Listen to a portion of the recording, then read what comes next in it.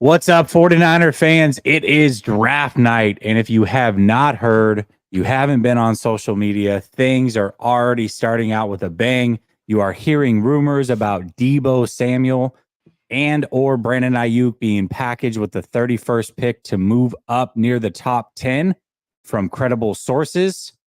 Man, this is not what I expected tonight, fellas, but it sounds like at the very least, there's going to be a lot of speculation, a lot of fun.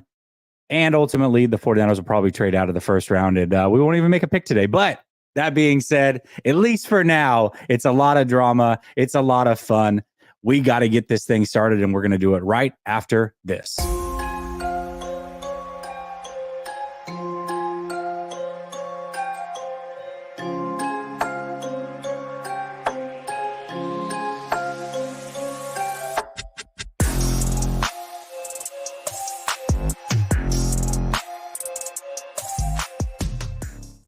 All right, welcome back to Last Second Sports, where we are giving you our take down to the last second. There's going to be four of us, but right now, I don't know what Marco's doing. He's like, you know what? I've been here for 15 minutes backstage, and now I got to go pee. And so that's what's always on the phone. Wow. It's just you and good. Okay, hold on. Schefter's on the phone. Hold up. Oh, Schefter's on the phone. What's up, David? Hey, man. How's the audio sound, by the way? Oh, here, let me turn you up. Let me turn you up. I'll get you. Hold on. There we go. I bet you sound good now. Yeah, I think so. Hey, man, I'm good. Another draft, another year. It's NFL Christmas, baby. I mean, it's going to be, I think we're ready to buckle up. I think it's going to be an interesting night. And as always, this is a Niners thing, but it's just fun to see this every year. I've been a draft junkie since as far back as I can remember. And it's awesome to do live. Rohan, I think you and I went on we were on 3 years ago for the Lance selection. So we'll see if there's any fireworks like that tonight. Let's see. I don't know. Yeah. Well, dude, we were just talking about how the rumor is they're trying to trade potentially up into the top 10. Right. And they're willing to package Deebo with 31 or Ayuk with 31. Potentially. They're at least floating it out there. And this comes from Diana Rossini, who's a very credible source. Now, she'll throw a lot of things against the wall, but when she reports, she's reporting because she's heard something. This is juicy. I did not expect to hear that. So let's speculate. Let's have a little bit of fun. David, I'll start with you. If they were to try to trade up that far, who do you believe that they would be going after? I mean, I think we can talk tonight, right?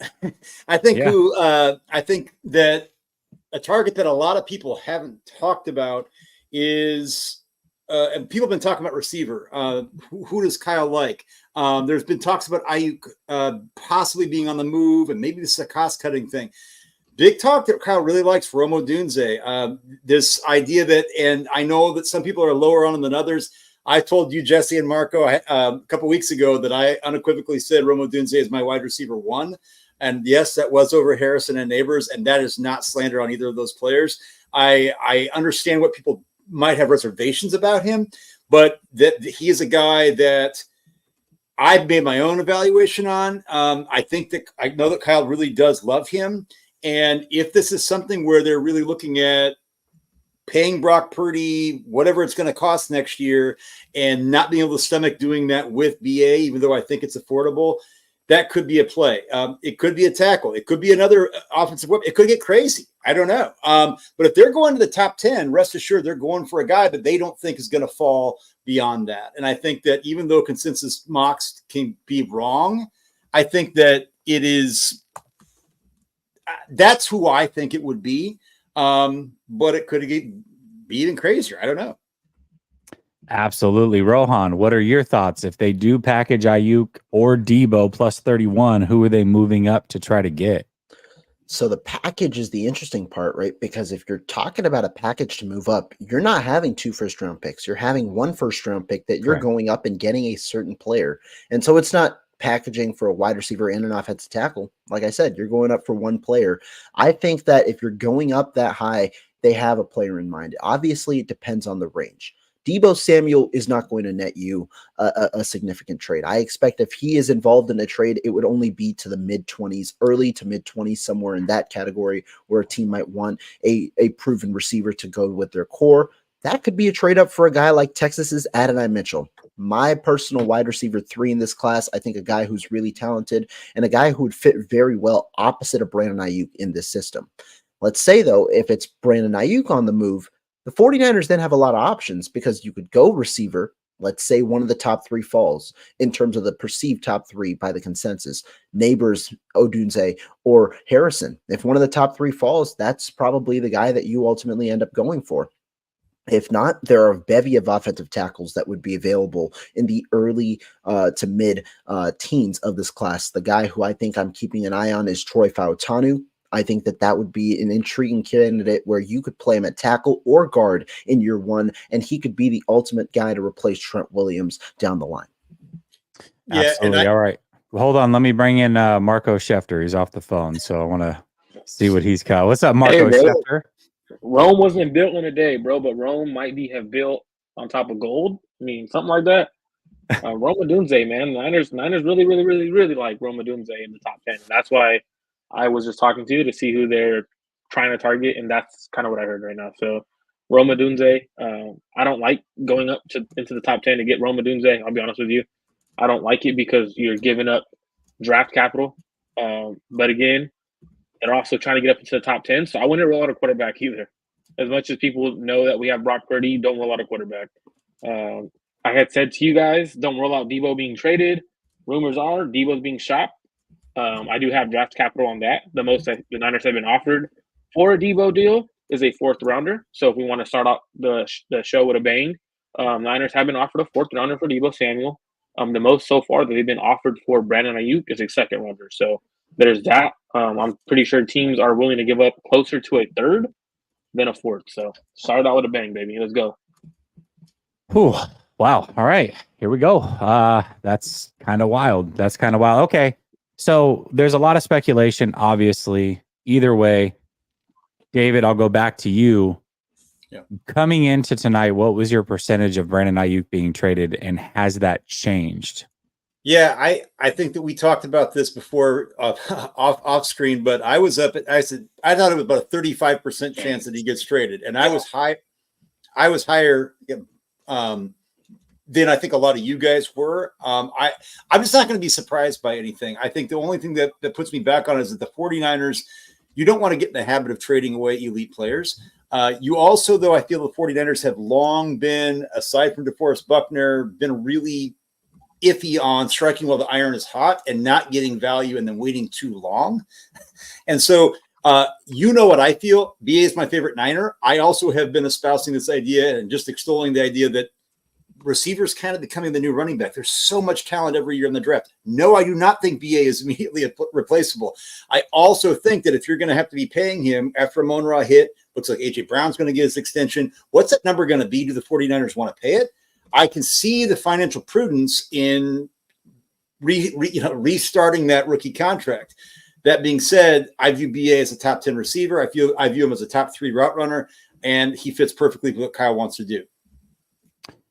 Absolutely. Rohan, what is the percentage? What was your percentage that Ayuk would get traded going into tonight, and what is it now with the latest rumors? I think that if you're talking about going into, the night, I would probably have said around 15%. Like David said, I'm a little lower on that regard, especially after hearing the Amon-Ra rumors or Amon-Ra deal. It's $30 million a year, but when you look at the guaranteed structure, it's pretty doable for a top tier receiver. I'd expect Ayuk to have a similar type of deal for Amon-Ra, probably a little more in the guaranteed range, but overall, I did not expect him to get traded with high regard coming into the day. But like David said, anything is possible when it comes to draft night. It really just takes one team to tango. And so you could, if the 49ers see that the board is going the way that they want the board to go and are willing to make a significant trade, be it a trade up or even trading off of Ayuk for an additional 1st round pick or a 2nd round pick, then I could, I think that there is the opportunity for that. I'm still going to go with the sense that probably maybe a 25-30% chance Ayuk gets traded, but I wouldn't be as surprised as I maybe initially was coming into the draft. Absolutely. Marco, what was your percentage and what is it at now? My percentage has stayed pretty much the same throughout the entire time. The Niners really don't want to move Brandon Ayuk. The only way they're going to move him is if they're forced to give him up, getting into the top 10. That's the only way Brandon Ayuk is being moved. I was at 80%. I'd probably still say I'm at 80% that he does not get moved. Rohan, I also want to let you know people want you to blink. They don't want you to forget to blink. Don't dry your eyes out. It's a long show today. I'm locked in right now. I've got to put something out. I'm locked in. Don't worry, we're good. What? I'm just making sure because you're pretty focused right there. Your eyes weren't blinking, and everyone's getting worried for you. But Jesse, real talk. What's your percent? Because I know yours has changed a little bit, right? Yeah, it has. By the way, Ryan tapping in. He said he'd trade all of us for a 6th. Good luck getting that. I don't know that we're worth it, but appreciate it. I do appreciate it. I would say I was definitely at around 15%. And coming into tonight, I was higher, and not because of what we've been hearing, actually because Amon-Ra St. Brown got paid. And once he got paid, I think that number for Ayuk may not have gone up. I always believed he was around 27 million, but if the 49ers weren't willing to get there before, they have to be willing now if they want to keep him, because that's the number. That's pretty much where we're at. 27, 28 million. That's what they have to be willing to go with. And he has the leverage as far as that negotiating chip in his back pocket. Now, of course, the Niners don't have to trade him. They can keep him on the 5th-year option. But if they are going to work out a long-term deal, Brandon Ayuk now has a number that he knows he can get and would get around the league. So for me, that went up to 25% from around 15%. Tonight's rumors haven't changed anything. I'm going to stay at that 25%. So it's not likely, but 25% is a lot, man. Like I said, if you were terminally ill and somebody came to you and said, "Hey, man, you got a 25% chance to live," you'd be like, kind of excited. Actually, a lot. If I'm terminally ill and someone tells me I have 25% to live and I'm terminally ill, yeah, I'm actually excited, bro. Like that's actually a good chance to live. Yeah. So I would take 25%. So depending on how you look at it, 25% may be high, may be low, but it's much higher than what I was at a couple days ago. So. Yeah, and Mike Silver just came on and said a trade is still on the table, but at this moment, I think it's less likely. It just goes back and forth, right? You see, so I mean, I tell you, I think a lot of this stuff at this point in time, this an hour before, 45 minutes before, is it's engagement. We've seen it before, but I think that rest assured, I think the 49ers are ready to be aggressive. I think that. David, aren't you? I think you're the one who sent me the Mike Silver report where he's the one who said that the Niners reassured, or was it Jesse who sent it, that the Niners reassured Debo that he wasn't going to be traded? Yep. And now he's thinking, "Oh, come on." Yeah. And so I'm not saying like I think Mike does hear from what he's doing and what he's going to say, but I also don't know who's beholden to whom when we're saying what. But yeah, I think that's what we see. Like, it's crazy season and we're about ready to get crazier. I don't know. I think that. I'm at 20. I think I'm at 35. I think I'm the highest. I still think it's more than likely that he doesn't get traded. But you said, Marco, what they've been offered is a 2nd-round pick. To me, if the 49ers get offered a 1st-round pick and change, and it's in the middle of the round, I think that's human to listen to it. I think it's human to think about what that looks like down the road, building the team, looking at the salary cap with maybe $46 million hitting them with Brock Purdy next year. So we'll see how it goes. Yeah, most certainly. So it is interesting. I mean, like I said, when you see a credible reporter come out and say that the 49ers are trying to move up and they are willing to package 31 potentially with Debo or Ayuk, and that does jive. I mean, it's the who was the guy that's been reporting all the crazy stuff. He's like a little known Twitter account. By the way, he's like tripled his following in 2 days. This Ricky. man, yeah, Ricky. He started reporting a bunch of stuff. He reported the Amon-Ra St. Brown about full hour and a half before any of the insiders had it. And he's done that a few times this offseason. So whoever this is, he knows something. And he said a couple days ago, listen, the 49ers have included Debo in trade talks. And that adds up when you look at the Mike Silver article, and he talked about Debo Samuel and how he had essentially asked for assurance he wasn't being moved. You don't do that unless you know that you have been in trade talks. So there's a reason for that. And he has a valid point though, because from everything I've heard, the Niners have been, we don't want to trade Brandon Ayuk. Like it's been pretty confident. Like they're at the point where we don't care what happens. We don't want to trade Brandon Ayuk. But then as the past couple of days have came and stuff like that, like hearing that they want to go up into the top 10 to get a receiver, and I would expect that's Rome Odunze. I mean, there's only 3 guys going in the top 10. So it's Rome Odunze. hearing that, it's like, well, there's no way you get into the top 10 without giving up Brandon Ayuk. So depending on the circumstances, and this is why he said what he said, like there's anything's possible. Because if a team bites, for example, if the Tennessee Titans bite on a receiver, Brandon Ayuk 31 and a third or something like that, there's no way you pass that up. Like you're getting a top receiver who's much cheaper. You kind of reset your window in a way to win a Super Bowl. So I do agree with Mike Silver in that. But from everything I've heard, the Niners do not want to move Brandon Ayuk. And it's honestly where if they move him, it's because something drastic happens. Yeah, most certainly. Well, that would be pretty drastic. Brother Bob says, Marco, Nails, who fell down because they effed up my draft? It was, I think it was Johnny Newton that fell down. So there you go. He fell to you and you took the bait. That's not my fault. That's your fault. No, I was kidding. I like how you always like to blame people. I know. It's always somebody else's fault around here with Brother Bob. Like, just take some accountability, would you? I mean, come on. I blame Marco. I'd blame Marco. That's an easy blame. All right. What do you guys think? Should we the Mexican in the house, huh? Should we? Wow. Should we pull up the mock draft simulator and see how many of these picks we can get right? Oh wow! Let's do it. Maybe we could get Rohan to blink one time. Yeah. Exactly. Rohan, I got your back. Still working here. Still working here. Yeah, man. He's wired. Ooh, the mock draft simulator, though. I like that idea. Yeah. All right. Here we are. Rohan, Niners go Johnny Wilson at 31. How mad would you be? He's so this mad. iPad is going to need a replacement, man. No. Actually, I'm gonna hop off the stream. I won't even have a comment. I'd be, if you're worried about me blinking right now when I'm writing that article, oh boy, you better be worried about me blinking. You're gonna be zero blinks. You're gonna be running down Willie Street in Madison, and you're gonna be just going crazy. So I'll join all the Packers fans happy about DeGene.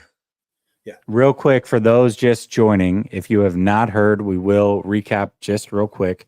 Diana Rossini reported a couple hours ago that the 49ers are trying to package Deebo Samuel or Brandon Ayuk with pick 31 to see how far they can get up into the draft. Obviously, we know nothing is imminent.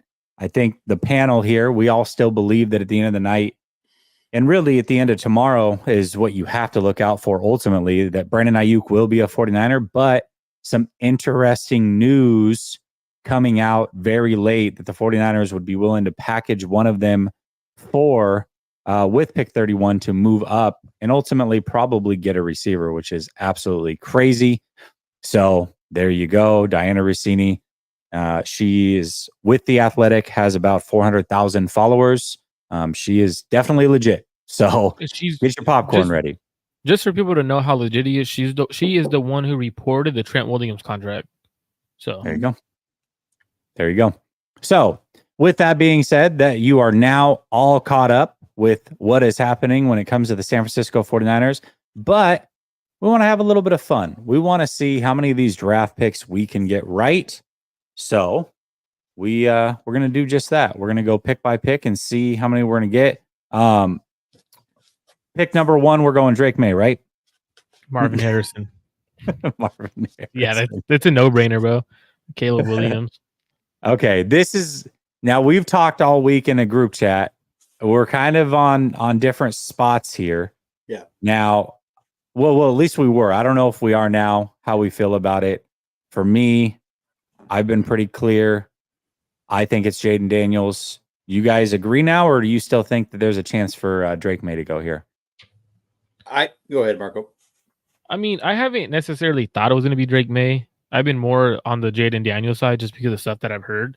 And I've kind of sent you guys some of the text messages, like, for example, like the Commanders picking up Jaden Daniels in a personal SUV, Adam Peters and Dan Quinn picking him up. Like, that's kind of big stuff. Like, that's not necessarily just like them. So I'm going Jaden Daniels. If you're picking that guy up personally, and they kind of made it a big deal when he came out and said, hey, I don't want to play for them if they're going to be having group interviews. Like, they fixed that right away. So that's kind of telling me, like, hey, they want to make sure that is okay. So I'm going Jaden Daniels at 2. Yeah, and I think for me, I've been on record. I think they should take Drake May. I love Adam Peters. I'm not anti Jaden Daniels. I have Drake May as my QB1. It's not anti Caleb Williams either. I know I'm going against the grain a little bit, but I've been on record saying it. I think Drake May is one of those guys that he's not as much of a project as people make him out to be. Josh Allen was more of a project. I'm not saying he's going to be Josh Allen, but Josh Allen coming out of Wyoming was more of a projection to me than Drake May is. And it's not saying he's going to get to where Josh Allen is, but I think he's got all the tools you need. I don't see Washington as a team that absolutely has to win right now, like right now. And I think that's who I would be. But I'm going to go chalk with what's going on right now. Like Marco, I think it's Jaden Daniels. Okay. Now 3 is where it gets super interesting. This is where trades might start to happen. I don't know. I don't know what to expect here. This is where it's all going to get lost most likely, because pick 3, 4. Well, 4. We'll see. 3 and 5 for sure. There could be a lot of movement around those picks. So, do we believe that the Patriots stay on the clock here, or do we believe that they trade back ultimately with maybe the Giants? I think right now I would expect Drake May to be the selection at number 3 to the Patriots. There has been a lot of talk, Giants being a team. I mean, obviously the teams outside of the top 10 being options, but it just feels like the ownership wants New England to select a quarterback. You've got Drake May on the board here, whereas Jaden Daniels might have had more suitors from other teams. You have Drake May on the board. I don't think they're going to get the package they want. And the question also is, if you want to come away with a quarterback, are you going to be able to get one if you trade out? Because there are a lot of other suitors. I don't think you're going to be able to get one, even if you move down to number 6. That's why I'm going to go Drake May here as my pick here at number 3. And I think that with Drake May here, I think that what the Niners did to move up to 3 is different than, obviously, I mean, by degrees of magnitude. The Patriots don't have to do anything to move up. And so they're not giving up draft capital. It's smart to draft quarterback as frequently as you can, especially if you don't have to give up anything to do it. Drake May's my QB1. Now, if the Vikings were to give up 11-23 in next year's first, is that a great offer? Yeah. Is the Patriots roster bad? Yes. Would it make sense to do that? Absolutely. But would it make sense to have to give up nothing to try to get a chance at a quarterback who could be really, really good? That's why I know that sounds crazy, because we look back to 2021 and how many quarterbacks panned out? 1, right? So we thought that was I know most of us thought that was one of the best quarterback classes in a long time, right? And it didn't work out that way. So could May flake out? Sure. Flame out? Yeah. But I think the smart play here for a team that has absolutely nothing at that position is to go May in this position. Here's what I would say too. Regardless of who is on the clock here, maybe the Patriots do trade out, but ultimately a quarterback is going. And I think I don't know, Marco, you may see it different. I think that there's a clear gap between May and JJ McCarthy personally. Oh, I agree. JJ McCarthy isn't in that top 3 range. And there's something crazy that I was actually listening to. I believe it was Steve Smith earlier. He was talking about intermittent fasting, right? On NFL Draft Show. Talking about intermittent fasting. He was like, what happens is when you have this time to eat, he goes, you're not eating with your mind, you're not eating with your thoughts. He goes, this is what teams are doing right now. He goes, none of these teams are truly drafting with their mind and for the future. They're drafting with their stomach. They're hungry. They're trying to get these picks when it's not the right player. And I think whoever's trading up for JJ McCarthy or Drake May, they're doing it out of just wanting a quarterback. They don't necessarily want the right quarterback. They just want a quarterback. End of the day, I think the Patriots don't get blown away with enough draft capital that they end up staying Drake May. And they go Drake May because Rojas talked about this a lot to me. I think ownership has a lot to play with this. I think ownership's going to tell him, hey, you know what? Yep. Is he good enough to run our offense? Do you think there's a future with him? Does he have enough talent? Can you develop him? Remember, a great defensive coach, D'Amico Ryans, just took a quarterback top 5 last year. They went pretty deep. Now they had a better roster, but can Gerard Mayo do the same thing with a young quarterback? Have his defense be so good that quarterback doesn't feel like he has to be Superman? And I think that's the biggest thing Drake May needs right now is a defense that makes him feel like he doesn't have to have all the weight on his shoulders. That's what he did at UNC. They take Drake May there. And speaking of which, Diana Rossini had said Jonathan Kraft is the son. He's been the ownership is absolutely hands on this selection. That speaks volumes. I don't think. Yeah. So. Yeah. Ownership's not in unless the quarterback's involved. Nope. Usually. Okay. All right. Do we all agree Marvin Harrison goes 4? Or do we? No. Now this is where it could change, right? This is where it could change because if Arizona trades out, it's not going to be Marvin Harrison most likely. It's going to be a quarterback. So breaking news right now. Okay. What? Patriots Insider has said that the Patriots have been working on a trade for 49ers All-Pro receiver Brandon Ayuk. And then it says that with the New England expecting to take Drake May at pick 3, this means it'll be their second round pick, 34 at best. I've been saying all I've heard is a second rounders, which makes sense for Brandon Ayuk. Niners aren't taking that deal. Yeah. And to be fair, this report says the Patriots have been working on a trade per Tom Curran. 34. That's to me a pipe dream. However, what I don't think is a pipe dream is they have 2 second-round picks. So no, they have 1. I thought they had 2. Did they not? No, yesterday I tried correcting you on your stream. I think they only have 1. Oh, yeah. Why did I think they had 2? I'll go in and confirm right now. And I think what this says here is the Patriots. This report coming out is just going to say, "Hey, that's the floor now. The floor is 34." They have picks 34, and then they have in the third round pick 68, and then a 4th rounder at 103. Okay. Well, 68 is still an early third. So I think that if you want to package those 2, that might be enough to get it done. That actually probably should be enough to get it done, in my opinion. But. It could. And here's the thing, though, with the Cardinals. I don't think Marvin Harrison is as generational as people say. I think he's a great receiver. I don't think he's a generational prospect like others, and maybe you guys do, and that's fine. To me, if the Cardinals had a good offer, their rosters they have a lot of holes. I would feel very good about any of the top 3 receivers in this class if I'm Arizona. And to me, the only problem is Arizona. It's not a problem for them. They have a lot of cap space, and 2, they've got almost more draft picks than any team in the NFL this year. So they don't really need a lot of extra seconds and thirds and things like that. So what do you guys think?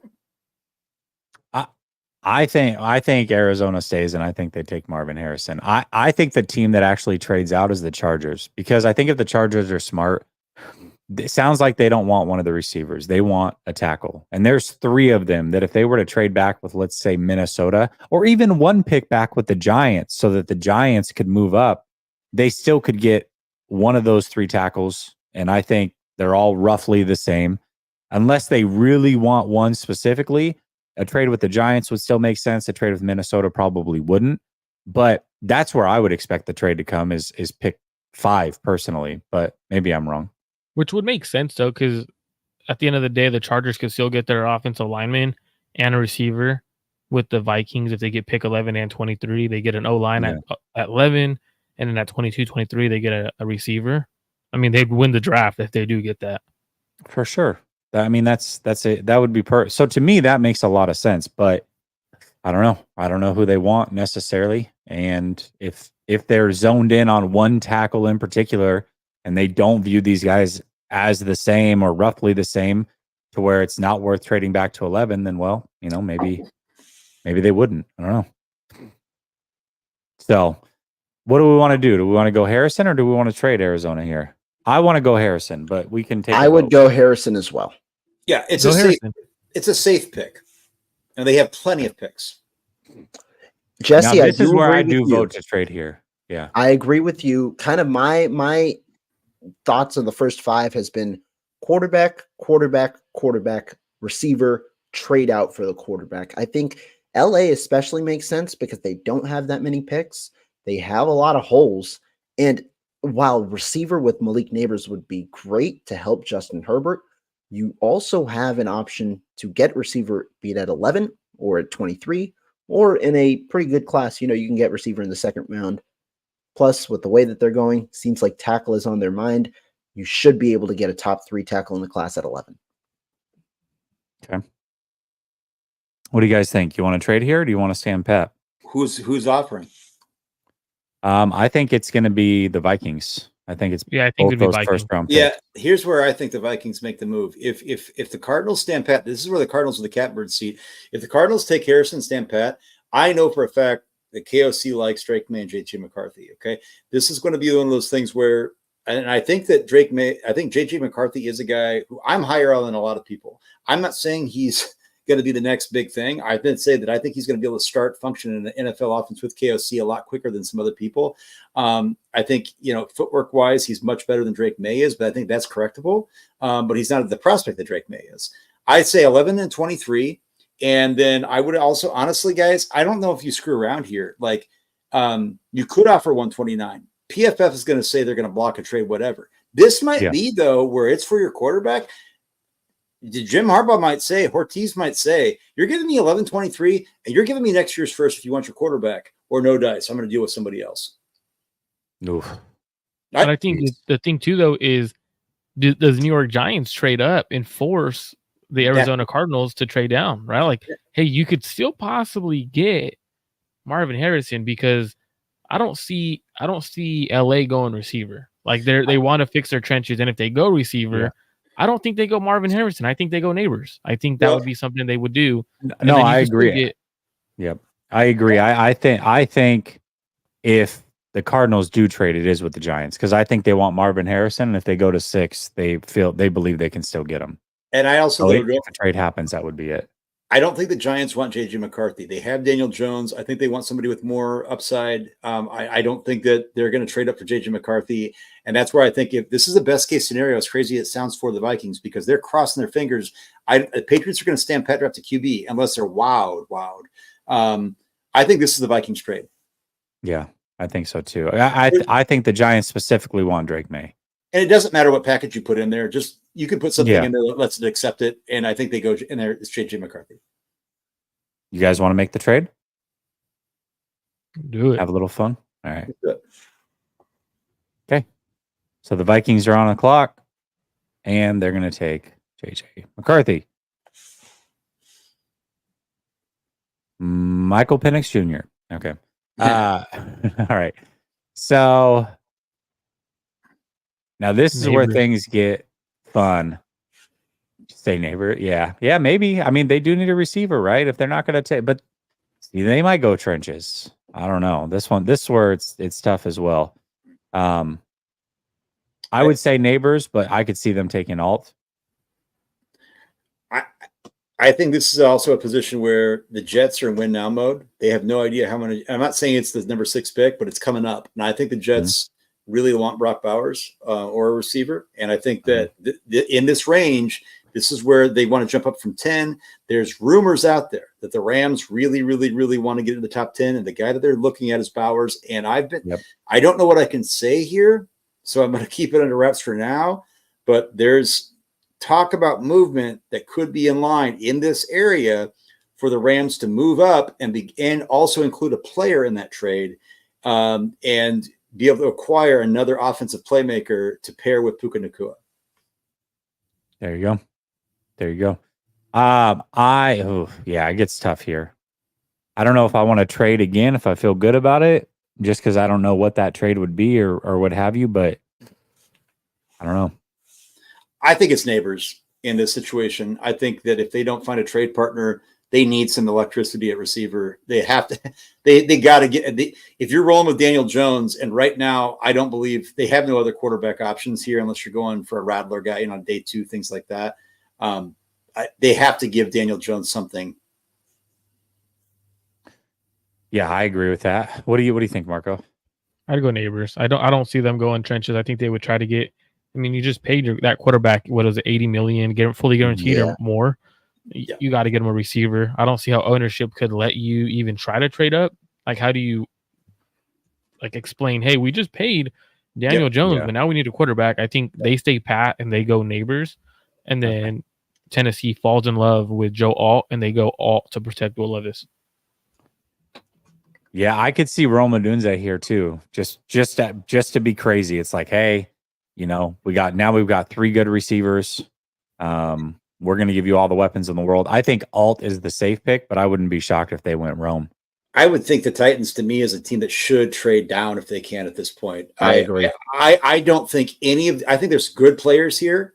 I mean, he could even be potentially great. Nobody's a slam dunk. Nobody's like, oh my God, I have to have this. Joe Alt is a good player. I don't even view Joe Alt as like people have been talking about Joe Alt like he's like consensus, absolutely 100% number one OT1. I don't believe that. And I think if the Titans, they're hoping Will Levis can work. They have an out if he doesn't, and they're building a good roster. Why not trade down a couple spots if you could? But I know we don't have a lot of time to put this one together. So, yeah, I just don't know what the trade would be. You know what I mean? I mean, the quarterbacks are gone. There, I mean, that's the thing. I could see Jets moving up because I know the Falcons have some suitors. I've been told. I'm not gonna out my guy here that told me that. I've been told the Falcons are talking to the Rams about a potential trade up. Okay, so you've heard that too. Okay. Yep. I won't give the details on that, but that would be something for Bowers. Now, here's the thing with the Jets. If I know that, I'm assuming the Jets, that things get out. I can see the Jets saying, look, we need to get ahead of this. We know the Niners want Ruber to get in the top 10. We know the Rams want to get in the top 10. Let's see if we can make that move. And if I'm the Jets, I move up to 7 to get my guy because Joe Douglas is fighting for his job. I wouldn't do this, but Joe Douglas would. I think Douglas might take Rome if he gets up to 7, though. I mean, I think he could take either. Yeah, I could see either. Yeah. And I think the Rams would take either. Odunze. I agree. No, I agree. Okay. Well, I'm expecting a trade down, but the thing is, David, I'll throw this back to you. You said Atlanta in the trade down situation. I could also see them choosing because they want one of the top defensive guys. You just trade down to 10. You're going to get the guy who you want anyway. Trade down to 10. You're going to get one of the top 2, be it Murphy or be it Dallas Turner, and you get to stay at 10, and you pick one of the guys you would have picked at 8 anyway. Same thing with the Titans. You could get a guy like Alt or Latham or whoever you want. Yeah, exactly. If Rome gets to 9, the Bears are taking him. So, so Jesse, are the Jets offering? You don't want to do that?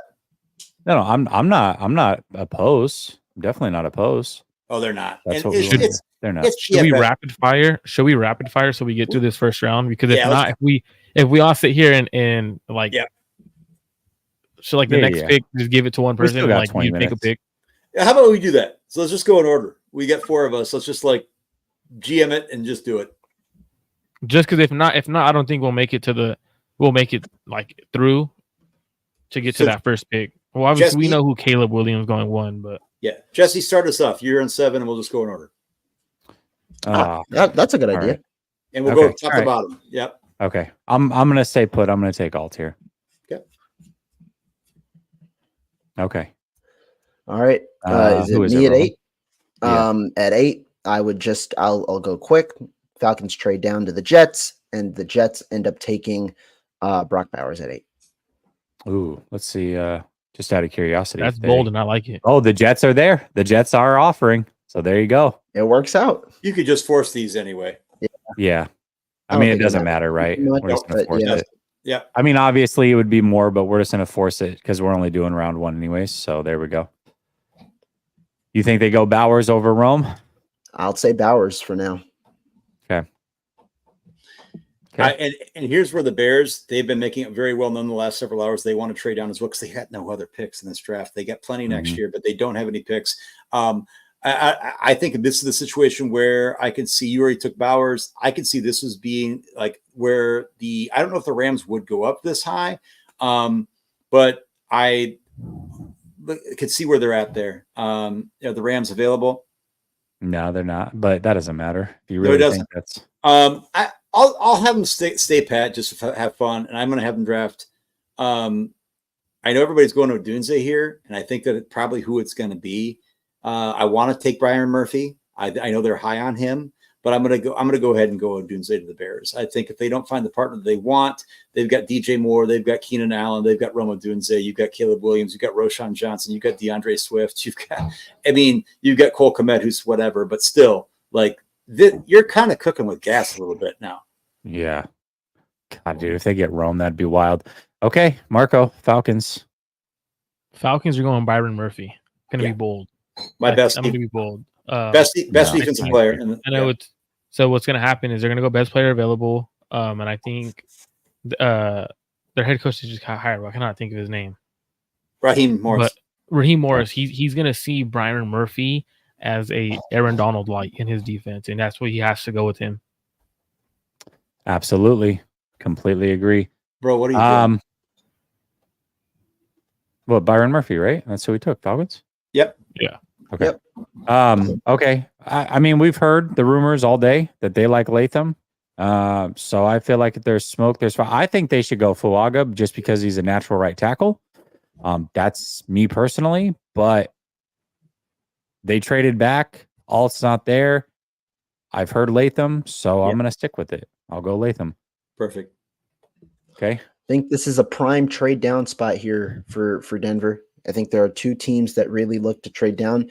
David's pointing to the 49ers hat. I can clearly see Philadelphia trading down, but I like my boy Bulky, so I'm going to give it to him. I'm going to go Jacksonville trading up, and they're going to take a receiver at number 12. Could see receiver, could also see corner, but I think I'm going to go with the receiver here at 12, and we're going to go with the surprise.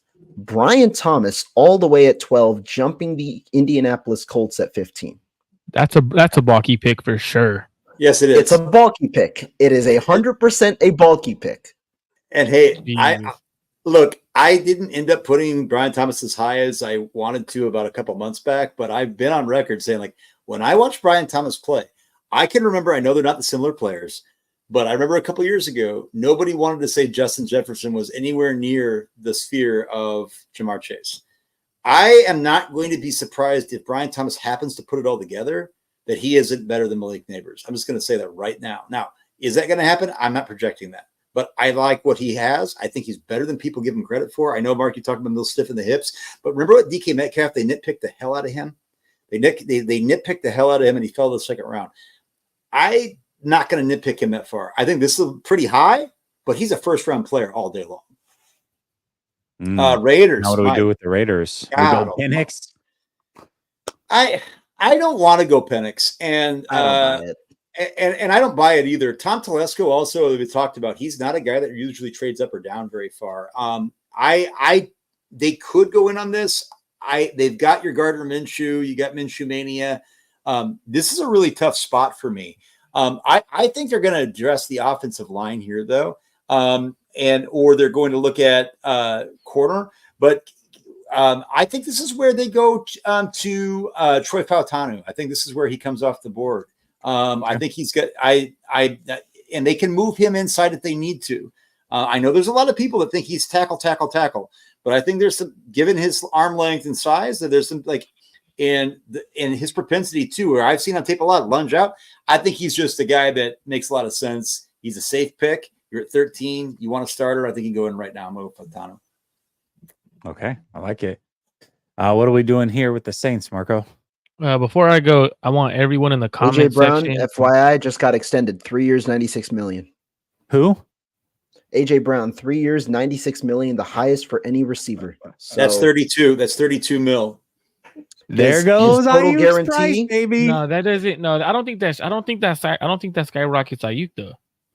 Total guarantee is $84 million. AJ Brown's a different receiver. AJ Brown. I agree. No, I agree, but I disagree with you, Marco, on this. That the money, they've just extended Devontae and they put him at 23. You put it at AJ Brown at 32. I mean, at the worst, right? Where are you going to put him at? That's go halfway in at 27.5, 28. Wow. I'm just saying right now, I'm bumping my 65 to 60 tonight. I think But is it truly 32? Because everyone said Devontae Smith or not Devontae Smith. Amon-Ra. You got to wait for was the 30. numbers. But everyone said Amon-Ra was 30, and it was only 33 guaranteed. Yeah, but it's APY. I get that. Yeah. So it's I want to look at because normally what's reported is fully it's total guarantees. I want to know what's fully guaranteed. True. Because 84 is guaranteed. It's the highest paid receiver is 50 million fully guaranteed, I believe. So it's like I want to look at the numbers fully guaranteed. But he got 84 fully guaranteed for Brown. No. It's guaranteed, not fully. Yeah. That's total. No, that's total guaranteed. 96, but 84 guaranteed. No, yeah, that's the total, practical, though. not the fully. So, but I mean, it's still a good amount. Right. It's so normally the total guarantee is a lot higher. Right. But then the fully guaranteed, so if he's not injured or anything like that, is usually way lower. So that's the more important number. But I want to see something because I think we have a lot other fans in here and in the chat today. If you guys are on either channel, drop the team that you root for. I'm just very curious. Drop your team, show your representation for your team. Here at 14, I think the Saints are gonna go. Man, if they have Cooper DeJean that high, wow, that's interesting. So it's PFF. I think the Saints do something interesting and they go offensive line. Yeah. But I could also see them going receiver only because they don't have Michael Thomas anymore. Yeah. But they got to take care of Derek Carr if they want to win. So I think they're going to go Talise Fuaga. Oh, okay. I like it. Yeah, I've been mocking him for fashion. Yeah, it's good. Okay, before we get to the next one, we got somebody who asked, when does the draft start? Starts in about 12 minutes officially, but it's probably another 20 minutes before or whatever. But for those of you that are just joining us, a couple of things. If you have not heard, this happened a few hours ago. The 49ers have had talks of packaging either Brandon Ayuk or Deebo Samuel with pick 31 to try to move up into the draft. That was reported by Diana Rossini, very credible source.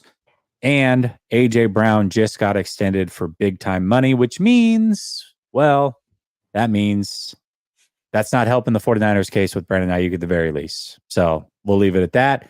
Let me get through these supers real quick. Tommy says, what bust is Vegas going to pick today? Well, we just picked for them, so no bust on this mock draft. We'll see what they actually do. Matt says, I want JPJ or Barton. Listen, I love JPJ. Dave Barclay says, what's good, guys? Are we ready for this? People's dreams coming true. I worked late every night this past week to be sitting on a couch in a few. Glad you guys are here for it live. Pretty cool. Thank you so much, Dave, man. Very much appreciated. Glad that you get to enjoy yourself and watch it. And he said, if you had to pick a guy to lose today, who would it be? I would prefer it be Deebo Samuel. If it's between him and Ayuk, I'm definitely trading Deebo. I'll pick Colt McKivitz. Yeah, I mean, if we're just choosing random people, certainly. And I love that Marco is like Marco's like Wilson on Home Improvement, trying to get above the super chat here. He's like trying to just. Did I? David, you guys are really talking through the national anthem right now. What are you guys doing? I'm doing Kim Mulkey over here. I'm just messing with you, bro. I'm Kim Mulkey. Kim Mulkey. I'm a Kim Mulkey stan. Hey, funny thing though, I have a couple of people that I know who, even if they're not at the game during the national anthem, they'll stand up, take their hats off. That's respect, bro. Like I can't. Like I'm Jesse not there. I love it. You can't say anything. Jesse and I held the flag on the NFC Championship game on the field, man. We are national anthem. Bro, I heard you dropped it. Don't lie. No, bro, we were right up there on the Olympic Peninsula in Washington holding the stars, baby. We had that. We have America running through our veins after doing that. So just get over it. Okay, so I've got the Colts. I do believe the Colts really want a receiver. I don't care what the rumors have been about A.D. Mitchell. I feel like he's going to be good. I feel like he's a perfect guy to go across from Pittman, and I think this is where he comes off the board. I think it happens early, but I'm going to go with A.D. Mitchell right here.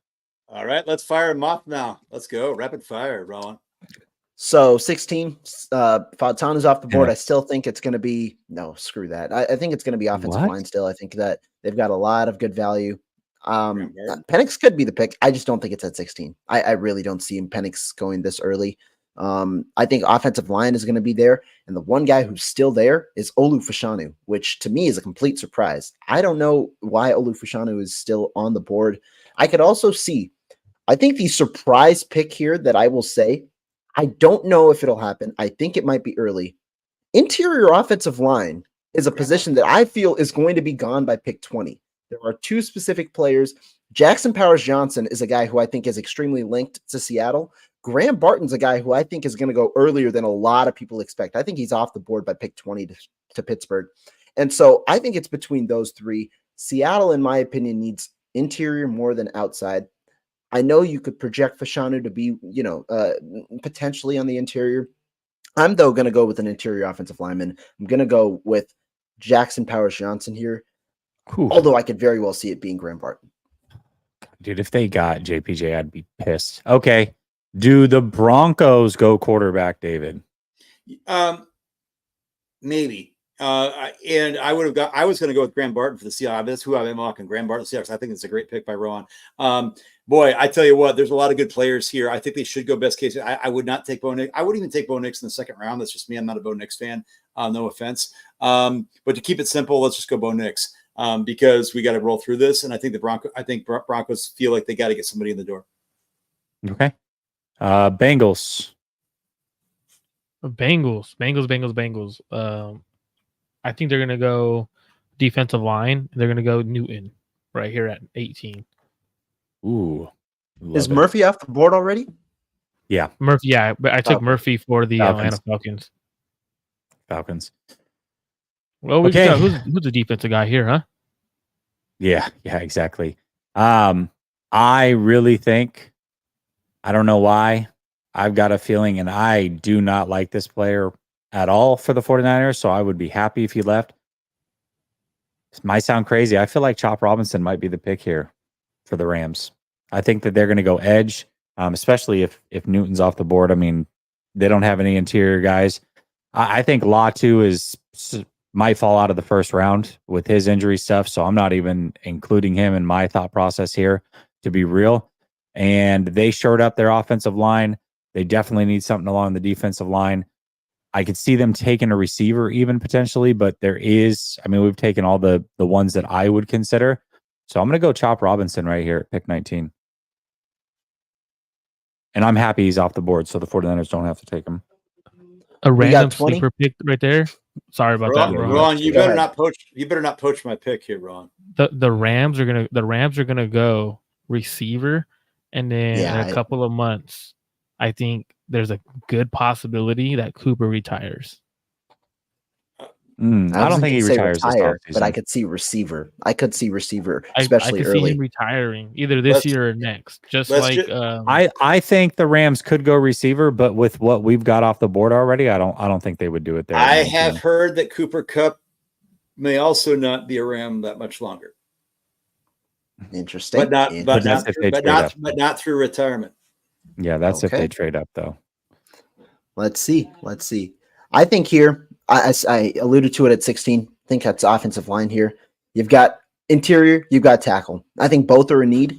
And it's intriguing because there are tackles on the board. If Latham fell to 20, I would easily take Latham at 20 here. But I'm going to go interior. I think that position is really important. Graham Barton here at 20 to the Steelers.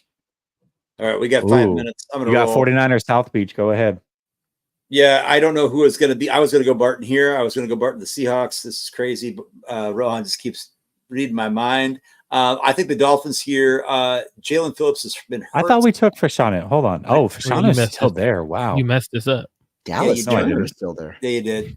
Oh, no. He didn't take Fashanu. Yeah, I'm going to take Fashanu. And it is Fashanu. Just like it's Ayuk, not Ayuk. It's Fashanu. You got to get the brother. I'm going to tell you what. I'm going to come to Modesto. Okay. So we're going to go Olu Fashanu. And buy you a beer. I'm going to go Olu Fashanu right now. And I don't. Let's take a wide receiver for the Eagles because they just signed 2 of them. That makes sense. Yeah. Who are you taking for the Eagles, Marco? The most Eagles pick Dallas Turner because they just got done trading away all their edge rushers, so they need someone to play the D line. Oh, there you go.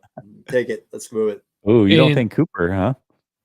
I could see Cooper, but I don't know. I actually could see Wiggins. Ooh. I could see either any of the 3 corners, Wiggins, Arnold, or Cooper, which would be funny. Yeah. I can see edge The too. Niners would also, if this is the board, the Niners should be pretty happy. We got about edges. Bro, I'm telling you guys, the board's gonna fall just how the Niners want it. I'm telling you, they're not gonna. I don't see them trading. We got 30 seconds to pick here before the draft. Okay. Who am I? Am I? Yeah, you but gotta take. We also know that it's gonna take a minute. In the real world, though, you got to make a decision, Marco. Oh, I already did. Dallas Turner. Oh yeah, take him. Okay. Come on, old man, get it together. Okay. He's in Florida. Chargers. He's been my time. Who do we take before the Chargers? We got Latham. God, I got both Chargers picks. That's crazy. Could they go to crazy? Could they go to? God, they have so many pieces. I know DeJean would be nice. Leon Mitchell is still on the board. I know. I gotcha. They got Wiggins too. God, dude, I don't know. You say verse? Yeah, I could see them because they just extended everyone. Might be their last couple of years with them. You can move Nick Bosa and Khalil Mack inside every once in a while. Yeah, I don't know. This one's tough, man. Receiver doesn't make sense anymore. I'm gonna go Mitchell. Nice pick. All right. I think Dallas would like this situation, They got a couple of options. Interior was my initial pick. They're both off the board, but tackle's there. Amarius Mims is there. Tyler Guyton's there. I think that they'd like both picks.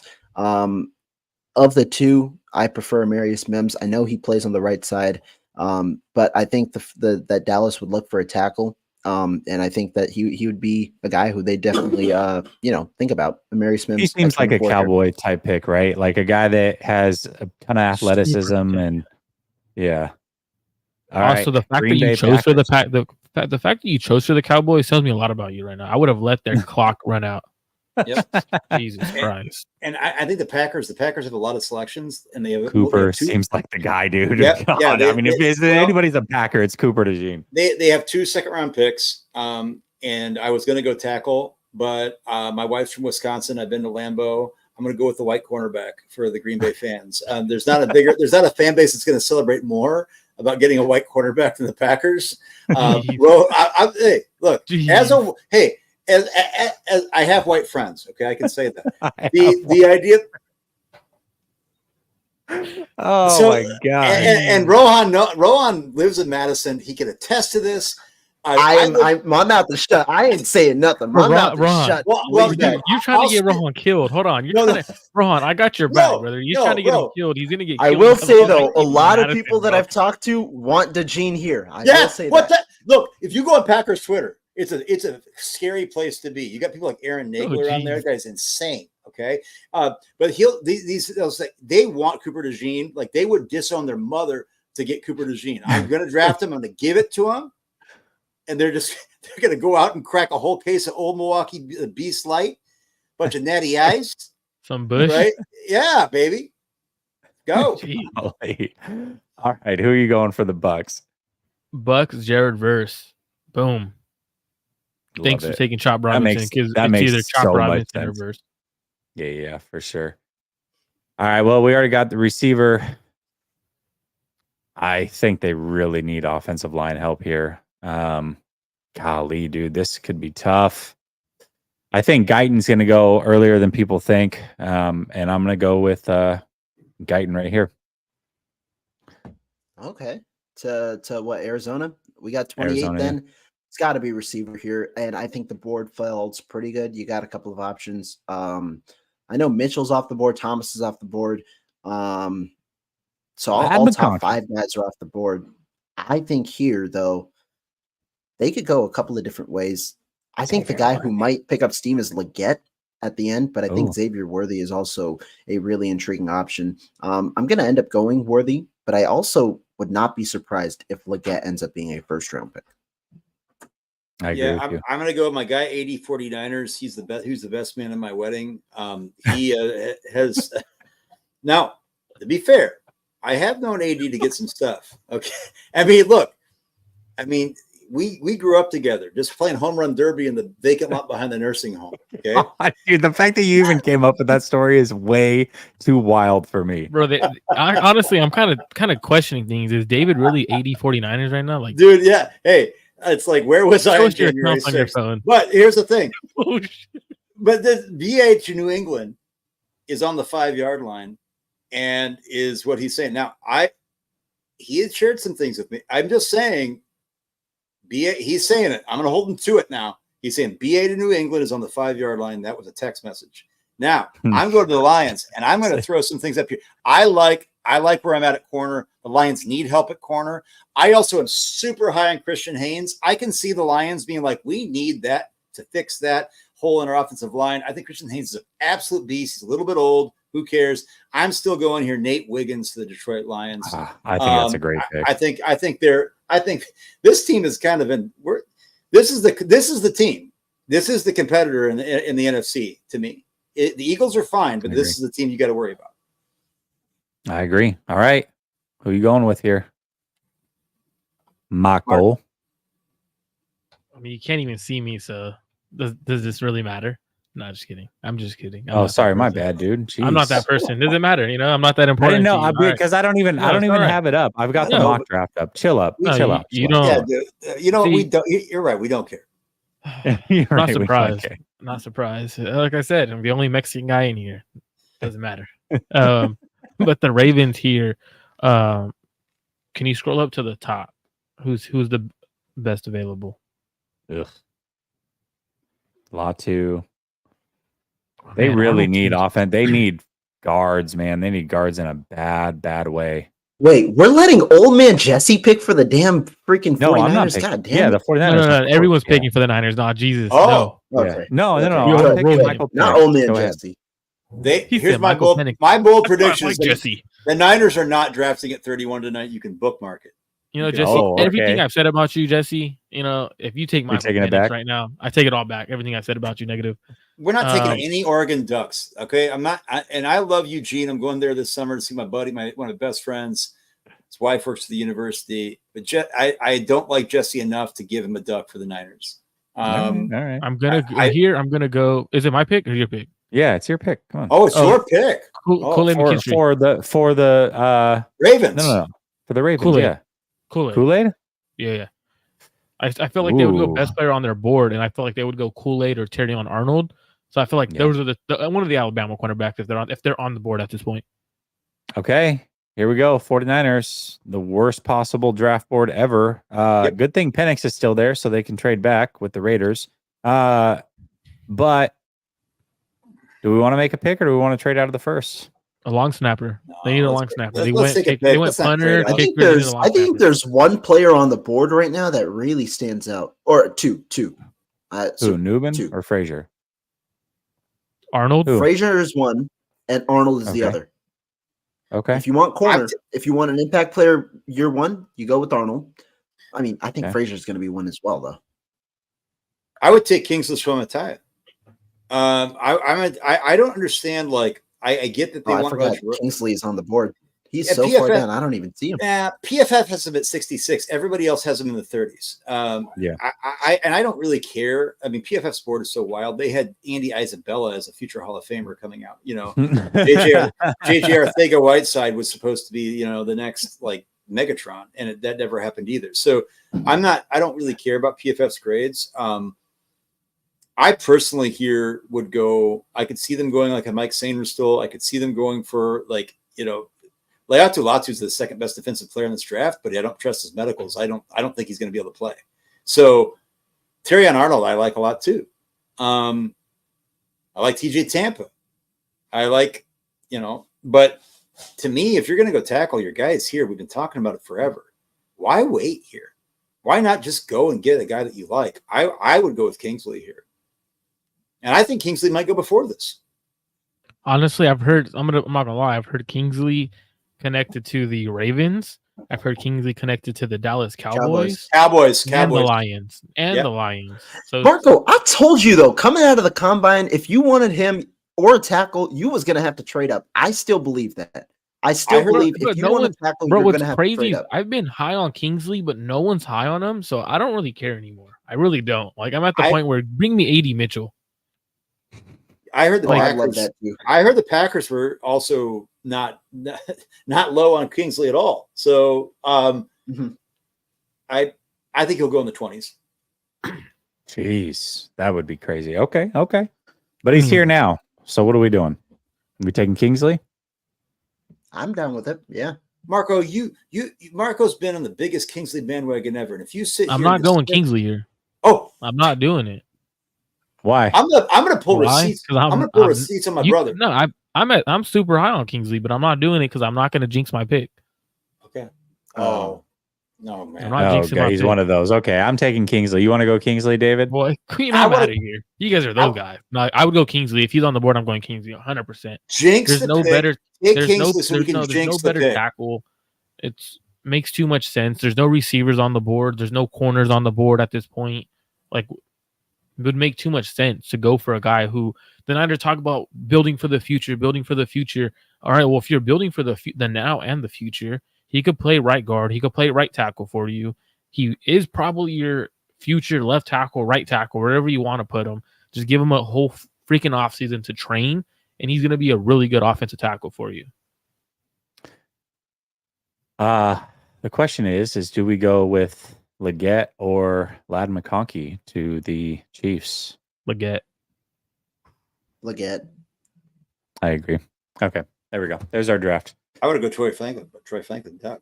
But shout out to Jesse for skipping the Niner pick and letting himself pick last. That was super smart, right? Kind of guy. Such a stand-up guy. I know I am. Duh. Jeez. It was my turn, and rightfully you guys took it away from me. So guess what? That's what happens. I mean, no one was going to let you choose for the Niners. The whole chat didn't want you to choose. Guys, I think Ayuk's getting traded. Oh, what are you reading? I just think I'm not saying it's with this. I just think that I was the lowest. And the Eminem's out on the stage to make sure that everybody. My palms are sweaty. Exactly. I don't want to see Eminem. Okay. We want people to get lost in the moment in Detroit. Come on. We already got. Look, Cooper DeJean's already going to be out there. We don't need Shady out there. We don't. And Shady was in Santa Clara. Shady was at Levi's. He was. Yeah, he was. Jesse and I were at Levi's. Man, what a with day Shady. that was. Well, now it's time to just talk ball. I mean, what's We're talking ball? I don't want to talk balls. I want to talk football. Okay, let's Dave Barclay says, I would love it to be Debo as well. He's the one that said, which player would you trade tonight if you were choosing one? I can't take this guy anywhere. And then we can't. Matt says, okay, Jesse, doing a shot at Casamigos and playing pool, watching the draft. I'll be back when we draft. Take care, everyone, including the chat. You might want to get here pretty quick. Get ready for a we trade up, you right? See, guys, I think I know what's going to happen. I turned 20 on Saturday. So for my birthday, the Niners are drafting Johnny Wilson. I know it. They're going to draft him on day 3.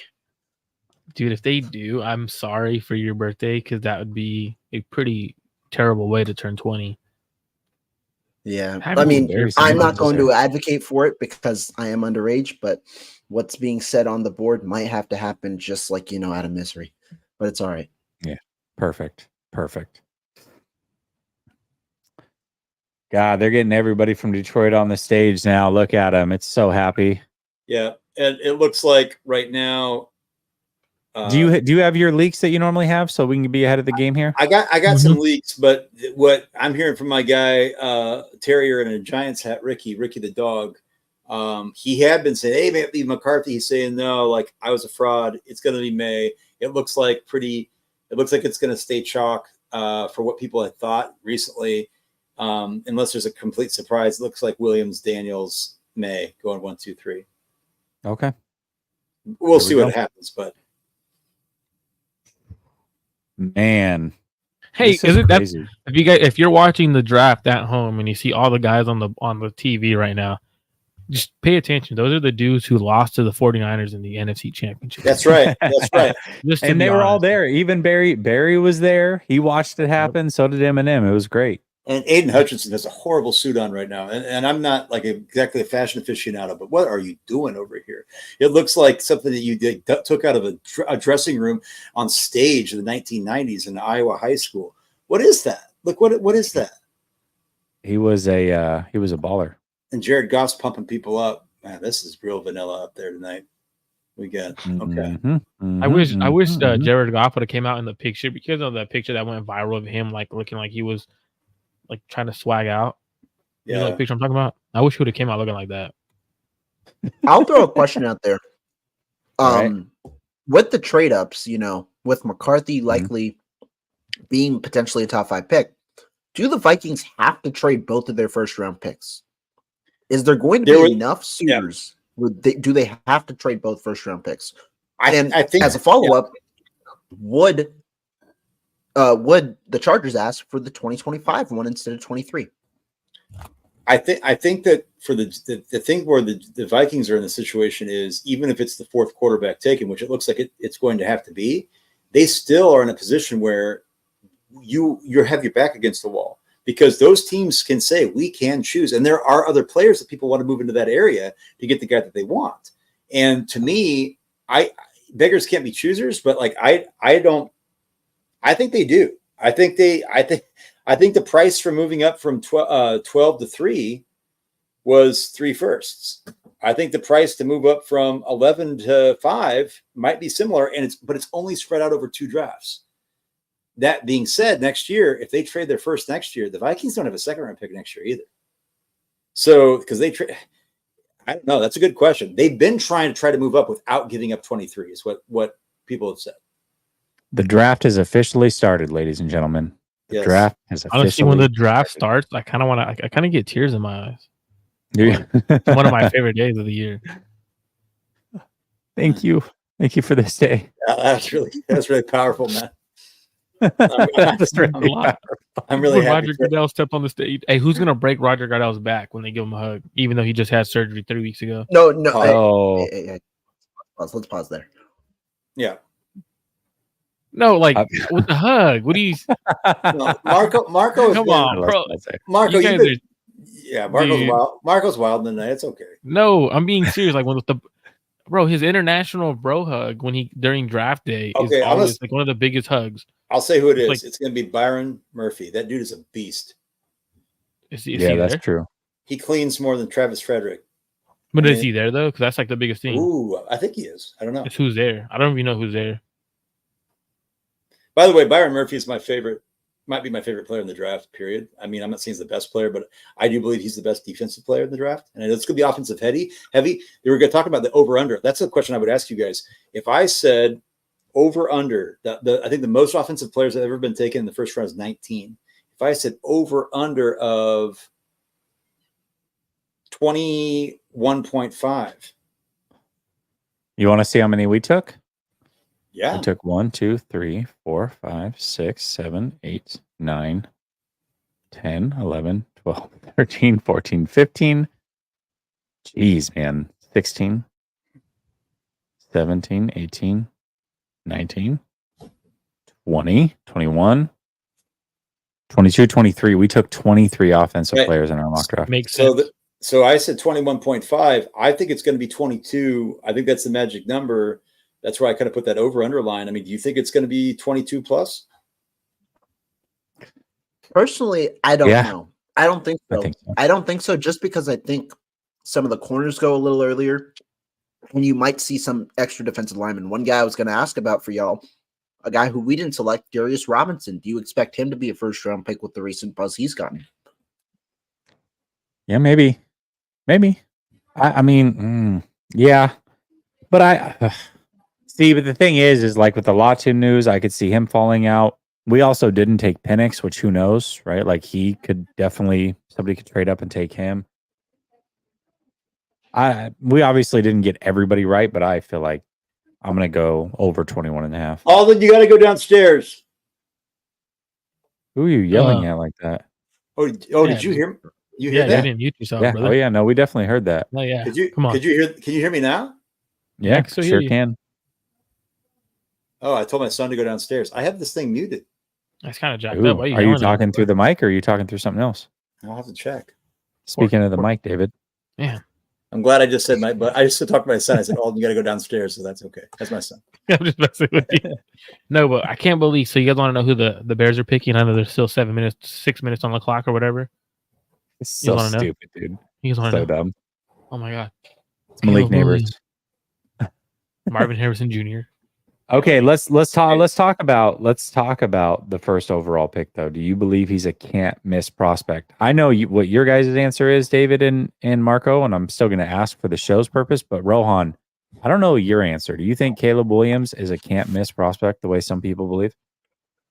I don't know if you can ever say anybody is a true can't miss prospect, because when you're talking about can't miss, we're talking purely about potential, right? We're talking about potential, and he could be a good quarterback. It's just how high will he go? But I ultimately think the things that he's shown on tape prove that he's one of the top quarterbacks that we've seen in a while.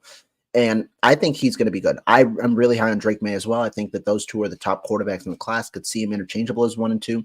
I have Williams over May, but I think Williams is a good player.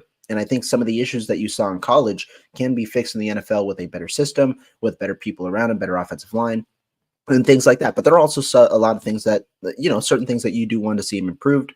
I think, though, the arm talent is good. And I think ultimately he's going to be a good quarterback in the NFL. The question really is, how quickly does he get up to pace, which ultimately depends on how well do the Bears build around him so far with Keenan Allen, DJ Moore there, potentially even another guy coming in the mix with Rome Odunze. I think they've done a pretty good job. Jay, the Commanders fan checking in. I don't know if he's a Commanders fan, but that's the only plausible thing for that answer. David, do you think he's a can't miss prospect? Yeah, and can I? Who's the can't miss prospect? Caleb. It's official. The Bears have drafted Caleb Williams. Yeah. Hey. And, I think he's can't miss in the way that I don't think he's going to bust in that way. I don't think he's can't miss that he's going to be a Hall of Fame player, right? Like I don't think people talk about how he's the most generational since Andrew Luck. I said, well, we had that conversation with Trevor Lawrence. We've had the conversation. I mean, I think he is can't miss in the way that he will be successful. I will say this: the same issues that people had with Justin Fields, that people said, well, that was just a factor of the Ohio State offense, are some of the same issues that I see sometimes with Caleb Williams that said, well, I'm blaming Lincoln Riley.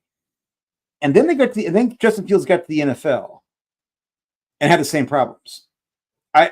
And so I'm not saying that he's Justin Fields. I'm just saying there's a reason I have Drake May at QB1. I'm historically been pretty meh about quarterbacks. Quarterbacks are hard to evaluate for everybody. So I'm pumping the brakes on that. I don't think, So can't miss in that. I don't think he's going to bust, but no, not can't miss in that he's going to be generational. Yeah. Yeah. And maybe generational is a better word. Steve Johnson, he's a friend of mine. Tapping in, he's a Bears fan. He knows that they'll definitely blow. Somehow they'll find a way to ruin this pick as well. That being said, do you think he's a generational or can't miss, or however you want to say it, Marco? What do you think? I don't think he's a can't miss prospect. I think he's a generational prospect when it comes to the natural talent that he has, but I wouldn't say he's the cleanest prospect coming out of this class. When you watch him, he does hold the ball a little too long. He does see a read and not fire it, but I also think that could be an issue with the USC offense and the USC defense. So when your defense is giving up 40 points a week, you feel like you got to put up 50 points a game. So what you're thinking of in your head, home run ball, home run ball, home run ball. When you watch the offense there in Lincoln Riley's offense, two receivers running the same route tree on the same side way too often. I think if he's given the proper offense, I mean, he has all the receivers you could ask for in Chicago. So I think he's going to be a really good quarterback. I don't see him being like, I know a lot of people compare him to Mahomes. That's just, I don't know why people do that to NFL players coming into the draft. Like, that's just ridiculous. But he's going to be a really, really good quarterback. By the way, can I just check my audio real quick? It's muted. Okay. Yeah. Perfect. No, Trey Lance was not a can't miss prospect. No. Everyone knew he was a project. Yeah. That was not now I thought he would be very good, but no, I don't think anybody ever in their right man would have said he's a can't miss prospect. I mean, there was Shanahan. To me, when you looked at 2021, I thought Lawrence was like the guy. And then from there, you could potentially have all the quarterbacks not be very good. Just statistically, usually one guy is out of every draft, maybe 1.5. So 2 sometimes happens, but usually there was an opportunity that they were all going to be busts. I thought that Trey Lance, of all of them, outside of Lawrence, was the best prospect, but I don't think anybody would have said that Trey Lance was a can't miss prospect. There's no way. I mean, Kyle Shanahan said he was the most pro-ready quarterback in the class. Yeah. And he was also the one who said that Jimmy Garoppolo had a better training camp, but let's not get into that conversation tonight. Right. Brock Purdy was his favorite quarterback in that year too. So yeah. Well, he knew it way before. Still on the table for him. It is. All right. So this is where things could get shaken up a little bit. We believe that Jaden Daniels is the pick, but it's not as if they haven't really been kicking the tires on May either. There's also been a late push by Vegas to put JJ McCarthy there. I don't know how that happens, but ultimately, I think that Jaden Daniels is going to be the pick here. But if it's not, things could get pretty interesting. So, poverty. I'm going to go with Jaden. Poverty things. Yeah, I think it's Jaden as well. Yeah, and I understand Jaden here. I think Jaden has. I mean, I worry a little bit about situations where things fall apart, and that offensive line, for Washington right now is not great. I think looking into situations here, I know Jaden can run. I also think that Drake May is really somewhere along the line, people forgot that Drake May is an athlete. Like Drake May's a really good scrambling quarterback. Oh, I don't. So just not to cut you off or anything, but I just confirmed that the Niners are in talks with the Patriots right now for Brandon Ayuk. So yep. Don't know if it's for pick 34. Don't know if it's for pick 3. Not for pick 3. There's no way. There was conversation that they wanted to get into the top 10. 31, Brandon Ayuk. Hey, there's no way. Include Brock Purdy, you get Drake May. Maybe why is this? So my question is this. My question is this. So you did get that confirmed, Marco? No, I did confirm it. So you did? Well, yes, with multiple. Not for pick 3 though. No, just not for pick 3. I understand. They're in talks for a trade. Not I understand. For pick 3, but it's been confirmed by multiple people that they're in talks. Not that they're going to make the trade happen, but that they're in talks. Here's the thing, though, and I'm not trying to stir the pot. That being said, if it's 34, we're only a pick 2, right? What's the rush? And unless New England is going to trade down and acquire more capital and then somehow win, I mean, I don't know what's going on here. May is a toilet bug. Don't know what that means. But congrats. I think. Let me call this out real quick, because this is like the favorite thing that people say, and I put this out earlier when the guy with 6,000 Twitter followers started breaking news, and people called it cap. Yep. And now all of a sudden he's up to 20,000 Twitter followers because he was the one breaking news before all the big accounts were. In one day. I would say I would just encourage you to at least look at Marco on Twitter and some of the things that he said before it happened, including Aaron Donald retiring, and many other things. Go ahead and look at that before you just say, "Hey, there's no way he's Jaden Daniels is number 2." Just weird. Just confirmed. Yep. Jaden Daniels. Daniels is going to. I will say this, Jay Dizzy. Most of what Marco I'm not. And by the way, I'm also saying I'm not here to make you believe anything. I am. That's up to you, but don't be disrespectful as if things don't get leaked or people don't talk. I mean, it happens all the time. There are people all over that you don't know who knows this family member, that family member, or whatever. It happens all the time. So this fact that people with smaller accounts or smaller known names can't know something, and that Marco aside, is pretty laughable, because we've seen it happen all week long with a quote unquote small account breaking news before everybody. So what's hilarious is, though, you got all these options right now. You're watching the draft. You had all these options, but you're watching us. And then also what you said is that watch what Marco says on Twitter. 99% of what Marco knows he doesn't put on Twitter. And I can tell you that for a fact. Okay. So like this idea that, I don't know. Yeah. Jay Dizzy, I trust you, bro. You guys are too nice, man. I've already learned to shut those dudes out, man. Like someone called me out on Twitter for it, and what did I just decide to do? I started putting what I started hearing for that week straight, just to prove that person wrong. Like I'm not here for people to be like, oh, he doesn't know anybody or he doesn't talk. Right. Come on now. Well, here we go. You guys are too nice. Giving people the attention they want. I agree. I hear you. He's got a comment. Jaden Daniels goes, now here we go with the Patriots. I mean, they're on the clock. Do we think that McCarthy potentially could fall out of the top 10? Because I do. Dang, if he falls to the Vikings lap, to be honest, I really don't see it. I don't. Really? I think that there's going to be enough suitors.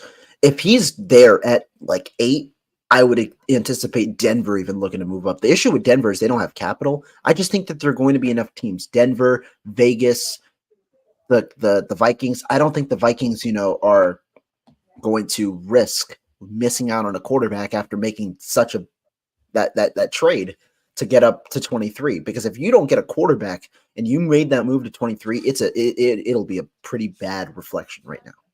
Yep. Yeah, that'd be interesting. That'd be interesting. No, we were actually joking around about him earlier, but okay. Yeah, Jaden Daniels. Okay, so this was who we thought was going to go for a while now. Now I know that there was a lot of talk that could quick be question. May. Yeah, Jesse, what did I text you guys about Jaden Daniels? About who was more likely to get chosen, Jaden Daniels or Drake May? Oh, Daniels weeks ago. Okay, why? Just curious. Just curious. But like, yeah, what was the reason? The main reason.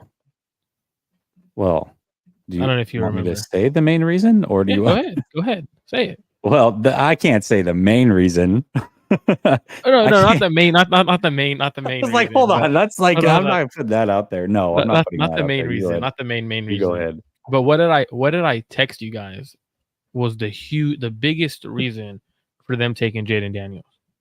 And it's from someone I was talking to. Him getting picked up in the SUV versus the other guys having to drive in a Lyft or Uber, right? This guy was saying, he goes, we don't pick up a player and personally give him an escort with us in the car, give him all this stuff, this special treatment for us not to truly take him. So that's just one of those ones where it's like, but Jaden Daniels as a prospect, I think he needs to improve over the middle.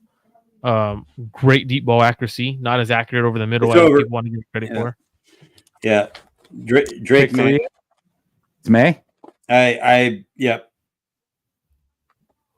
Drake May just went number 3 to the Patriots. Well, that's confirmed. I could be wrong, but I don't think I am. I'm going with Ricky. I'm going with my guy Ricky. Drake May.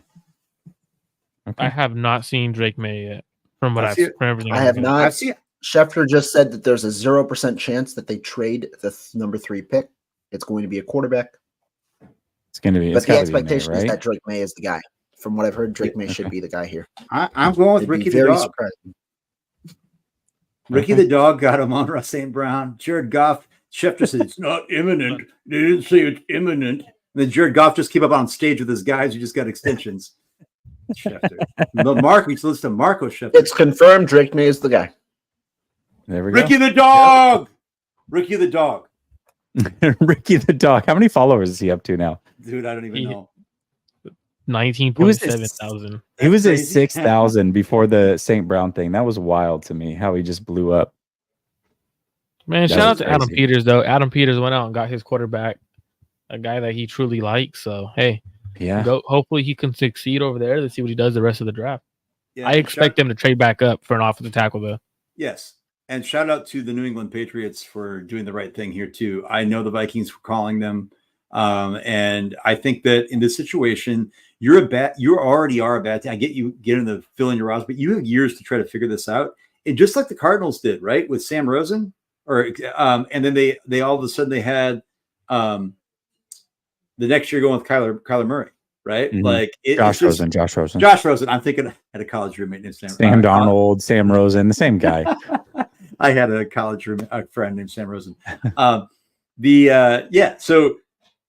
there's nothing that says that if something kind of really flames out and New England's at number 1, and for whatever reason some quarterback really goes out next year, it's like, wow, I gotta have them. They can still do that. I think this is the right call, and I think Drake May ends up potentially being the best quarterback in this class. Smack Jones says Jesse is coach okay. He is. Talked to him earlier today. Trade up top 15. I don't think so. And then go Niners. Absolutely agree with you there. Brother Bob says Marco's about to out himself. Come on, bro. Yeah. I know. I would honestly, if I would have said it, but that's a little too much. I'm not. Yeah, we're not. It's not worth it. Anyways. Hey, I got a question though. Now that we know that Jaden's in Washington, no. Now that we know that Jaden's in Washington, and we've talked about the New England possible, I mean, is there a potential here for the Commanders to be looking at a guy like we talked about this before about pairing their buddies up, like their best friends, Jaden Daniels and Brandon Ayuk? I mean, if we're looking at 34 and saying like that's going to be something that gets paired with what? I mean, you talked about the Commanders moving up into the second round, in the first round to get a tackle. I mean, is this something where they could cobble something together? I don't know. And yeah, no, nobody really thought they were going to go number 3. So now, do the Cardinals stay at 4 and just take Marvin Harrison? Like, what easy. If they don't do that, I think this is probably a no-brainer for them. And my cousin will probably text me screaming because he's a freaking Cardinals fan. And he says if they don't get Marvin Harrison, he'll be so pissed. I think this is where, unless there's somebody that wants to jump for McCarthy, they have, and yeah, now Tom Pelissero is like super late on this. But I'm at the Vikings. I'm still calling Arizona. I know people say, "Oh, it's in the NFC." We've seen teams within the conference trade before. That's not always an obstacle.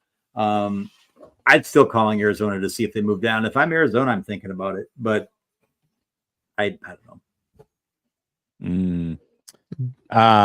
Dream says so. Adams picking Daniels was Trey his guy. I don't listen. There was no way that Trey was going to come to the 49ers or any quarterback without Shanahan wanting that quarterback. So he may have been the guy who was pounding the table for him, but ultimately the one who was making that decision was Kyle Shanahan, and that's why Trey was here. Yeah, and Trey is not equal to Jaden Daniels. Like you just, no. I mean, it's just because they're. I'm not going to go. Jaden Daniels is played for many years in college. He's like 25, so he's older than Trey Lance right now. I'm pretty sure. Am I mistaken? I think he's older than Trey Lance at this moment. Because Jaden Daniels is going to be 24 this year, and I think Trey Lance is barely 22. No. Trey Lance is going to play 24 this year. Lance is 23, I believe, right now. He is, but he turns 24 in 2 months. Turns 24 this year. Yeah. Okay, so Trey Lance is a couple months older than Jaden Daniels. So we're talking about a player who has been in college forever. Jaden Daniels went from Arizona, what was it, Arizona State over. So it's like he was, in fact, this is how long he's been in college. He was throwing touchdowns to Brandon Ayuk in college. That's how long he's been in college. All right. So Jaden Daniels has been around for a long time. Marvin Harrison Jr. to the Arizona Cardinals. And no one else has reported this, but I just got a text message. So there you go. Oh, Marco Schefter. I actually, what do you call it? Yeah, makes sense because Schefter just said also Cardinals are staying at 4. So Marco Schefter, I haven't seen anyone live on the air. MHJ at 4. Yeah, I am citing Marco Schefter on this, and I'm going to go per sources. This dude. I'm going per Marco Schefter. But Marvin Harrison Jr. is the pick. Really good pick. It's a really good pick. Here's where the draft actually starts. Number 5. Tweeted that, because this is it. Yeah, I'm super excited about this. I'm super excited. I'm hearing from other guy too that a deal from BA is very close to happening now. So again, I'll stand by this if it had it, but we're hearing it from multiple people that it's on the 5-yard line. They're looking at numbers, and it's not set in stone. But I'm hearing this now from multiple people. Marvin Harrison to the Cardinals. That is confirmed, right? Yes. I'm confirming. I don't know if anyone else has. I mean, it's going to happen, right? Okay. I said that's great. tweeted I tweeted The it out. Niners really like Rome Odunze. Yes, they do. Yeah. They would love to get into the top 10 for him. Good Well, luck getting up there. Good luck. I hope they don't. I don't So think you know who's honestly, you actually I don't think he's that you good. know who the team oh don't you're gonna offend David. You know who the team that would actually make sense to trade And out of the confirm top Marvin 10? Harrison is at 4. Go ahead. Okay. Would be actually the Bears. I mean, imagine them taking pick 31 in Ayuk. They could afford Ayuk, and then they could take pick 31 and still draft something else. I mean, that would actually They're I could also see a the big Bears fan doing of something future crazy like that. capital. You've seen polls get future capital a lot in trade backs, you know, Mhm. and so that's something sure. you'd expect because you're giving up probably 31 Ayuk and something, you know, so Mhm. they'd be able to stock up in those middle rounds, maybe 31 Ayuk and a 3.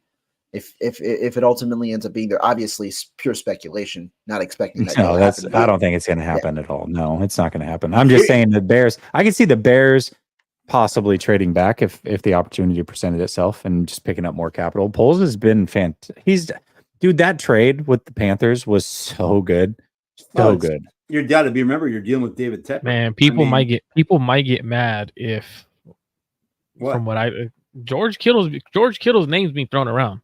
but It's not just Brandon money Ayuk, is the Deebo thing. Samuel. It's not just Brandon Ayuk, Deebo Samuel. George Kittle's name's being thrown around to get into the top 10. Golly, dude, you'd have to package multiple things. There's no way. So It's I'm not just saying, gonna like, happen. I don't see it happening, but the fact that their names are being thrown around is really, really. I mean, that's saying something for sure, though. Yeah, There's really somebody weird. they like there, clearly. That's really weird. If you're shopping Ayuk with pick 31 or Debo or Kittle or whoever with pick 31 plus, like there's somebody you like in the top 10. Yeah, and I mean, you know, I think this is the all right. Marvin 4 is now. Is it fully like in? Yes, it's in. Chargers. So 5 is on the clock then, right? Yeah, Chargers are on the clock, and this is where the Vikings got to be on the phone. And I think this is their last chance. They could go with the Giants. I think that the Chargers. Look, the Chargers have plenty of. You already have Justin Herbert. You don't. I'm sorry. There's nobody at 5 that I absolutely have to have that I would ignore an offer that the Vikings could give you. I think it's asinine to take anybody here and turn down what the Vikings could give you to get up. That's just. I'd ask for that 2025 first too. If I'm the Vikings, 100%, I mean, 100%. if I'm the Chargers, that's where the if start the Vikings is. listen, if the Vikings trade up right now and take JJ McCarthy, you realize we would have gone 5 for 5 on the first 5. That'd be pretty solid. Which I think was to the right team as well. We'll see. Good.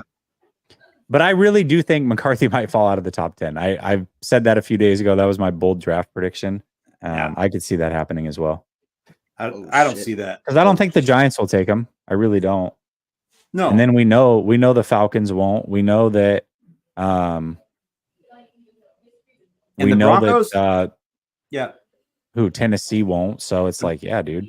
And Albright, says a lot of things, but he's plugged in with the Broncos, and he said that McCarthy is not a guy they like. If they were going to move up for anybody, it was a potential if Drake May fell. And that's crazy. And so, I thought their guy was Daniels, if I was not mistaken. They like Daniels a lot as well. But May makes sense because he'd fit what they'd like what Sean Payton wants to do over there. Brother Bob says, Marco, I just now put you over nails. Don't mess. That's funny. And then he says, Marco, you need a lawyer, agent? I got you. I'll hit you up. Who's being traded? Did you say Little? Kittle. Oh, Kittle. No, he's not being traded. Little. Nobody said he's being traded. Nobody said he's getting traded. Names are being thrown around to see if they could get into the top 10. KB, you're not going to get anything. You might get like a 2026 7th round pick. Conditional 7th round pick. Yeah. It's not going to be a lot. Sorry, bud. That's not going to move the needle. I would trade Jesse for an iPhone and then give it to Jesse. So that when we text each other, we could get rid of these green bubbles. That's what I would do. Oh, I'm a man of the people. What do you got against the color blue, Jesse? I don't have anything against color blue. Okay. No problem. No problem. Boy, I'm seeing some tweets on here with like some mad food. I got some like avocado, like burritos. I'm getting hungry now. Yeah. Let's see. So this is kind of interesting. Chargers on the clock. Like it's still got 7 minutes, so there's still some time left. Yeah, and I'm wondering. A lot of these teams, I have my buddies in Minnesota. They're huge Vikings fans. They're like, why is this taking so much time? Team, yeah, there you go, Hugo. Let's run the hypothetical real quick. Sure. Just hypothetically, if the Chargers stay put, what would you think the pick would be? Obviously, a lot of buzz around Latham. Neighbors is still there. What do you expect the pick to be? I would go alt. Yeah. I think the buzz around Latham had legs. I shouldn't ignore it, I guess. I think that's probably what they've been hearing. I think you should go OT here. When you have a quarterback of Herbert's caliber, this receiver draft is so deep. And I know, but see, if I had a quarterback that I really need to put pieces around, I get it. And I know Herbert, I would still go OT here. I'd rather prioritize the trenches at a premium position, which is harder to get cheaper in free agency and elsewhere. And receivers are plentiful throughout the first couple of rounds. I would go OT here, and I think there's some guys. Now, are there receivers I like? Yes. But I think alt Latham, whoever you like, whoever your flavor, if your coach, your team says this is a guy, go get him. If you're staying pat. Yeah. I don't know. Oh, Chargers. I got it. Can I cite Ricky the dog? Yeah, what is he saying? Well, he's saying the Chargers are going neighbors. No. So I'm just wow. I'm not saying that and maybe this is where Jesse is thinking like that McCarthy falls. Ricky's every time he's called it tonight, he says all caps spoiler, and he's got it right every time. And he's saying LAC selects neighbors. No way, dude. Ricky the dog is going to become the new Ari Myra. If he gets this one too, man, oh my gosh. Chargers because everybody had him on right. No trade. Schefter keeps getting lapped. He's like 45 seconds after Ricky the dog, Chargers are keeping pick. But that's like, bro, like Schefter's getting dog walked by the dog. If it's neighbors, that would be crazy. That would be crazy because everybody expected offensive linemen. This right here would be insane, actually. But if you look at their roster, though, it low key does make sense. They just got rid of. No, it makes sense. It makes sense. But everybody pegged an offensive lineman. So for him to say neighbors, that's going completely against the grain here, completely against what everybody expected to happen. So if that happens, that would be wild. I think the real question. I will say this: if Jesse, for you, if McCarthy falls to 11, the Vikings are clear winners of this draft. Like not 100%. Yes, clear 100%. winners of this draft. Yes, yeah. I think it's going to happen, dude. I think that this idea that, I'm interested with this. I like neighbors. Ricky just said, spoiler alert, LAC selects Joe Alt. Joe Alt now? He's walking back. He's walking back. Can't do that, man. Yeah, you definitely can't do that. But I don't know. I think either of those two picks make sense because you don't have receivers. If you want to up your offensive line and protect Herbert, he got hit a lot last year. So both of those picks make sense. I don't know. I feel like I truly feel neighbors wouldn't fit their system that they run because Greg Roman's over there. We know he's not going to throw the receivers. Like, it's just kind of like doesn't make sense for their system, but it makes sense for personnel wise. I will say Ricky the dog. He said alt, and then he said neighbors is available. It's alt. He said alt. You know what though? He got alt before he went back, said nope, neighbors available. I got alt, and he was still with the first to get it. I mean, okay. I think the guy's he's legit. He's hearing stuff. We'll see. We'll see. I want to.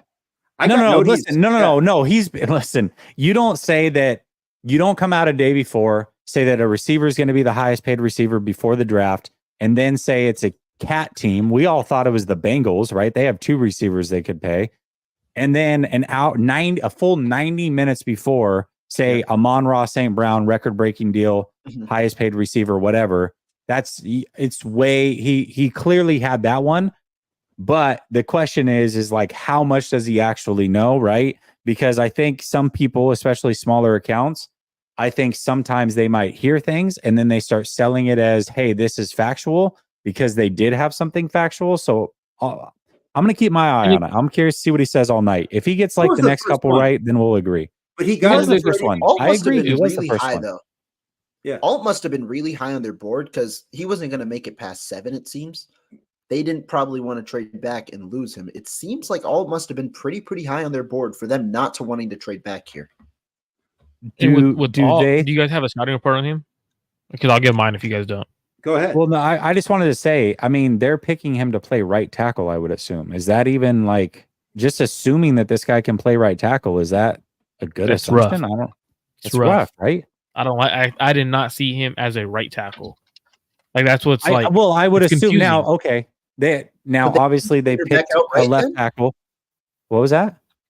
Could they move Slater back out right? Because Slater can play right. That's what I was going to say. Slater is versatile. Maybe he goes back out right. I'm just saying Slater was playing left, so I don't know. I'm just saying if they're picking him to play right, I'm not a fan of it. Adam Schefter tweeted, in recent weeks, both Patriots and Vikings reached out to the Chargers to see if they had any interest in trading QB Justin Herbert per league sources. The answer was a no. Just no. It was a no. Come on. But it's interesting because a lot of people had mentioned that in the past, but like the numbers did not make sense. Like it just truly too much. You can't take that big of its cap hit over the next couple of years, even with the rookie quarterback contract. So now with Joe Alt, my biggest issue was his size, and 6'7", 6'8".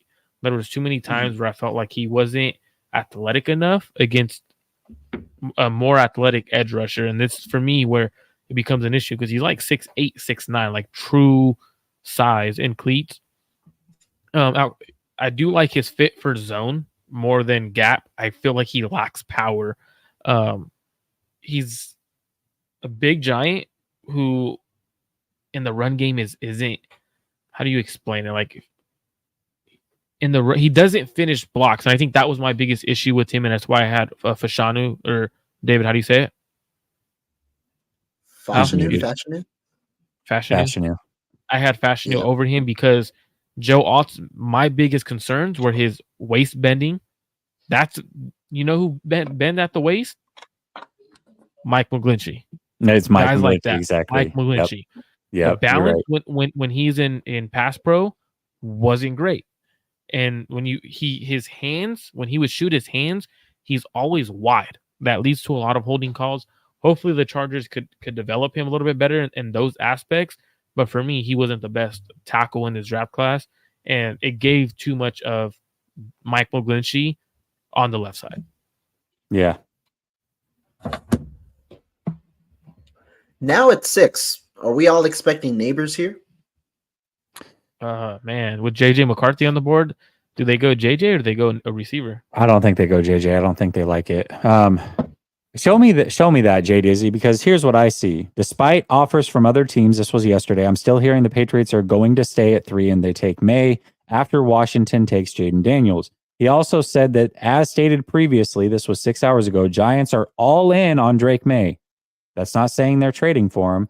They're attempting to move up to the 3rd pick in the draft to get their franchise quarterback. Hopefully the Daniel Jones era ends. I don't see anywhere where he guaranteed. I could be wrong. The one thing I do see guaranteed, April 18th, he said, book it, Jaden Daniels is a Commander. That was on April 18th. So I don't know, man. Who said you that? Tell me. That was Ricky. Yeah, look. On the 18th. I got no problem. This dude's legit, period. I got no problem with that. And it is like, Malik Neighbors. Spoiler alert.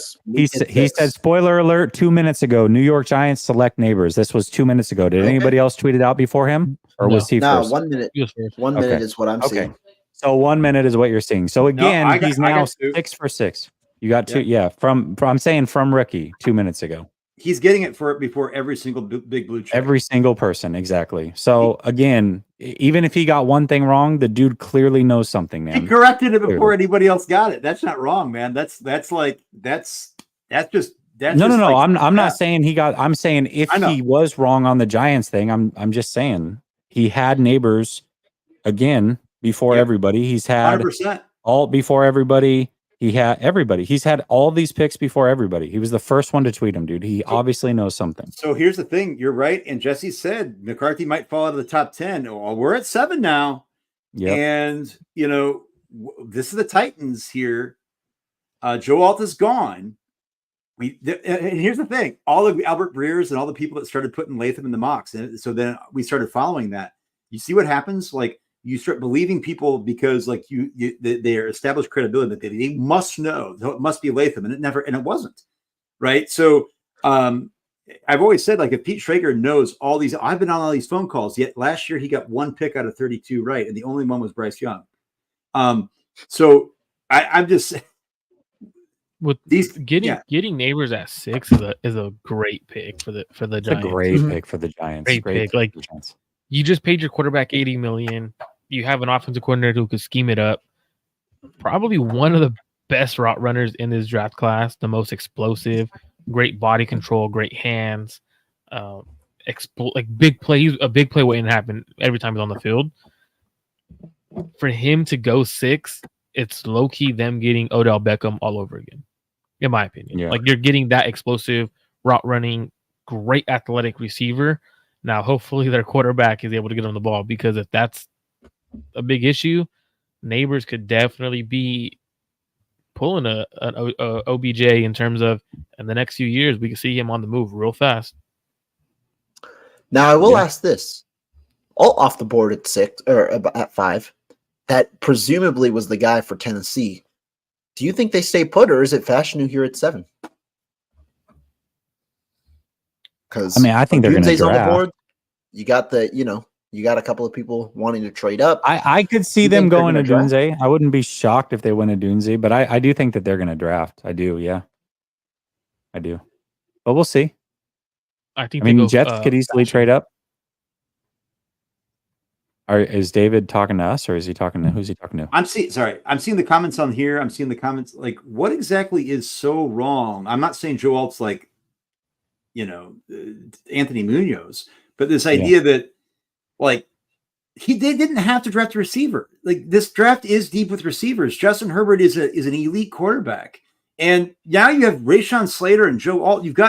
That's what I mean. I'm not a shill for Jim Harbaugh. You guys know that, but like, that's smart. You hate you talk so much. You hate Jim. I don't hate Jim. You don't hate him, but you definitely are not a Jim. You're a big time guy. Kyle over Harbaugh. Oh, no yeah, question. I think Jim Harbaugh is an. I just wanted to clear that up. So you're not like caping for him. I think Jim Harbaugh has a lot of talk, and I think he is a good recruiter, and I think he's also entered into situations where he had Andrew Luck at Stanford, inherited a really good roster for the 49ers, and I think there's going to be a lot of pressure for him to win with a really good quarterback. But I don't think drafting a consensus number 1 tackle at number 5 is a bad pick. Like, I don't see how crazy though. Yeah, is how one coach who was a former Niner prioritizes the offensive line versus the other one. Yeah, doesn't really care. At least from what he says, he doesn't really care. Hey, with them taking though Neighbors, not McCarthy, who many said they weren't that high on. Yeah, who's the team though? Who's the team that gets in the way? McCarthy. Raiders. Like Denver, the trades that you've expected, maybe Raiders, but the trades that you've expected, or the trades that you've kind of heard, are all for skill position players. Yeah, and here's the thing. Raiders. And if the Raiders move up, there's teams that can move up here that they could offer a future first. The Vikings at this point are like, what do I really need to move up to get up to 7 from 11? Tennessee's going to go. Spoiler alert: Tennessee takes Latham. That's from Ricky. Wow. Let's see if he's right again. Wow. Let's see if he's right again. Ooh, okay. I thought it would be Fashanu. That's what I'm saying. They'd go left tackle over right. But let's see. I mean, it's not official. This is just from Ricky. So again, not an insider, right? Man, JC Latham right there. That's an interesting pick because he could play left tackle. He could play left tackle. Marco, I'm higher on Latham than other people. Marco, you liked Latham. I remember early in the process. Now I know I didn't come check back to you to see how you went with him later. I still think lower, like 6 or 7 on my board. I'm not saying if you like the guy, there's nothing. People say that's a reach. Well, if you can't trade down, then you can't. The next time you pick is 32 picks later, right? Like 7 to 14 to me is not that big of a difference. And in this draft, and so I didn't think he would go top 10 2 months ago, but here we are. And now we've got the Falcons on the clock, and the Rams are the team that I have been told. Well, hold on. We don't know that it's Latham for sure, though. That's just what Ricky said. He's not an insider, so we don't know for sure. Are we sure he's not? Are we sure he's not an insider who's acting as a fake account just to blow up? He's just someone. But why isn't he an insider? He clearly is. He's not. He's not though. He's not on ESPN, so he can't know anything. Oh, that's right. About? Yeah, I know. Pete Schrager said, "Don't go." Oh, I'm phone. On mute. I just said it is Latham. Breer just said it. So again, a full 2 minutes before anybody else. That's crazy. Ari Myrov had it at 7:57 Central, and my guy here had it at 7:55 Central. Okay, that's wild. I'm sorry, 2 minutes. Honestly, I'm rooting for Ricky, bro. Like, Ricky the dog. Me too, man. Ricky's Ricky, the dog. Man. I don't care what anyone says about people. Ricky he's a legend, man. He's made himself a legend. And what type of dog is that, by the way? Because I don't even like dogs. My kids want dogs, and I won't. It's like the spot, like the target dog. Target dog. I think this dog needs to we need to go. People need to go rescue this breed of dog in particular and call them all Ricky, and say that any dog that you adopt or that you buy of this breed needs to be called Ricky in perpetuity. This is insane. Ricky the dog is a dog. All right, well, you better go adopt a bull terrier now because that's a bull terrier. I'm not going to adopt anything. Go get a bull terrier. Your kids want a dog. Don't be that person, bro. No, man. I just had an interaction with a dog where I called that in, and the police said I could pepper spray this dog, and I'm going to be doing that. And I will pepper. The only dog I'm not going to pepper spray is Ricky. Okay, hold on. McCarthy's going to fall to 11 now, is he not? Like, come on! At this point, it's got to happen. We're 2 picks away. How long is the Kirk Cousins contract? 3 years, I think. 180. 180. Oh, it's 4. Oh, Jordan Schultz gets in at 7:58. 3.5 minutes later, man. First source. I'm just saying, man. I love this. This is the 30 for 30 that I want to watch when Ricky the dog turned dog walked Adam Schefter. That's who. I wonder who it is, dude. That's crazy. This is phenomenal. I don't know. No, but for giving JC Latham a scouting report, I feel like he got a little too killed for the one play that everyone remembers where he got bullied into the running back slap. He has power to anchor. He has all that. I just feel like a lot of times people see one clip of a player and that's what they put in their mind. Very athletic, more athletic than Joe Alt, but he's also a little bit smaller, 6'6", but he has a lot more girth. He's freaking 345 roughly. A dude who should be able to slide to the left side and easily play left tackle for the Tennessee Titans. Left side. Jason, the only trade that we talked about involving Debo, unless you're talking about something different, is they had talked about packaging him with pick 31 to trade up. And then also that there was a 4th rounder potentially on the table for Debo, but I don't know if maybe you've heard something different or you were hoping for something different. Not sure. Girth is crazy. I agree. On the left side with Girth, though. See, I'm done talking for the night, gentlemen. Like this is literally how NFL people talk and like when they scout. So when I'm talking, I'm sure they do. They lean like, that Girth leans left. It leans left. What do you want me to call him? Girth is important. Fat, Lord, fat. Is fatty. Yeah. Like it's not fat. Like it's chubby would work. Okay, that's funny. David, I know you were saying earlier about pick 8 being the spot where you could see a massive trade. Yes. We're at the board here, where we've got a couple of interesting players still there. I was told what do you guys think? There were I think Atlanta trades out. I think the Rams they were wanting to get the top 10, and this is a spot where I was told that it wasn't set in stone, but there were trade parameters discussed. for the Rams to get to 8 for a guy they wanted. I thought at first, I'm thinking, okay, could it be Bowers slipped my mind in the moment, and I was thinking, okay, is it a tackle? Is it Odunze? I'm like, Bowers, obviously, right?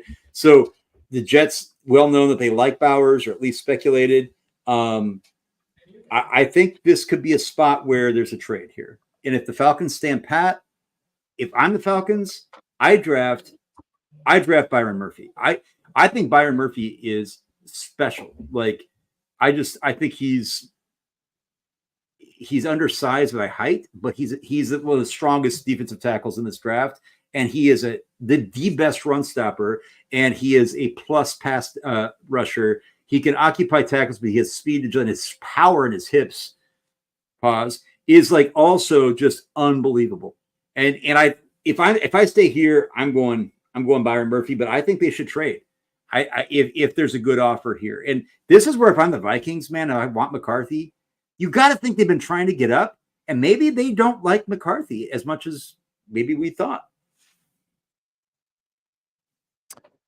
McCarthy at 11, just saying. Yeah, and here's the thing. If the Vikings end up getting McCarthy at 11 and not having to give up anything, wow.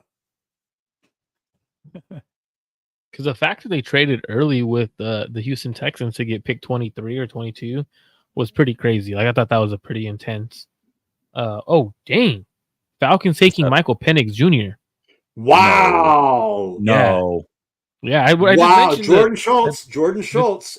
But this is why I mentioned the Kirk Cousins contract. Like, I felt like you could take a quarterback and have him develop. Why? This is why? That's crazy. This is your so, future. This is so no. I'm sorry. I think it's stupid too. That's a bad pick, dude. This is why.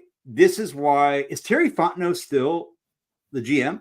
Did they not change GMs when they went? That's a bad pick. No, well, hey, at least the Niners don't got to take Penix. Well, hold on. This is also for the 49ers. You were thinking about Penix not getting out of the first round. That just pushes another player down. Wow, that's crazy. Are they like overthinking to the point where like I want to trade back? And I bet they're thinking, what if KOC wants Penix? Penix has injury after injury after injury. He's old. He is also a person that when things break down, he can run, but you don't see him use it. You don't actually see him use his legs, right? Like you don't. And that's crazy. That's terrible. It's a horrible selection here. I'm a big time Kirk Cousins guy. And now you're sitting here at 9 in the Bears, and the Bears want to trade back. They could just take Dunze here. They could take Byron Murphy. Those are their two players. They're sitting here looking like, oh my God, I could trade back with the Vikings here, give them the quarterback they want, and still get one of those guys. Easy. That's crazy. I'm just in shock. Like that's it. He had a second round grade from me. They took him at 8. I'm just very like, what do you? No, I did have him ahead of JJ McCarthy. He was my quarterback number 4, to be fair. But in the top 10, absolutely not.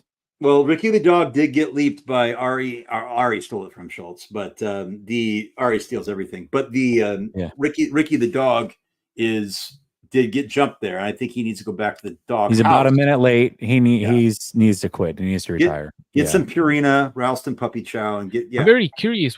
Now I want to look into the Kirk Cousins contract. Do they have it out after a certain amount of years, like or 2 years, 3 years?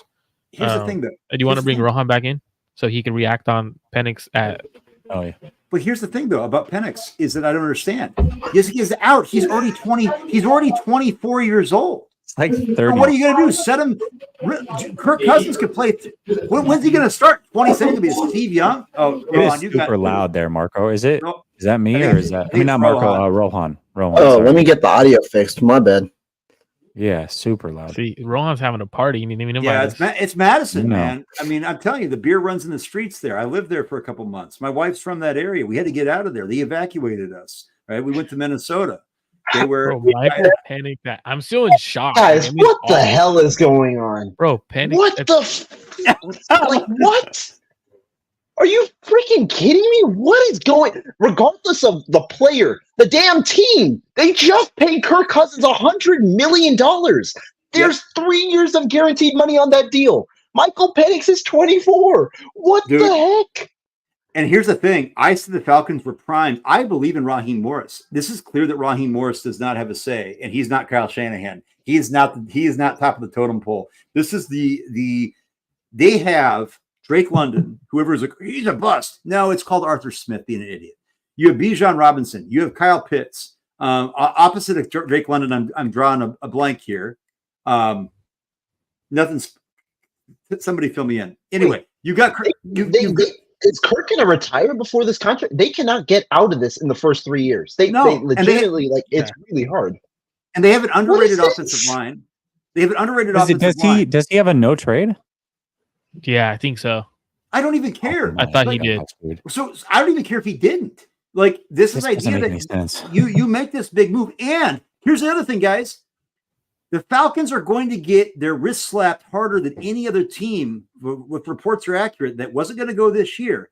They have the tampering charges that are rumored to be worse than what had happened to the Miami Dolphins. And the Miami Dolphins had to forfeit a first-round pick. So what you just did is you take a 24-year-old quarterback who's had 5 injuries, multiple knee injuries, while you've got a starting quarterback who's a top 10 quarterback in the league already, trying to win that division, and then you won't have a first-round pick next year while the quarterback's still sitting on the bench? This is embarrassing. What's crazy is the NFL pushed heavy J.J. McCarthy at number 2 to the Commanders. Yep. At 2 to the Commanders. Yeah, now he's falling. Not necessarily. I shouldn't say falling, right? The NFL pumped him, so there's a fall story at quarterback. This quarterback is falling. That pick at 8 is just wild. Adam Schefter is going to cap right now. This is. I know how to interpret it. Adam Schefter says Atlanta, Michael Penix, Raheem Morris loved him. BS. This is exact, guys. If you're listening. This is the NFL PR machine in full. They're seeing the reactions, and they want it to be known. This isn't just a GM.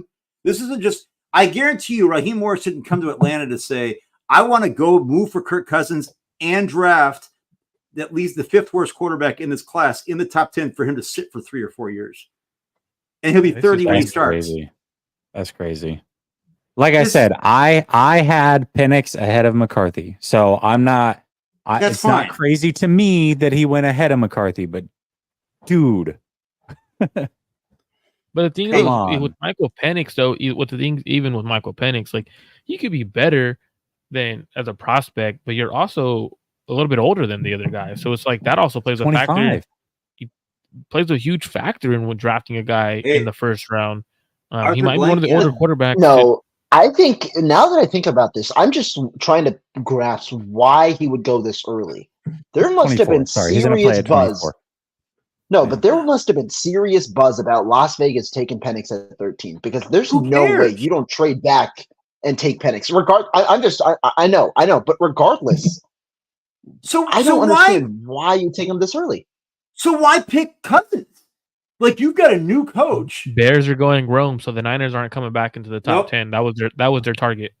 Who said that? Who said the Bears are getting Rome? Jordan Schultz. Oh, I was like, and this is smart. Actually, on my end, from what I've seen first, was Ricky. Ricky's got it first. He actually had it first again. By 13 seconds. By 13 seconds. Ricky the dog is Ricky the go. Oh, that's funny. That's so funny. Kyle cannot put Ricky the dog in the doghouse. No, he cannot. Nobody puts him in the corner. Nobody puts baby Ricky in the corner. Man, getting there. Hold on. Can we talk about real quick? The Bears might have the best receiving room in the NFL. Yeah, by far. It's not close. 100%. They 100% do. Like it's not close. That's crazy. Okay, assuming Adunze is a guy, which we all think he is. Like, here's my thing, guys. Rome was my wide receiver 1, and I'm going to explain why. Everybody's like, well, he can't do this, he can't do that. He can do absolutely everything. He's a great route runner. And is he the best route runner in the college? No, not so he can run everything on the route tree. He is incredible in contested catches, which I think is overrated if it's the only thing you do well, but it's not the only thing he does well. He's a great red zone target. He can stretch the field. He can run. He can go over the middle. He can go get yards after contact. He can get yards after the catch. He can operate in the slot. He can go out in X. He's tough as hell. He's confident. He's the most confident receiver in this draft. and he's the most pro ready. And you put him with a rookie quarterback who already has DJ Moore established, Keenan Allen, a GOAT, future Hall of Famer. And now you got Rome Odunze just to clean up whatever they want him to do. You got DeAndre Swift, who I think is probably got out of the league in a couple of years with his injuries, but still, it's running backs. You've got a balanced running back room that can keep your legs fresh. You get Cole Kmet, who's nothing special, but he's nothing horrible. And an offensive line that's underrated. Hey, Minnesota is on the clock. They moved up one spot, which means Bauer's likely at 11. Minnesota gets their quarterback here at 10. Oh, there you okay. go. Wait, who moved up? So Vikings traded up one spot to 10. I'm technically wrong because he didn't fall out of the top 10, but I was pretty damn close on that one. What do you think they give up a second to move up? I don't know. No. One spot, it'll be like a fourth. It'll be the same as like the Carter trade. Yeah. Year. Who did we get when we got Solomon? What was it, like a 4th round pick to move up one spot? No, that was a third, but that was also 2 to 3. This is 10, not 10 to 11 or 11 to 10. Yeah, that's last true. Year, like we saw this last year, and Carter, when they traded up for Carter, it was a 4th round pick. Yeah. We don't need anybody to tell us that this is McCarthy, right? Like, so Michael Silver, this is Michael Silver right now. Tweeted, top 3 the first 11 players are going to be offensive players. Oh, you're right. They are. That's crazy. First 11. That is wild. Over I don't know what? if I've ever seen that. Go ahead, though. Oh, what were you going to say, Jesse? You were asking about Michael Silver. You were talking about Michael Silver. So Michael Silver said top 3 receivers off the board for those wondering about potential 49ers trades of Ayuk or Samuel. The only way I thought Ayuk was getting moved is if they did land into the top 10. Yeah, Ayuk ain't getting moved. I don't think so either. Super chat. Jordan says insurance for Cousins coming off an Achilles. Yeah, I guess, but listen, they didn't have to take Cousins. They signed him to a guaranteed deal for like 3 years, man. Then why take Cousins if you're going to take insurance because you're not sure about it? Like, that doesn't make any sense to me. And then give him guaranteed money on top of it. I don't know. Baruna says, so Shanahan trading Debo and BA for Kirk or what? Pick 129 and 1. Oh, that'd be crazy. It's so pick funny. 129 and 157 to move up to pick 10. Yeah. A 4 and a 5 and 11, then they get 11. Back to 6. Yeah. Dang, that's not bad at all. They keep pick 23. Yeah. That's not bad at all. Vikings are pretty clear winners so far on day 1. So it depends on who they take.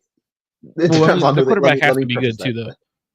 Yeah. I mean, no. But they wanted a quarterback and they didn't have to give up more capital to get him. So that's a win, regardless of whether guys that I know in the Vikings beat that are pretty well connected. I know they like McCarthy. I think they've been trying. We're going to find out when people come back and kind of dig deeper into this. I guarantee you, they've been calling at every single pick since pick 4. Okay. And the fact that they only had to move up one spot and give up a 4th and a 5th, is that what you guys said? 4th and 5th, and you get back a 6th. Who got they look? It doesn't matter what happens. They got a quarterback. JJ McCarthy's a my guy for me. I know Jesse's lower on him than I am. I really like JJ McCarthy. I love Kevin O'Connell. I think Kevin O'Connell is a phenomenal offensive mind. They have stable leadership in that organization. They have a great coaching staff, and they have Jordan Addison, Justin Jefferson, TJ Hawkinson, running back room, and they have 2 bookend tackles in Darisaw and O'Neal. This defense got better. They had the best free agency of any team in the league on the defensive side of the ball, understatedly, with Grenard, with a couple other guys. I'm going to come back to it. This team, without having to give up a lot of capital, they have 23. They don't have to give up their 1st round pick next year. They can trade back from 23 now if they'd like to and recoup some of that stuff. Like, this is home run for me. I think this is a home run, and I think McCarthy has the potential to be just as good as any of these guys. And I think for McCarthy too, he's going into the right system, but you have a foundation there. You have good offensive line, good receivers. Their defense is an issue, so they might go defense. They might go corner or a defensive lineman at that pick. I don't see them trading back. You're more so of a win now mode in the sense of you have the tools and the coaching staff to make the playoffs. I think they should go all in and go. Watch them go line. Knicks, dude. I'm gonna laugh so hard if they go Bo Knicks. You know how funny that would be.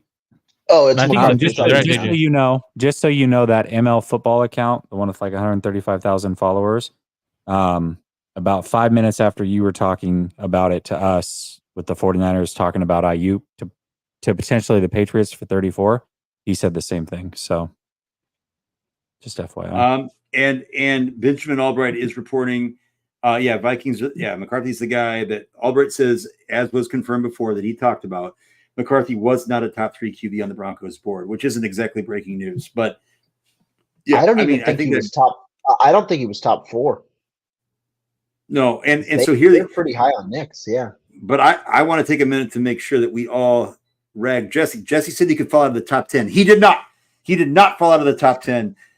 He was he was selected at the 10th pick. So yeah, Ricky the dog, Jesse. That's true. That's very true. Jesse the cat.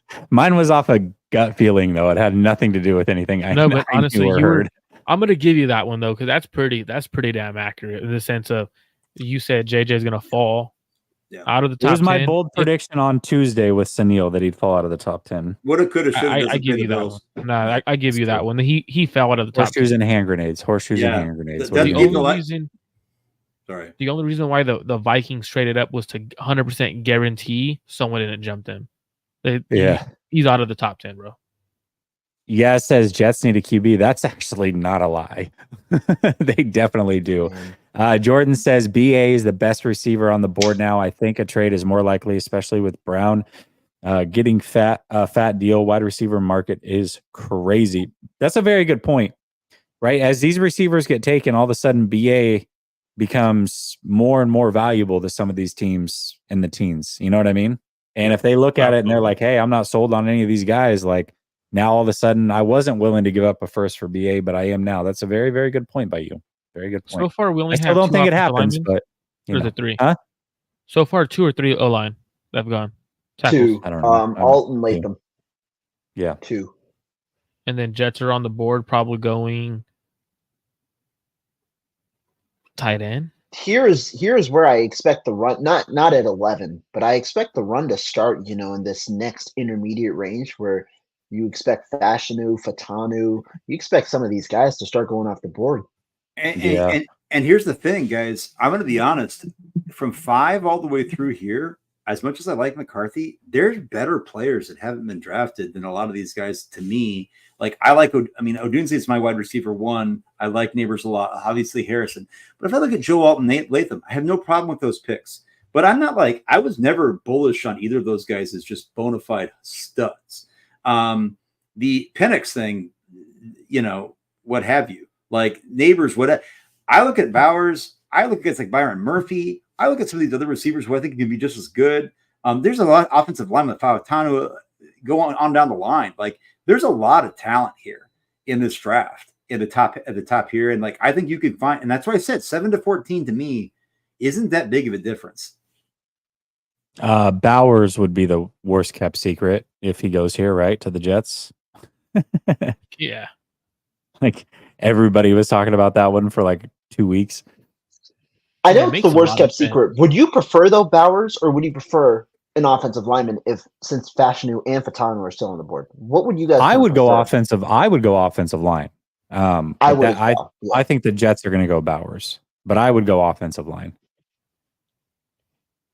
I mean, I understand that you got 2 guys this offseason, but neither of those guys are picture perfect health wise.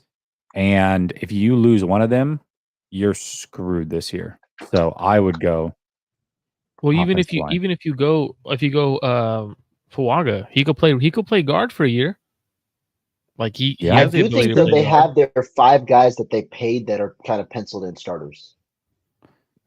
Val, check out the bottom. I've got the latest picks scrolling across the bottom. So the ones that we can confirm anyways. Well, hey, while we got a break, I know you were talking about Rohan Blinken, but I'd like to talk about what you guys are drinking. So I've got my War Pigs, okay, in honor of Caitlin. One thing you never do, brother, you never give free promotion. You just say it out loud. I'm sorry. I've got Duff Spear here with Homer Simpson just gave me one. It's from Muncie. It's from Indiana. Indiana's the worst state in the country. I want to tell you that, guys, right now. Okay? Oh, wow. And everybody from Indiana just tuned out. Thanks. Good. It's okay. They don't have internet anyway.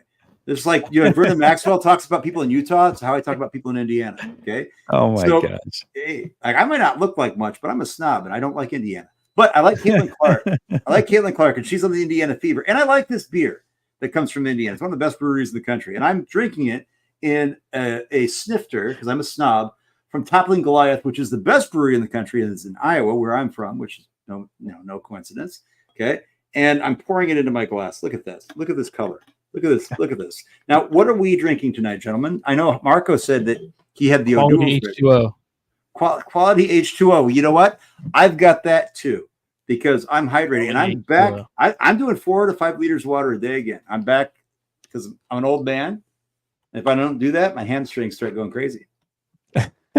By the way, my guy Jay called me a snob, and he's from Venom Iowa says that they have internet. I told you there's somebody in here from Indiana. Venom, hey, you know what? No offense, we can't. Hey, I'm from Iowa. It's not always perfect.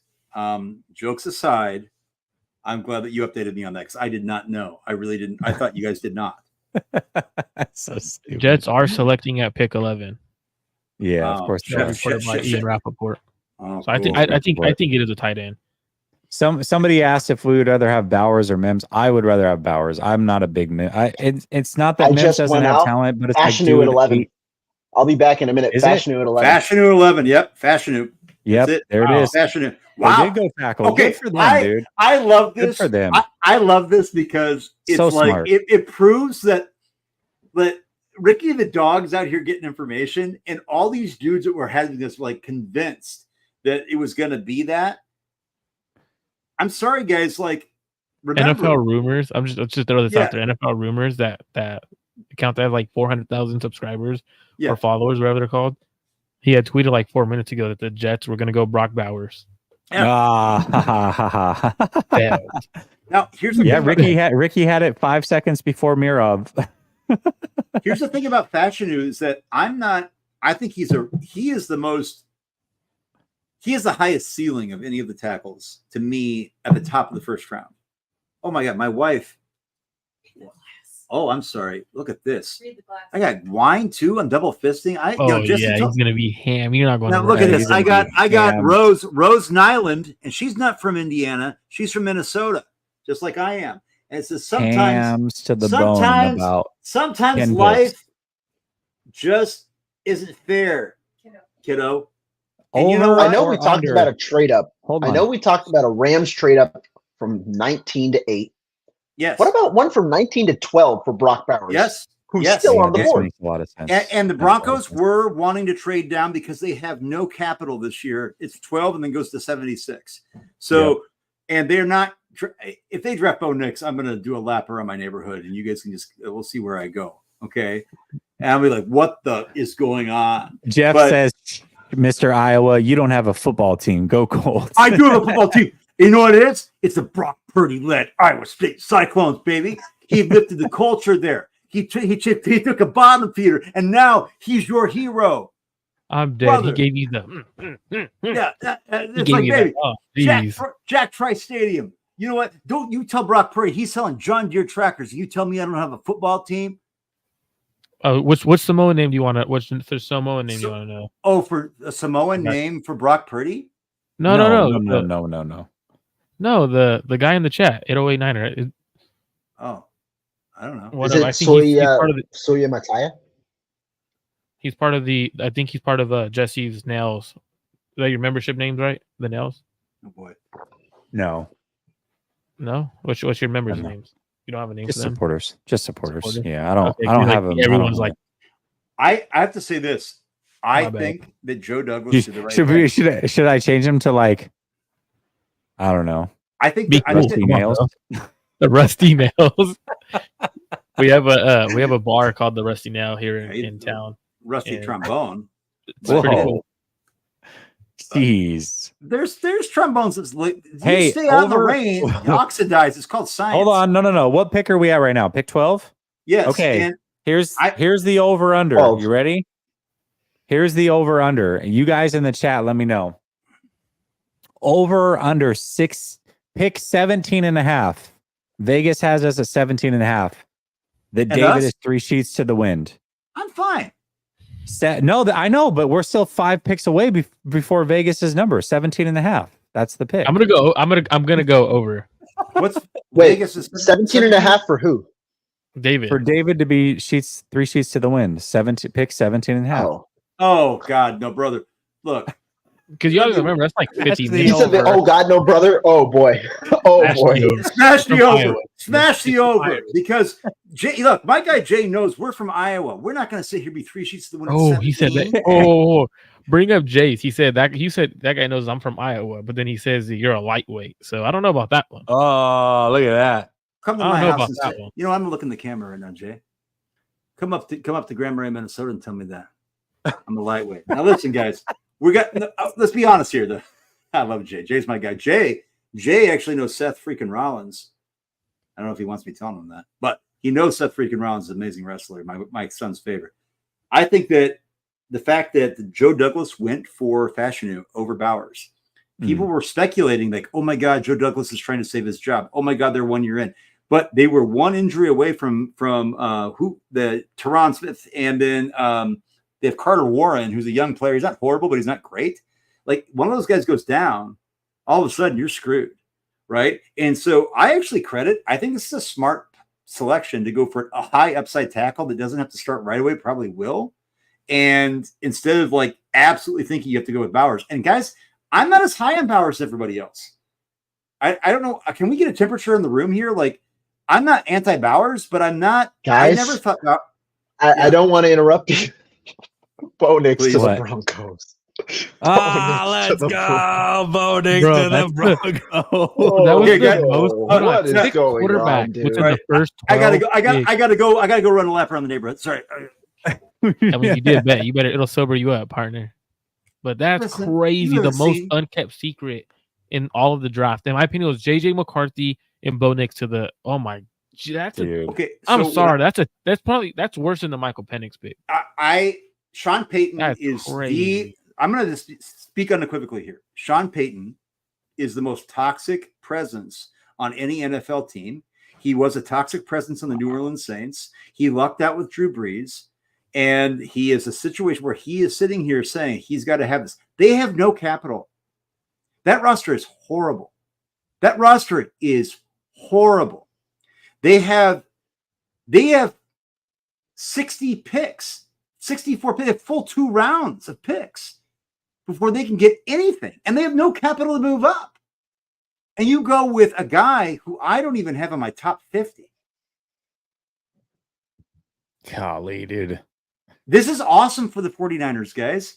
We've never seen this is the 6th quarterback, correct? That's terrible. There have never been 6 quarterbacks, and Vegas just cashed in. Every pick's been an offensive player still, yeah? Yeah. Vegas had the line at quarterbacks at 4.5 for the over. And there's never been more than I think 5. And so this is a record, and we're only 12 picks in. Oh my God. That's Almost crazy. half the picks have been quarterbacks. That's embarrassing because that's a major reach, in my opinion. And all it does is so. Sean Payton's the worst Bo coach. Nix, He's the worst GM. He's not. Bo Nix isn't ready to NFL ready in terms of everything he has. He's not ready to lead a team, in my opinion, in the NFL. Hell no. It's going to take him a few years. But the good thing that the Broncos have is they have a few years to draft players, develop him, and get him right. There's rumors that they're planning on trading Cortland Sutton. They already traded Jared Jeudy. I don't see them trading the receiver. You got to keep a young quarterback happy. But man, that's just extreme reach. Like I know the people were comparing him to Drew Brees and XYZ, but when we're comparing the young quarterbacks coming out of college who are compared to Hall of Fame quarterbacks, and Drew Brees was the ultimate cerebral quarterback. And when you watch Bo Nix, he's not that, like, IQ-wise, don't get me wrong, he's smart quarterback, but he is not that guy. And I'm very curious to what Jesse has to say as an Oregon Duck. Well, what did the Denver Broncos get? Because this is, in my opinion, this is the worst pick in the draft. This one and Michael Penix, because he's probably not going to play for another 3 years. This is worse than Penix at 8? I think so. I think so.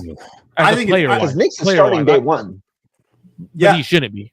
Yeah, but It's only gonna. It's sometimes starting quarterbacks too early when they don't have the team around them only hurts their development. So But at least they get starting to Bo see. Nix early is also pretty bad. But at least they get to see. At least they get to see who this guy is, like right away. And as Rohan said, Penix is going to sit on the bench. I mean, if Kirk stays healthy, he's not going to unseat Kirk Cousins. No, he won't. But with Penix, they're at least they have a vision to. He's going to be our quarterback after Kirk Cousins. Jordan Love, we all thought that was a bad pick. That's their MO where they're going, and I understand where they're going. Yeah. For me, with Bo Nix, he's not as good of a quarterback. So for me, that you could have got Michael Pratt in the second or third round, and it would have been a better pick than Bo Nix at 12. That's where I'm confused, because if that quarterback's going to start year one, that's just a terrible pick, terrible management from a team operation. Jesse, you're the Oregon Ducks fan. What about Bo Nix is good, and is this a good pick or not? I don't think it's a good pick at all. It's way too early for Nix. I had Nix arguably at number 6 out of my quarterbacks. Arguably. And I say arguably because I think you can make a case for Pratt. I think you can make a case for Rattler. There's some guys there. So Nix is cerebral. I'll give him that. But dude, his arm, people are like, oh man, he was throwing BBs at his pro day. Dude, I watched him for 2 seasons. That dude does not have arm strength. And he's not that accurate despite his high completion percentage. He's not on target a lot of the time. So we'll see. I'm not a Knicks guy for the pros. I loved him in college. Not big on him in the pros, but we'll see. And I'm an Oregon Duck honk. So there you go. What's hilarious to me is that Benjamin Albright said that they'd be trading down. This is absolutely going to be trading down. They're not trading up. They're going to be trading down. And again, Ricky the dog. This is just, I don't understand why teams prioritize quarterback to the extent that Spencer Rattler, I'm higher on Spencer Rattler than I am on Bo Nix. And is there anybody else in this room that feels the same way? That's what I was saying. You can argue Pratt, Rattler, Nix for me. I mean, Right. Nix is not even surefire 6 for me. So I find this funny. So Adam Schefter is in his PR mode. He goes, Sean Payton wanted and intended to draft Mahomes in 2017 when he held the 11th overall pick, but he was ready to turn in the card. But before he could, the Chiefs traded up to the Bills spot at 10, took Mahomes one spot before Payton got him, leaving the Saints to draft Ohio State cornerback. Payton feels as strongly about Bo Nix as Mahomes. Oh my gosh, dude. Adam Schefter is the biggest water carrier. And this is why I love Ricky the dog walking him. Adam Schefter is just no way, dude. That's ridiculous. Believe people when they show you who they are. The way he treats Mina Kimes, this is who he is, dude. He hates being wrong. He also guaranteed that Sam Darnold would be starting for the Jets before he was traded to the Panthers. Guaranteed it. Okay. He just carries water. And I love this because he's the only person out here. Go check your socials. Adam Schefter's the only person out here rationalizing this pick. What does that tell you? What does that tell you about Mahomes had a crazy arm, bro. Everyone, if you go back to everyone's scouting report on Mahomes, it was freak arm. Like they didn't necessarily talk about when you watched Mahomes. A lot of people talked about his footwork and couldn't really read a defense, but he had the talent, dude. And we're gonna, oh my god, Jesus, just to put his name like. All right, we're gonna hold Sean Payton to that Mahomes comparison because Brock that's Bowers coming straight from at 13 to the Raiders. To who? Raiders. Okay. Brock Bowers at 13 to the Raiders. Good pick. Good pick. Like you lost. That is 13 straight offensive players to start the draft. That's a good pick. And before tonight, we said what was the over under at 21.5. I thought it would be 22 at least 22. And we're already at what you said, 13? 13 for 13. I don't think somebody go look at Eliash's data. I might start the trade up for Byron Murphy hype soon. I'm just going to be fully honest. I might start the Has there ever been a draft where the first 13 picks have been offensive players? I guarantee there's no way in hell. Don't let Murphy fall to the Rams, please. No, I feel like Dude, Cincy would take him. That's a Donald replacement, man. Cincy, that's true. Cincy, yeah, good point. Cincy should. Everybody was trying to get traded from Cincinnati right now. What's going on over there? Pay your players, man. It's more than a David Lugetta situation in there. You can't tell your players you're going to pay them, and then contract situation come up and you tell them, I'm not paying you. Like, that's just that's cold. They promised Trey Hendrickson after they negotiated his contract that we're going to give you a pay raise. Come next offseason, we're going to give you a new deal. And then now they're telling him no. That's just dirty. Like, that's dirty business right there. And that's why players are going to start noticing. And these players talk, man. They're going to get out. But the Brock Bowers pick, if you're a Raiders fan, you should be excited. I mean, you have Michael Mayer and Brock Bowers, some 2 tight end sets. Bowers will probably be used more as on the outside as a receiver more. I'm just going to say this. For people that had said that Brock Bowers, there were people that said he's my number 1 prospect. I saw some reputable people. Top 3 person in the draft. Top 5 guy in the draft. Brock Bowers, teams can be wrong. Obviously, they overdrafted quarterback. But I think this shows that teams weren't that high on Brock Bowers. Brock Bowers, by the way, caught most of his footballs near the line of scrimmage. Right now, Sam Laporta also had a lower average depth of target at Iowa because of Iowa, but Iowa is an anemic offense. I'm not saying Georgia and what they do there is what Todd Monken used to do, okay? But the idea that we know that he's good at yards after the catch, but we really don't see he's not good. Here's a tight end. He's not good at contested catches. He gets yards after the catch because where he catches it, he is an athlete and he can go full speed. His route tree isn't that good. And I think he's a good pick for who he can be as a weapon, but I'm pumping the brakes thinking he's going to be George Kittle, Laporta, Kelsey. I'm Saints are listening to trade offers at number 14. Real quick, though, I just wanted to give a shout out to my guy, Snyder. What's up, Snyder? We see you in the chat. Philadelphia traded up? I'm just assuming. I'm just assuming they're going to be a team that calls up. So are the Rams. They trade up for Fautanu. That's going to be freaking wild. Even Fuaga, like they might trade up for one of those guys, you know? But dang, Eagles are a team that will trade, man. Them and the Saints have made some moves before, have they not? A couple years ago? Didn't they? Were they the ones that made that crazy first round? I think so. If they trade up, I'm gonna put a cornerback at them. They're gonna go first defensive player and they're gonna go corner. Has to be. They don't have any corners. They have good offensive line. Yeah. Quinion Mitchell. Yeah. Because a lot of people thought Quinion Mitchell was going 13 to the Raiders. Yeah. So the fact that he's falling a little bit, they're gonna. Why would you trade up so far? All corners are on the board. There's a hell of a lot of offensive linemen on the board. Why not wait? If you got everyone bunched in the same category, you could wait 5 spots potentially and see what the next 5 picks might be. Because it's not like it's going to go 5 straight defense. So we'll see. And Brock Bowers to the Raiders. I mean, shout out to Raiders fans. I mean, you guys got a good player. I'm not that high on him. Good player. Most people are. Yeah. Well, there's 5 minutes left on the clock. Sorry. That's a good way to keep your young quarterback happy. 2 really good tight ends, Michael Mayer. You got Bowers, who could be used as a gadget kind of guy at the tight end spot. So it's interesting spot, man. I'm excited to see how he develops in Las Vegas, but I don't think he's going to be that generational tight end that a lot of people are talking about. Because if you're generational tight end, you're going top 10, top 5. Like, you have those attributes. 6 QBs went in the 1983 draft, which was like the draft that everybody talks about when they talk about quarterbacks. So we'll see how this one fares. Not going to be close. You can bookmark that right now. It's not going to be close to that. I agree with that. I just don't. But who's the young quarterback? You said young quarterback. Who's that? Aiden O'Connell, man. I thought he played good enough. Aiden O'Connell's not starting. Who's starting? Gardner Minshew. Oh, even if he is starting, that's a good spot for him. But I think Aiden O'Connell will be starting.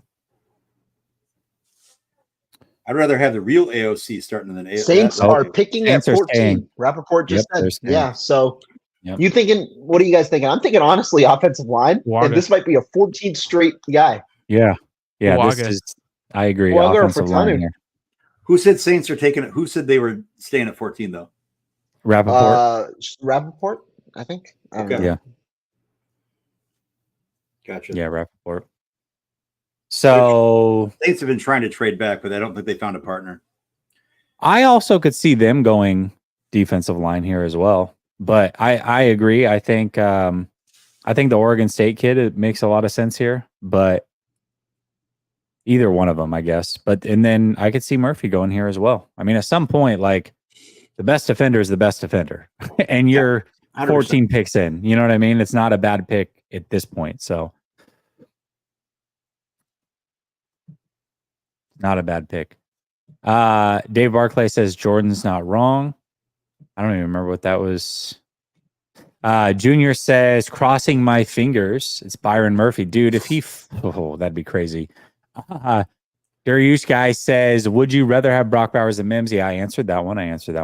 Lacaria says, I was going to do some edibles to properly enjoy the draft, but didn't bother. No loss because I'm still giggling at these picks. Well, That's comedy. Oh, that's what he was saying. Jordan's not lying. I love BA, guys, but there's so much talent on the board. You need to deal him. We can get our tackle and shut down corner. Oof. And then Michael McCann, any whispers about Ayuk? The last thing that we heard is Ayuk, Patriots, pick 34, but not like a done deal, but that was the latest. I got a pick. What was it? Ricky Dog says Fuaga. Fuaga? Okay. Yeah. Well, That was my prediction. I just felt like they would go. How many picks have we gotten right? We've got a handful right.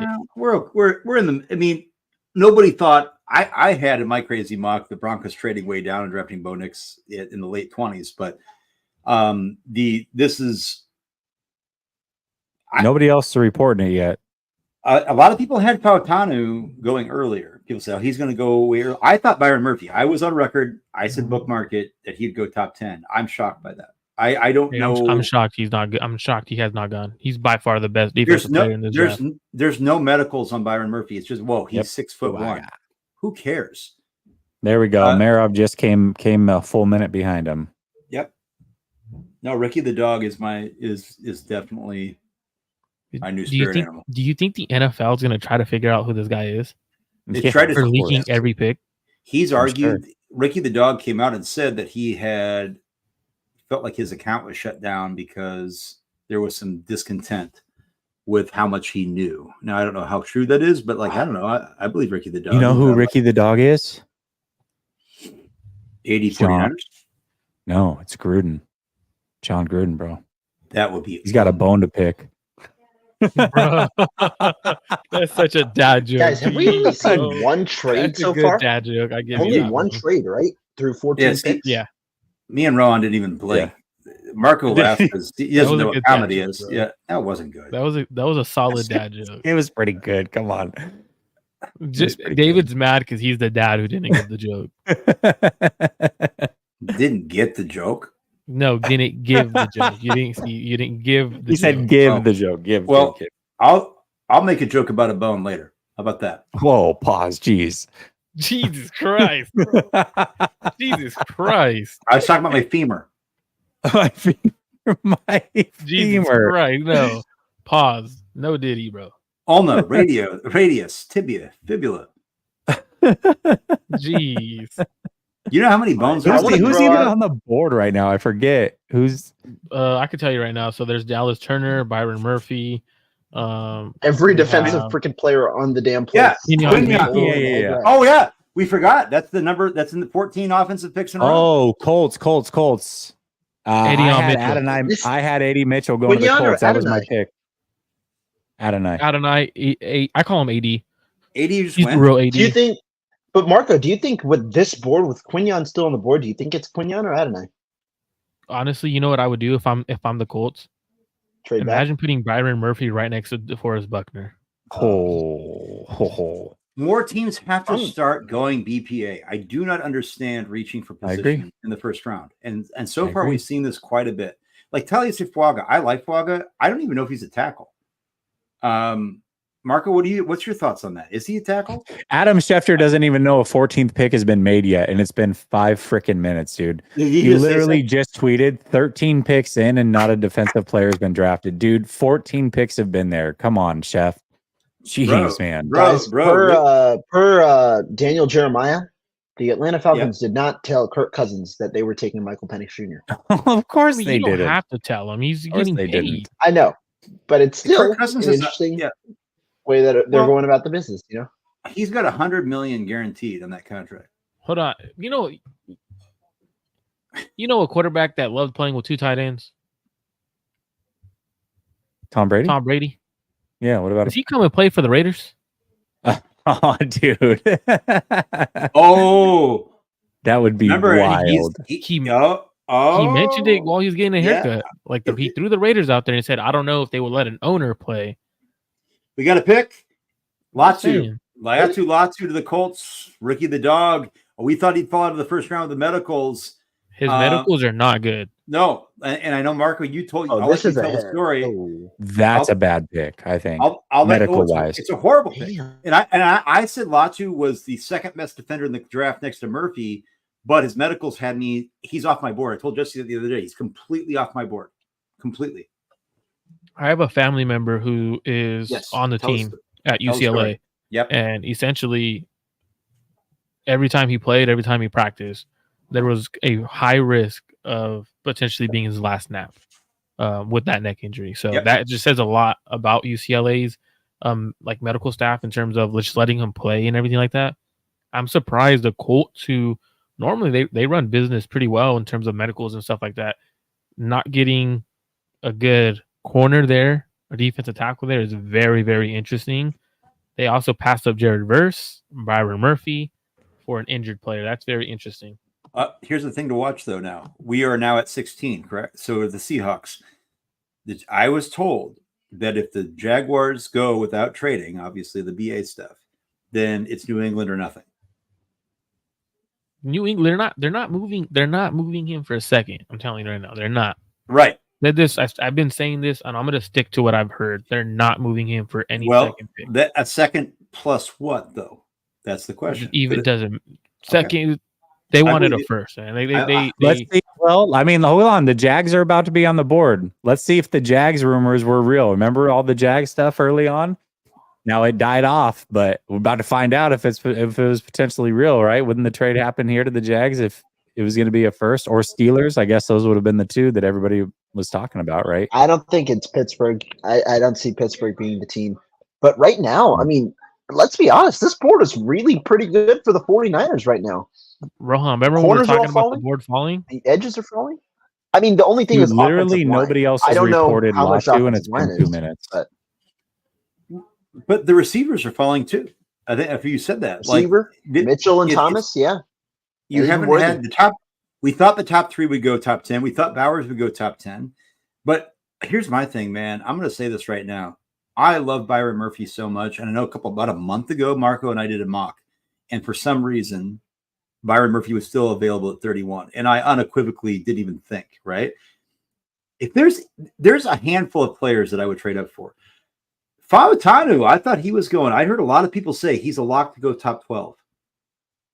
And now he's here at 16. And now the Seahawks, to me, Rohan, you had said before the draft tonight, when we were talking about interior, all of a sudden, are we certain? I'm going to ask Marco. I know, Marco, you believe he's a tackle. However, he's got short arms. He is 6'3.5". That is, the combine said he was 6'4". He's not. Okay. Is that a player in play for the Seahawks if they move him inside? Or do they go with a Graham Barton? Or do they go with a Jackson Powers Johnson or something like this here? If I'm the Seahawks, if you're Seattle, why not just draft him and replace Abraham Lucas?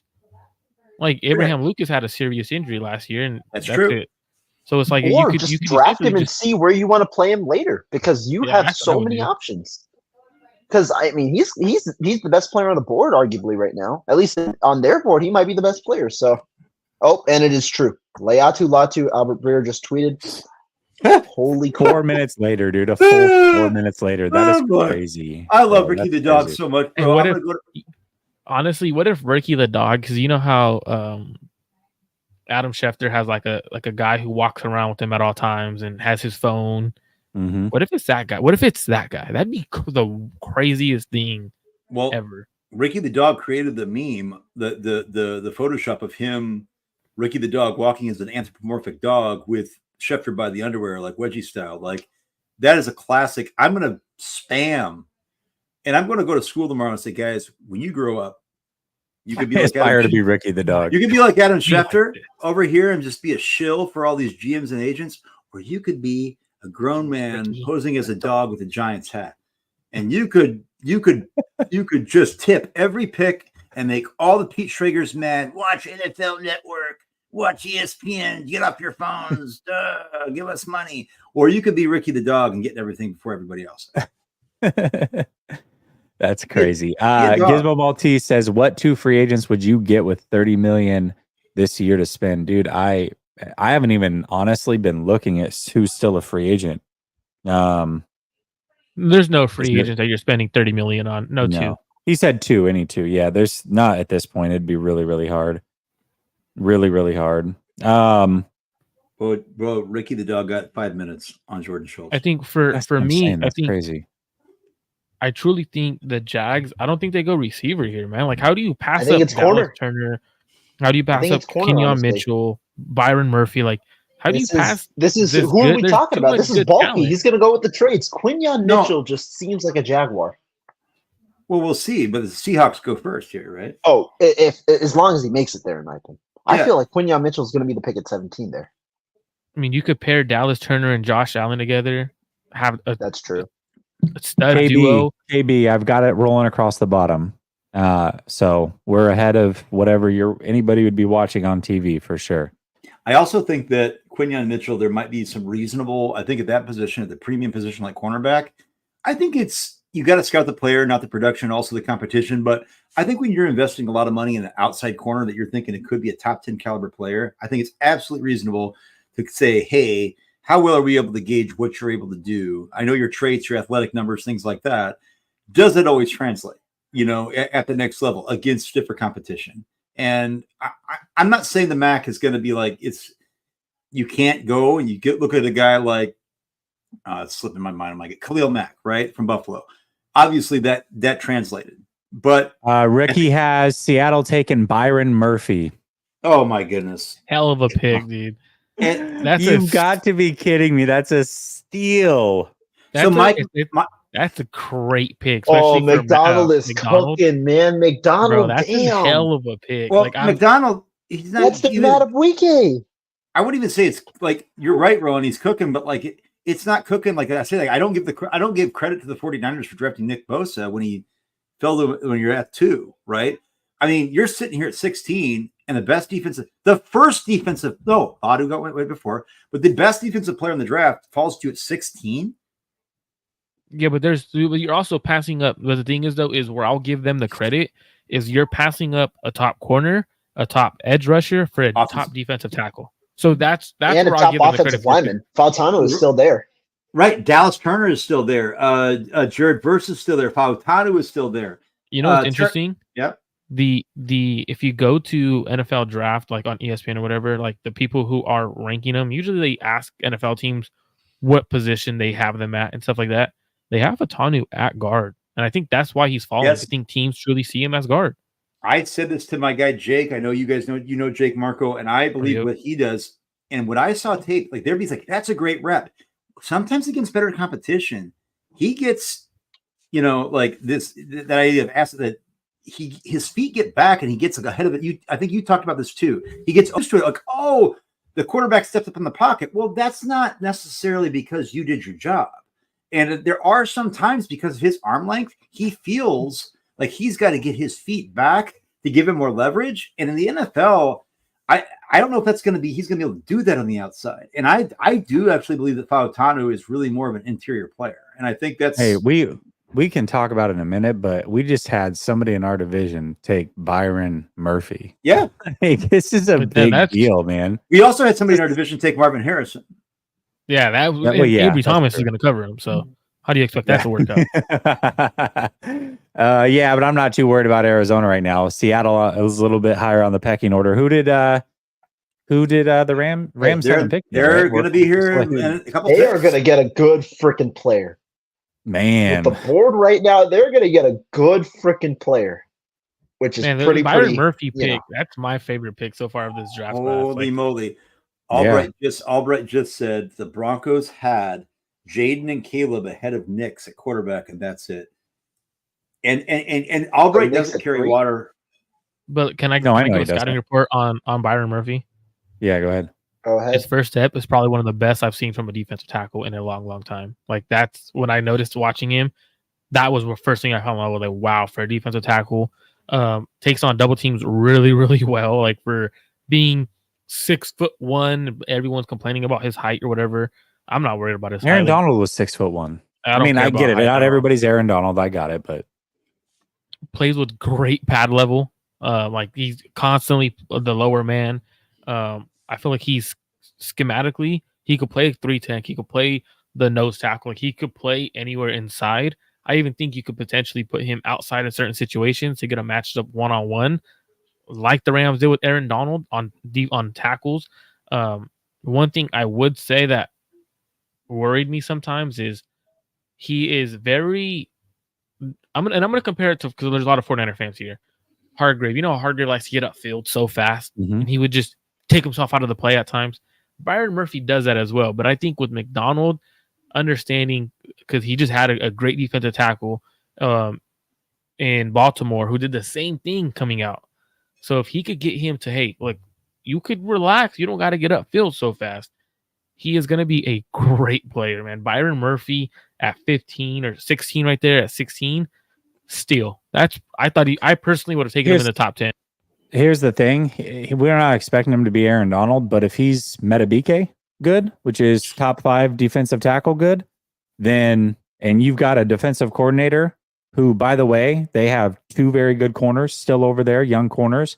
They still have, I mean, overall a good defensive line now. Like, I'm just saying, like, he can make things shake over there, and then you got the offense in place. Like, Seattle, man, I'm not saying, I'm not like scared of them or anything, but they're, a year away from maybe being there. Who knows? Yeah, they're building. They're building. And they're going to build through defense. You got a defensive-minded head coach, so. But the only thing is why they won't get past this is who's their quarterback. That's what I'm saying. That's why I said a year away, maybe, because I don't know who the quarterback is going to be. Shoot, maybe they trade for Kirk Cousins in a year at this pace. I mean, Penix, come on. I mean, everyone thought they were going to be the one to take Penix, keeping him in that Washington, Seattle area. Dude, are people still reporting Latu as the pick? Like, that happened 10 minutes ago? Latu was already announced. Seahawks have 3 minutes on the clock, and we already know it's Murphy. Like, assuming that what's his name's right, by the way. Yeah. Yes, assuming the Niners right now, are in a spot. We see a lot of talent. Halfway through the draft, do you envision the Niners stay at 31? Do you envision they trade up, trade down? I think now they're going to stay. I mean, this board is falling beautifully to them. I think. Don't you think this board is just like perfect right now? Could it get any better? I think it was Rohan I talked to about the board falling perfectly for the 49ers. Mm-hmm. When I put together my top 34, and I put 34 because there's always the 2 guys who I personally think could go into the first round. But when I put that together, it fell perfectly for the 49ers. Where offensive tackles, they're going to be a solid offensive tackle there, a good receiver there, a corner there. And now it's kind of looking like there might be even more there. So staying at 31 makes way too much sense to get someone on a 5th-year option. Hopefully he's the right pick, and we've seen the Niners pick in the first round. Oh, Aaron Mirov just reported it 5 minutes later that Byron Murphy is the pick at 16. That's crazy, dude. That's crazy. How far? That's insane how far ahead he was. This dude is on point, man. Wait, it feels like Ricky is also like getting better as the day goes along. He's getting like that's what I'm saying. Yeah, he's like gaining momentum. Dude, 7 minutes ago. He tweeted that 7 minutes ago. But guys, the first insider to have it was 7 minutes after him. That is wild. I think this is somebody within the NFL offices that is feeling like taking in the thing. No. I think this is a FU to Roger Goodell. I think there's something like within this like I think this is a guy who has been connected, and he's getting this info, and he is connected to whomever is like at the top. and he's just saying, "F this, I'm done." And he is a Giants fan. We know that. Oh, that's one of the Jeez, main things dude. we know. He's a Giants fan. Brian He is a Dable Giants fan. over here. Ipso facto. I think Okay, so now 17 is we're gonna be what a on the very Jags? interesting pick, though. This is Jacksonville has I so many agree. options, I know. but it's I also know. bulky. So I'm like, Is this what's going on where? here? No, I was gonna say, is this where? Who's the other receiver from LSU? Brian Thomas. Is this Brian where he Thomas. goes? I think it's or Adonai Mitchell. I think this will be Brian Thomas for the Jaguars. I really do. I think it's a Balky pick. I think You know what? If it's a receiver, you know who it's going to be. Just because it's a Balky pick, it'll be Worthy. Well, I did say there were rumors that he wouldn't get out of the teens, but there were also rumors about Bowers going to the Jets. There was rumors that Murphy wouldn't fall out of the top 10. There were rumors that Fautanu wasn't going to out of the top 12. So at this point, I love this though, because to me it's confirmation. They've also that been. nobody will. Yeah, go ahead, Ron. No, I was just going to say they were going to be a trade. This is also a potential trade out spot because there are a lot of teams wanting to come up. Well, and just a reminder, there are teams that try to trade, but guess what? And I a bunch of people said when I said, "Hey, buckle up," I said, "Oh, do you know?" I said, "I'm not telling you anything," but the idea is that it takes multiple teams to tango in certain situations, right? And it depends on who's on your board. So there's a desire to trade, and it doesn't always manifest, right? Like it's going to be something that and I understand. And there haven't been a lot of trades tonight, right? The only trade's been Vikings to 10, and was that it? I think that's the only one. Yeah, one trade, and one trade. Everybody said, all the insiders said, this is going to be a trade-heavy draft. But the thing is, with this draft, like there was no reason to trade, because if you're an offensive line needing team, like if you look at where teams were, those players were going to fall to them from the entire time. So like there was no reason for people to trade up or trade down. Like the only spots that we knew were going to be trade heavy were the quarterback spots, and those didn't happen. So I think it kind of stays pretty pat the whole rest of the way. Maybe one or two trades. Yeah, Be small stuff though, I would think. I will say small this, stuff, nothing crazy. I will say the Seahawks absolutely got who I thought could be the best player in this entire draft. And I know that sounds hyperbolic. I'm not saying he is. The Vikings are on the clock. Minnesota Vikings. Yes, the trade up. We have a trade with the Jaguars. And oh my gosh! Wow, I thought it was going to be a trade. What? Hold on. Brandon Ayuk didn't get traded to the Jaguars. Well, not yet. Crazy. Well, hold up. He's not getting traded, bro. Hold up. Not yet. He just got. So who do we think Minnesota takes here? Because receiver is still there. David mentioned Brian Thomas. Do you pair? They don't need a receiver.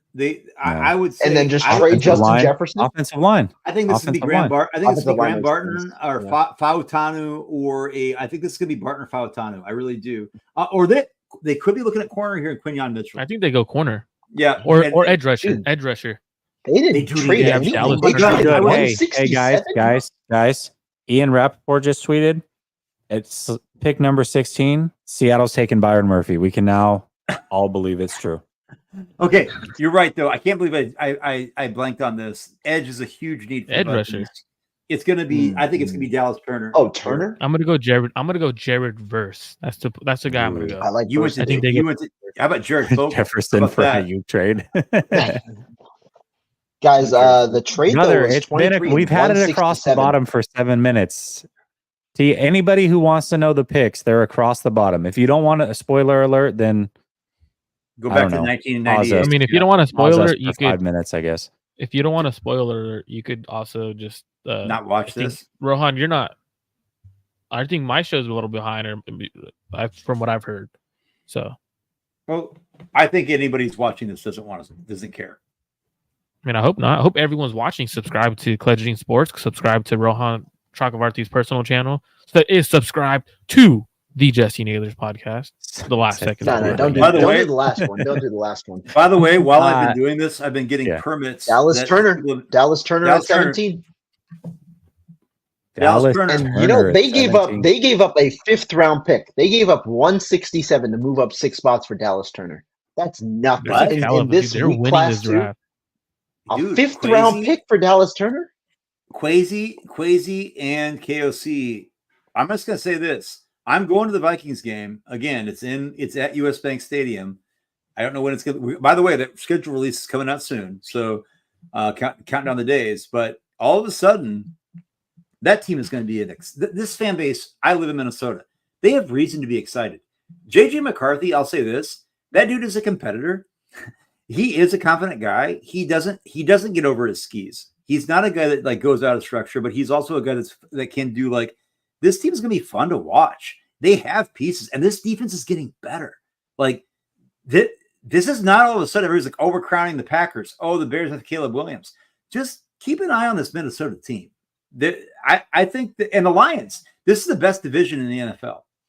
Very soon, NFC North is going to be by far the best division in the NFL. Golly, man. Yep. They have like no picks. They basically like traded everything for those two players, though. That's so what? insane. But so what? They already. This is the class where you don't need picks, right? This is the and class they already. where it's not that deep. But they already. Yeah, but they traded a pick next year as well, too. Good. They already didn't have the second and third round picks anyway. So why not just say we've got? There were guys that said Dallas Turner was the best defensive player in this draft. There were guys that saying that he was going 8 to the Falcons. Right? You're getting him at what is it, 17? I'm sorry, man. The Vikings, to me, didn't reach on their quarterback.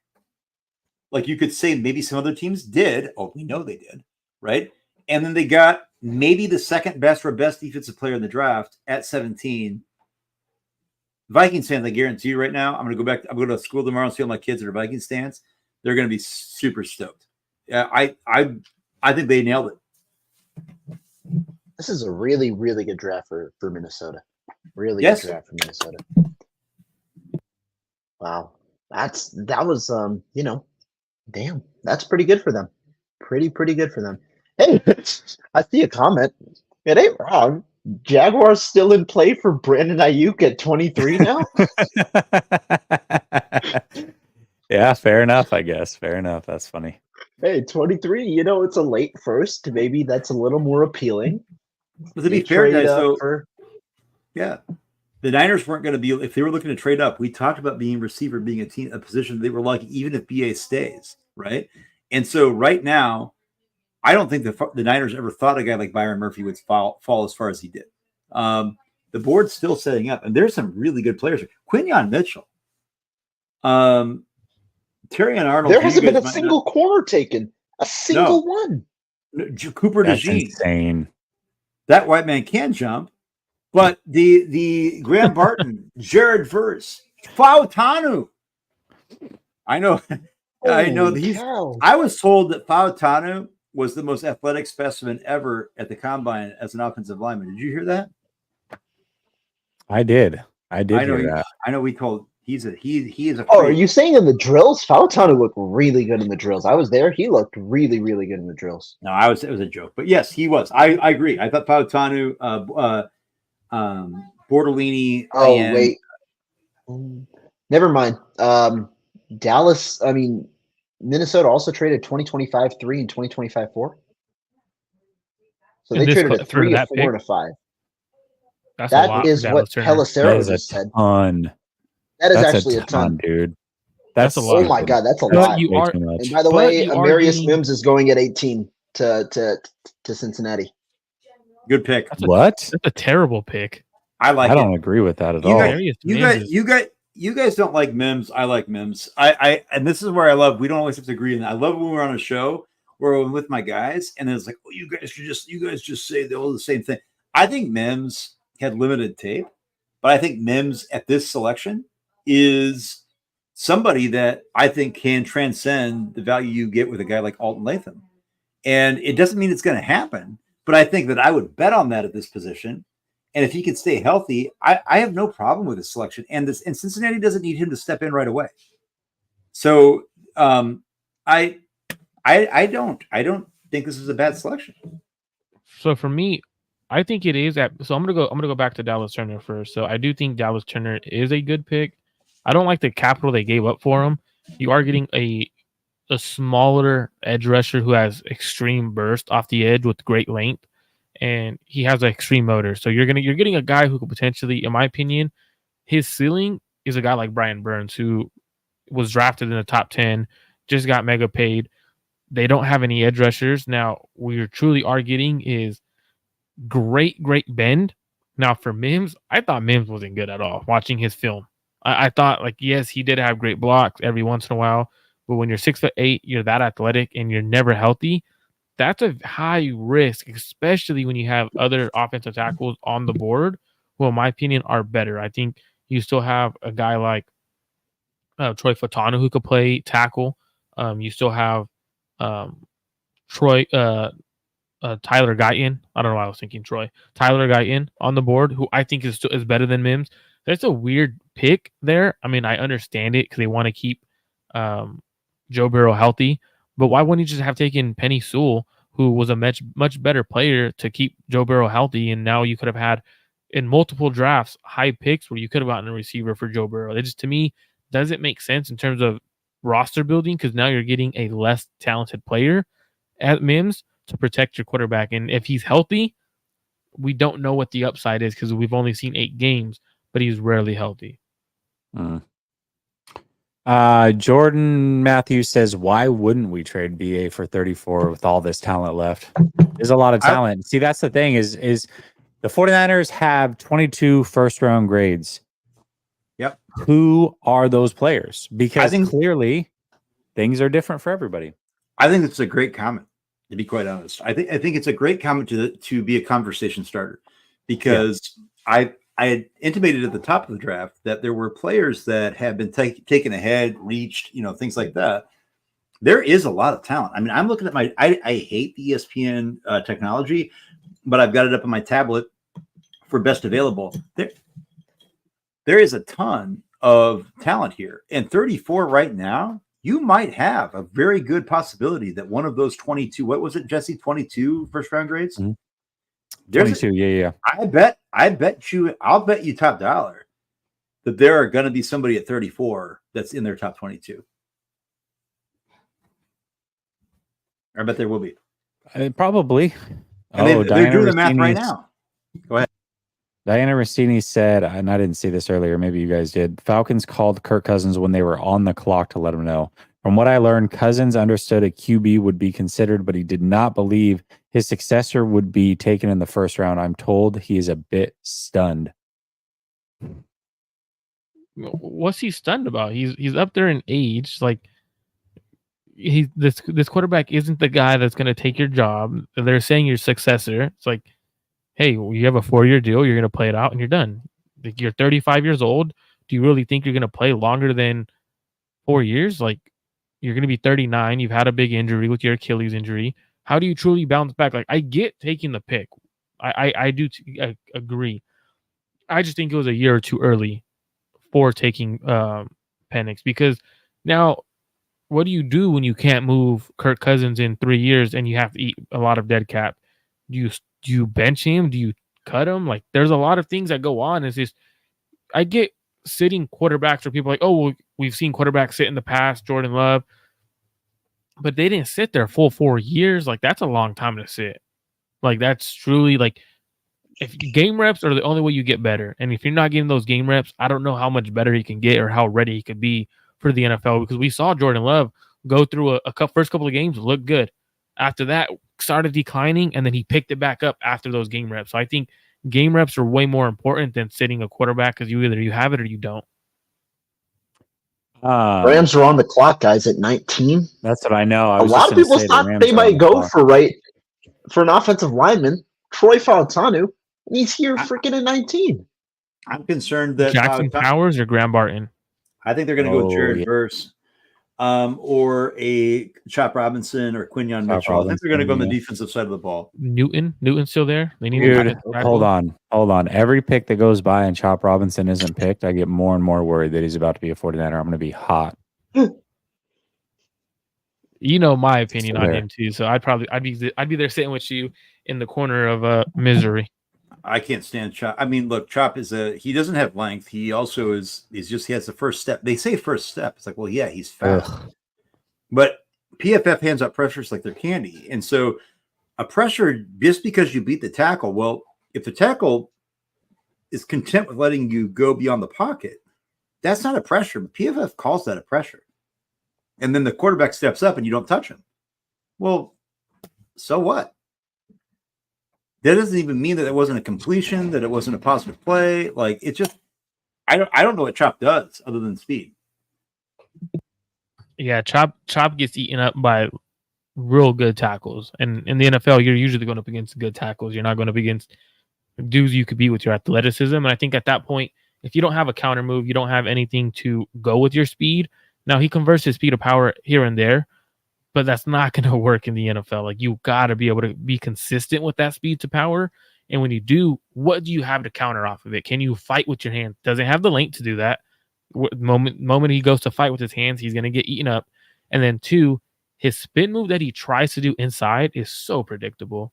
Like there's times that you could clearly see, even at the Senior Bowl, you've seen tackles literally wait for his spin, they go with him, and they like right into the spin. So it's if the Niners do get chopped, man, that's gonna suck. Really well, bad. who was the Browns tackle last year that a lot of people wanted the 49ers to take and they passed on? Daron Jones. Round 3. Daron Jones. So what? Third round pick, and he ate Chop Robinson.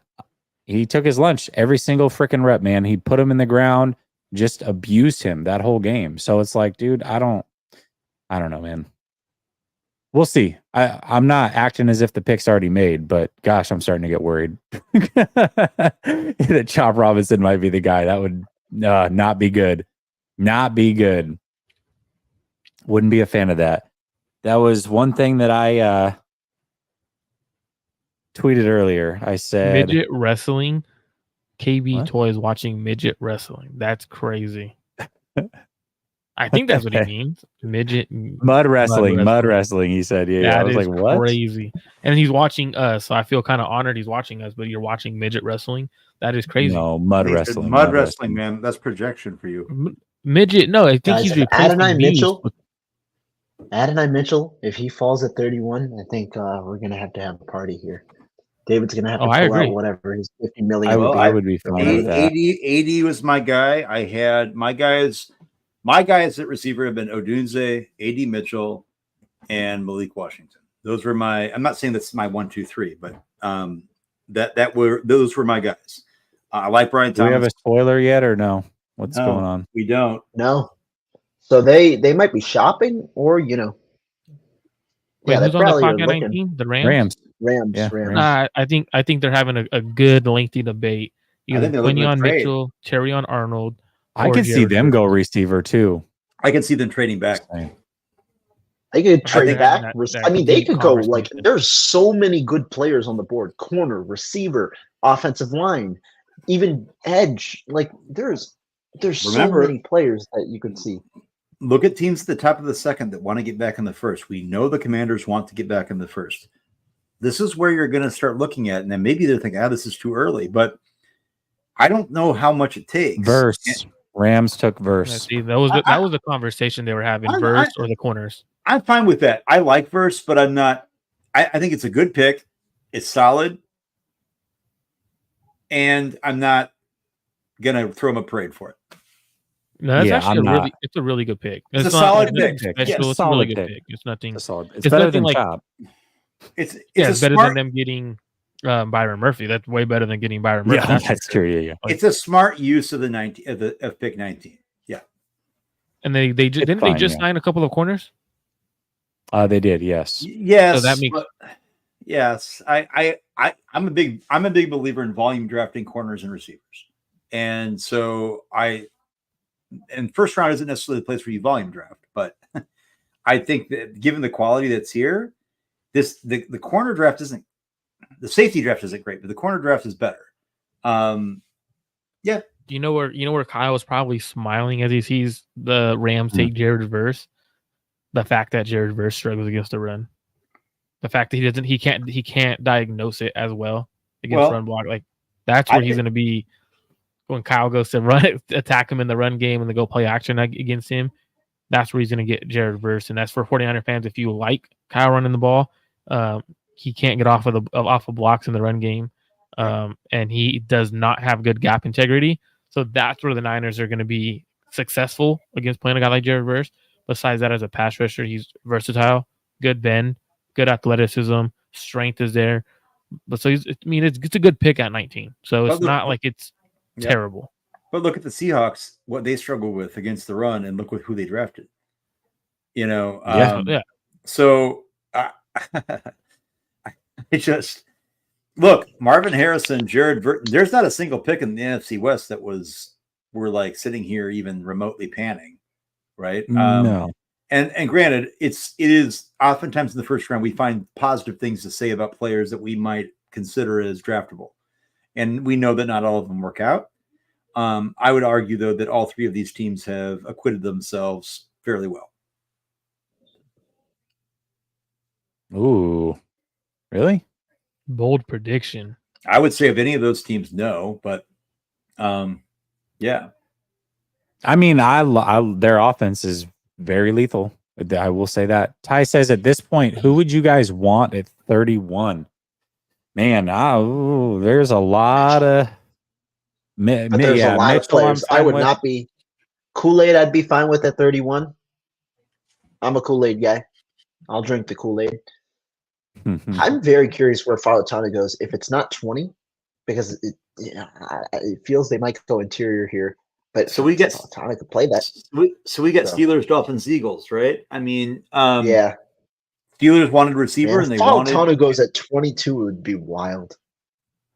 I could see him going to the Dolphins. And then what? Jags, Steelers, Dolphins, Eagles, Jags. Yeah, Jags, I don't know, man. Yeah.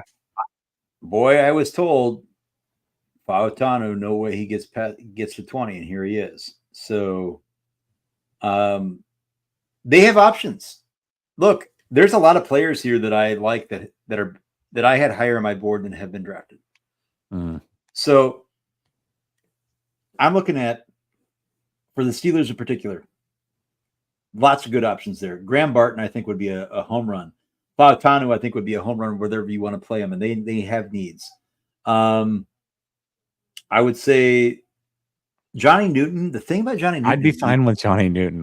Here's the thing about Johnny Newton, though. He has the Jones fracture, and yes, he had the procedure, but the Jones fracture is notorious for being a high liability for re-injury. Really? And I didn't know. Oh, yes. Well, about the Jones fracture or about Johnny Newton? No, I knew about the Jones fracture. I didn't realize it was a. Oh, yeah. Because it's that fifth metatarsal. It's your pinky side of your foot. And for a guy like Johnny, who's not, he's a massive dude, right, for his height and what he's doing with his power and those in the trenches, like you're putting a lot of stress. And typically guys with higher arches, here I'm as a running coach talking about this, like typically guys with higher arches are going to supinate. They're going to go out. Or if you have lower arches, you're going to kind of collapse in and pronate. Well, when you're wearing cleats, whatever, but you don't have a lot of support, even though you're on grass. And yes, of course. So when you're going off, and I don't know what his foot structure looks like, but that is something that I was told that was flagged, was the Jones fracture medical. And Jimmy Ward had a little bit of that. But Jimmy Ward's also not as massive as an individual as Johnny Newton. And I was surprised that Latu went where he did, and that Newton is still here was something I predicted, but that is something to keep an eye on. Well, I'll say this, Ty. I don't necessarily. I have a couple guys that I love, but if I was mock drafting right now and this is what happened in front of me, I'd be salivating for pick 31 at this point. So I'll take that for what it's worth. There's multiple players I'd be fine with, but this is falling very well for the 49ers. There are so many good players left. Just players that could fall. A.D. Mitchell, Darius Robinson, Newton, Jackson Powers, right? Like he's still there. Graham Barton's still there. So if the Niners want a center or guard. Nate Wiggins. The two corners. I'm not that huge on Nate Wiggins, but I know, but he's a corner. He's a good corner. Yeah. He's a good cover corner. So Quinyon Mitchell. So it's a lot of guys. You also got Jordan Morgan on the board. Yeah. So Kingsley. Do Steelers go receiver here? I think Steelers don't go receiver. I think Steelers actually go corner here. Pair someone with Joey Porter. I think they go corner. I think they go Quinyon Mitchell, or you think they go Guyton? Or no, they could go center. Barton. I think it's O-line interior. I think Barton is. This is Barton. What about JPJ? The Dolphins wanted Graham Barton, and I think they were between Barton and Fautanu. I think the Dolphins are sitting here like, oh, hey, we're good. Like we got one of the two. Yeah. Yep. I could be wrong, but I don't think I am. We've got. Oh no, that's not anybody I needed. Wow, that was the first pick the Rams made in the first round since getting Jared Goff 8 years ago. ESPN's telling me the Steelers pick is in, and there's nothing on X. Oh, nobody said anything. Fautanu is the pick for the Steelers. Pick. Yep, and so now I think this is where the Dolphins will take Graham Barton. Barton at 21. And this is what I thought. I thought the Steelers would go Fautanu. Do they replace? Do they pull the Niners and do they replace Christian Wilkins with Newton? Because teams like to do that. Teams are weird like that, man. Or do they go? We've heard that McDaniels likes Xavier Worthy. Do they go Xavier Worthy here? Yeah, I think that this is where you see Graham Barton. Can't go receiver. They can't go receiver. The Steelers have. I would not be surprised. I did this in my own last mock. I would not be surprised if this is a trade out spot for Miami. Yes, because they have a big gap in capital from here. You're right.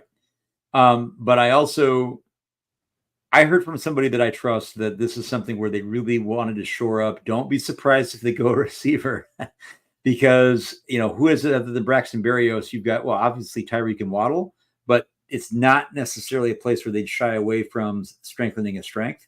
And I think they need to address the offensive line here. I really do. They haven't signed their center. I know Jesse's mentioned him for the Niners. No, but they got Aaron Brewer. Yeah, but he'll be their center. I mean, not like a long term, where you're very comfortable. But I think, to me, I would trade it down if you have receiver and if you have O-line, where you got like 5, 6, 7 players potentially that you might take, and you expect some other guys to go. Well, potentially a team like Buffalo. Yeah, and that was the target. Actually, I don't know about the division, but yeah. That was the target for the 49ers that I thought made sense just because they had such a gap between their next selection for the Dolphins and that they have so few picks, is that to jump up from 31 to 21, if there's a guy that you like, I just don't think it's necessary for where they're at right now with the talent available. Now, I'm a little surprised. I thought it would be a little bit more active. We haven't seen much activity in trades. But I think a lot of that's because of the reaching that we saw at certain positions. You look at Laiatu, I think a lot of teams didn't even have on their board in the first round. Bo Nix, I mean, you have at least 3 selections in this first round already that probably weren't even looked at as first round picks by most of the teams in the league, right? This doesn't seem like a lot, but we're only on pick 20, right? That's 15% of the picks. That's a lot, right? That pushes guys down. So it recalibrates the way in which you think about trading. Man, that AFC North is nasty. Just crucial is bad. I mean, just so really brutal. Everybody is just so physically strong in the trenches. It's ridiculous, man. Ridiculous. Golly. I'm glad we don't got to play there 6 games a year. Let me tell you. I would want no part of it. Man. Wait, going back to the offense-defense debate, how many defense? Has it been 4? It's 16-4 right now, right? If I'm not mistaken, because the first one was Latu. Then it was Murphy versus 17-3. Versus the only other one. No, the linebacker. Who is the linebacker that went? There's no Latu. Latu, Murphy, Turner. No, Turner and then Verse. Okay, Turner. 4. Yeah. 16-4. Okay, damn. 16-4. Wow, dude. 16 offensive players picked so far. That's crazy. That is crazy. 16 out of 20? Yeah. To be honest, 80%. 80%. That's insane. I don't see how Kyle if AD Mitchell's there, I don't see how Kyle passes up on him. I don't. I mean, how do you mention Deebo Samuel in trades and stuff like that, knowing, and I've said it on the show with Jesse before, and I've texted you guys about it. I don't think the Niners, and I've heard the Niners don't have a future plans with Deebo Samuel. So you get that guy to replace him now, a great route runner. I know people were, he takes a few plays off here and there. I wonder if that's related to his diabetic needs, and if the Texas understood, hey, you know what, we understand you if you got to take plays off. Now the Niners wouldn't have him take plays off. They would get his nutrition right and everything like that. But I think he's a really good player. I think he's a really, really good player. Like, I personally had him at receiver 3. ahead of Rome Odunze. I think he's a better route runner. I think that's what Yep. wins in the NFL. And people pump the brakes, so they say the things about like, oh, I saw the stat like no receiver with X games has ever not gone over X amount of yards or catches. And I was like, I think the metric was like, well, yeah, but these guys are coming out early. So like Brandon Ayuk, he played 2 years of D1, right? He was at JUCO and then he went to ASU. Well, his junior year, he was a senior when he came out, right? So his junior year, he only had 400 X yards. So if he would have come out his junior year, Ayuk he would have been like a early 3rd round pick, right? Maybe. So this idea that sometimes you look at these players and like you're projecting, well, no, these guys came out early. They didn't play all of their games. And I will say that AD Mitchell, Stetson Bennett, who used Bowers, look at Jermaine Burton played for the Georgia Bulldogs. Do you realize how many receivers that team had with AD Mitchell? It was Jermaine Burton. It was AD Mitchell, Lad McConkey. I'm missing. There were 2 others that have been in the league. George Pickens.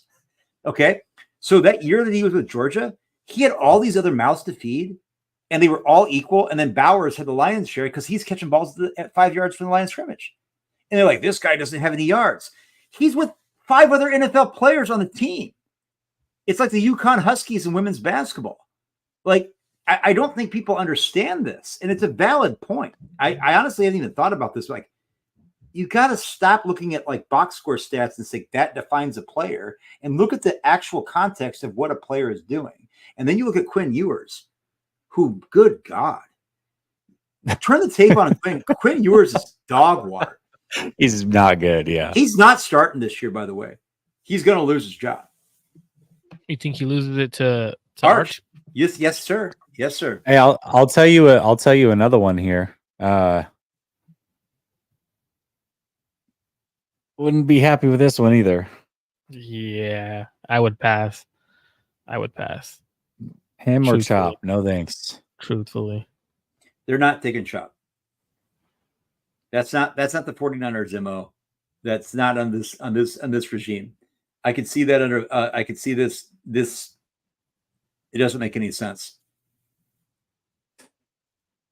Do we see a team trade back into the first round, like the Commanders now? Commanders, yeah. Like you have a couple offensive linemen on the board. You have top corners on the board. Let's take a look at those guys. Let's take a look at those guys at the top of the second. I'm looking at my app tracker. Let's look at the second round. We've got the Commanders at 36 and 40, obviously. But you also have the Panthers at 33 and 39. Now, that's not a team that wants to give up too much capital. So I'd assume they'd stay pat. But what about a team like the Cardinals? They've got a lot of picks, right? Like, can they really sit here and take all of them? Are they going to draft 13, 14 people? Like, I don't think so. The Patriots. The Dolphins pick is in, so let's see who they said. Oh. Nobody said anything that I've seen. No, I haven't either. There it is. It is no, it's still Pelissero. 15 seconds later, just said it was Ricky the dog's really killing me, man. I can't. I know we've beat the dead horse here, but for the dead dog, but this is the dead dog. This is just yeah. I mean, what are you gonna do? No, nobody's got it. This is kind of crazy though. They're going the whole clock. The Dolphins took the whole clock, which makes me think they were looking to trade back. Trying to trade, yeah, they were definitely trying to trade. Or Mike McDaniel's just like, I don't care. Pretty cool moment. Adam Peters and Chop Robinson. Thank God, get him off the board. There it is. Let's high five. That's a terrible pick. Double high five, everybody. High fives all around. Yep, hands around. That's bad. So shout out to Adam Peters. So him and Bill Belichick were on the. They asked him, and he was like, "Hey, thank you, coach. Like, you've meant a lot to me. You've pretty much done so much." And then Bill Belichick was like, "Yeah, when you were here with the Patriots, you were a huge part of our success." So I think that's pretty cool. Yeah. Why wouldn't they have taken Belichick as head coach? Is the question. Because he was wanting to bring it. He wants to win now. No, I think he wants to be. I think he wants a win now situation, not a rebuild. It's the people he was bringing on. Guys, I'm going to be on, and I'm love. If this is a disagreement, I'll embrace it. Bill Belichick is a good coach, an all-time great coach.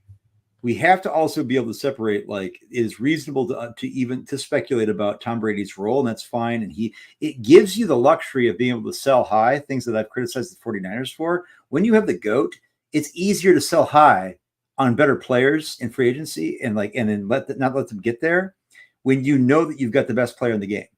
And when that leaves, we've seen what Bill Belichick has done with personnel on his coaching staff that is asinine. It's absolutely unforgivable. And the rumors were that he was saying, I'm bringing in Josh McDaniels.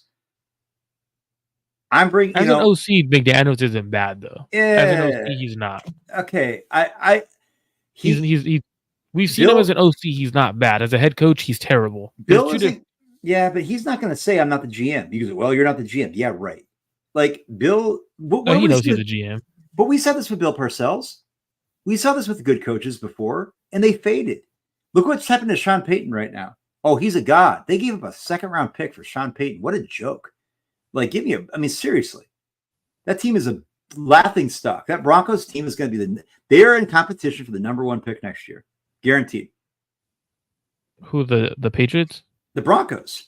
Oh, the Broncos? Yeah, there's a good chance. And I'm just saying, like, I think sometimes we get too ahead of ourselves in, like, realizing Raheem Morris. I'll roll with Raheem Morris. I like Raheem. I think Raheem. By the way, Kyle Shanahan thinks he's wanted Raheem Morris on his staff forever. Like, he said Raheem and Mike McDaniel are like his two, like, dudes. I don't know. Aside from the Penix pick, I think the Falcons are looking pretty good. That's a big aside from the Penix pick, that is. I get it, but, like, I like Raheem Morris as a coach, and that offense, by the way. Yeah. No, I feel it. Yeah, that they're winning the division next year. They're winning the division. All I know is the Eagles right now are on the board, and they're going to get a home run. Who is They're it? going to have a home run pick. Eagles. Yeah. And then the Jags will end up getting Brian Thomas. Yeah, that's what I'm saying. Which is Yeah. actually good. Trading back, that was good. Who did you say the Eagles, Marco?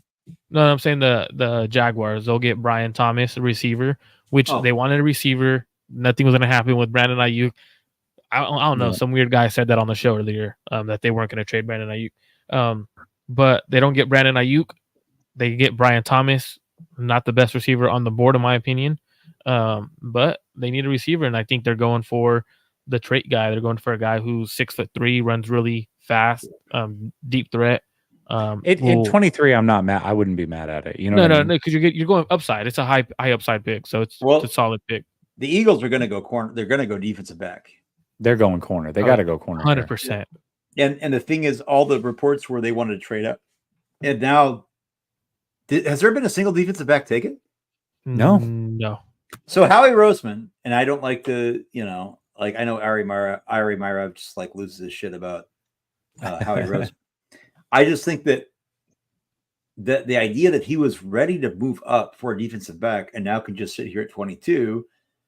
Again, they're not the only rich team, but the rich can get richer here. And I think the Vikings did the same thing. People say, oh, you gave up picks. You gave up what? You gave up mid-round picks. We've seen what teams do with mid-round picks. It's like a 25% hit rate, right? You get a guy in the first round, a quality guy like Turner. Boy, I tell you what, if McCarthy hits, they won the draft. Yeah, if McCarthy hits, and I think it's not too bad to say he won't be a good quarterback because it's a great system that he's in, a good head coach, good weapons. So it's hard to say when quarterbacks go to a good situation for them not to be successful. Like, he's in a much better situation, in my opinion, than Drake May. That's for sure. I think he's in a better situation than Caleb Williams because I trust. I'm going to tell you why. Okay, go ahead. I'll tell you why. I trust KOC a lot more.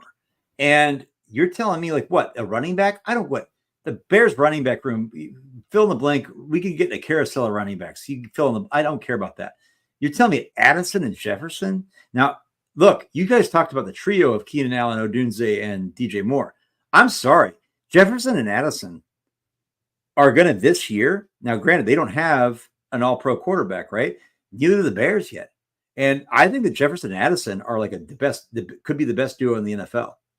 very soon. Honestly, they could. You're also forgetting you're forgetting a great tight end that the Minnesota has. Hawkinson, yes. Yeah, and they have two. They have the best tackle duo in the NFL. So he's in a great situation. Like and the defense. I don't think I want to say better than the Bears though, because of how many weapons he has. So when you have that many weapons, their offensive line is not horrible, but it's not great. Actually, I can buy it. You know what? I initially didn't think about it. I can buy it because Jefferson, you have the best receiver there. You've got a strong tight end, the better tight end.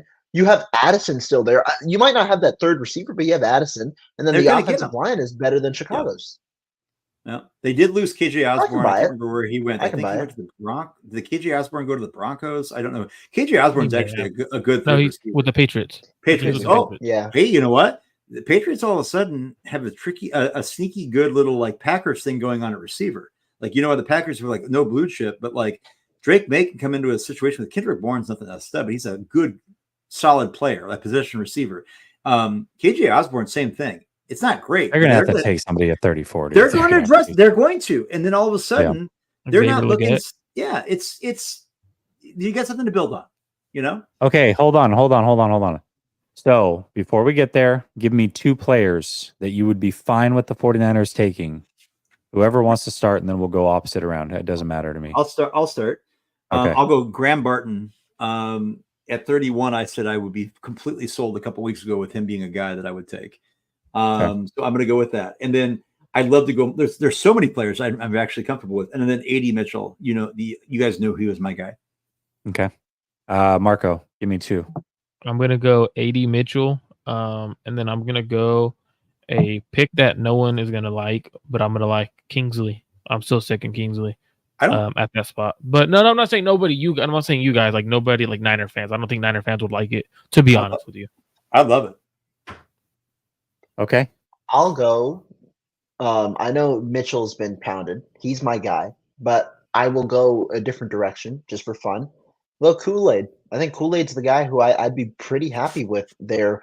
If you're talking about taking a corner at 31, I think Kool-Aid would be there. And then if you're talking about offensive line, Graham Barton is the guy. He's the guy. But you also have, you know, if you're looking for a pure center, Zach Frazier would be a solid player if you look to trade back potentially. And then, again, AD Mitchell is there. I think you've got a couple of players that are there. But regardless, with all these names, it's pretty clear there's somebody that's probably going to be there at 31 right now.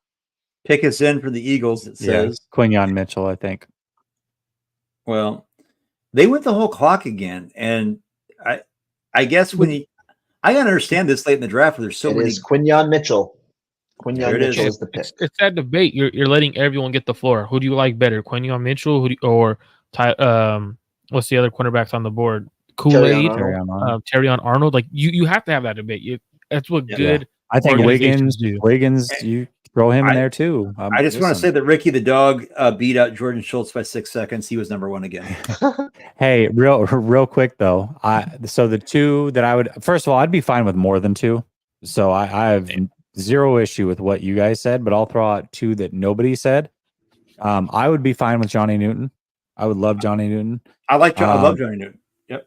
And Jackson Powers Johnson. So there we go. I mocked him to the 49ers. I mocked him to the 49ers so many times because, like, once all of a sudden you heard that he might fall, I was like, oh, God, dude, please. Well, here's the thing, though. If they can somehow pick up, I don't know what this looks like because the premium of getting in the first round to have the access to the fifth round or the fifth-year option. Mm-hmm. I don't know what you're going to net at 31, though, especially if, like, let's say you're just trading down to, like, in the 30s. I wouldn't want to go much further than that, but if the talent pool is still pretty, I close. I could see them trading back, but my question is, what would you net to like get down to like 38, 37? I mean, are you going to be able to net a third round pick?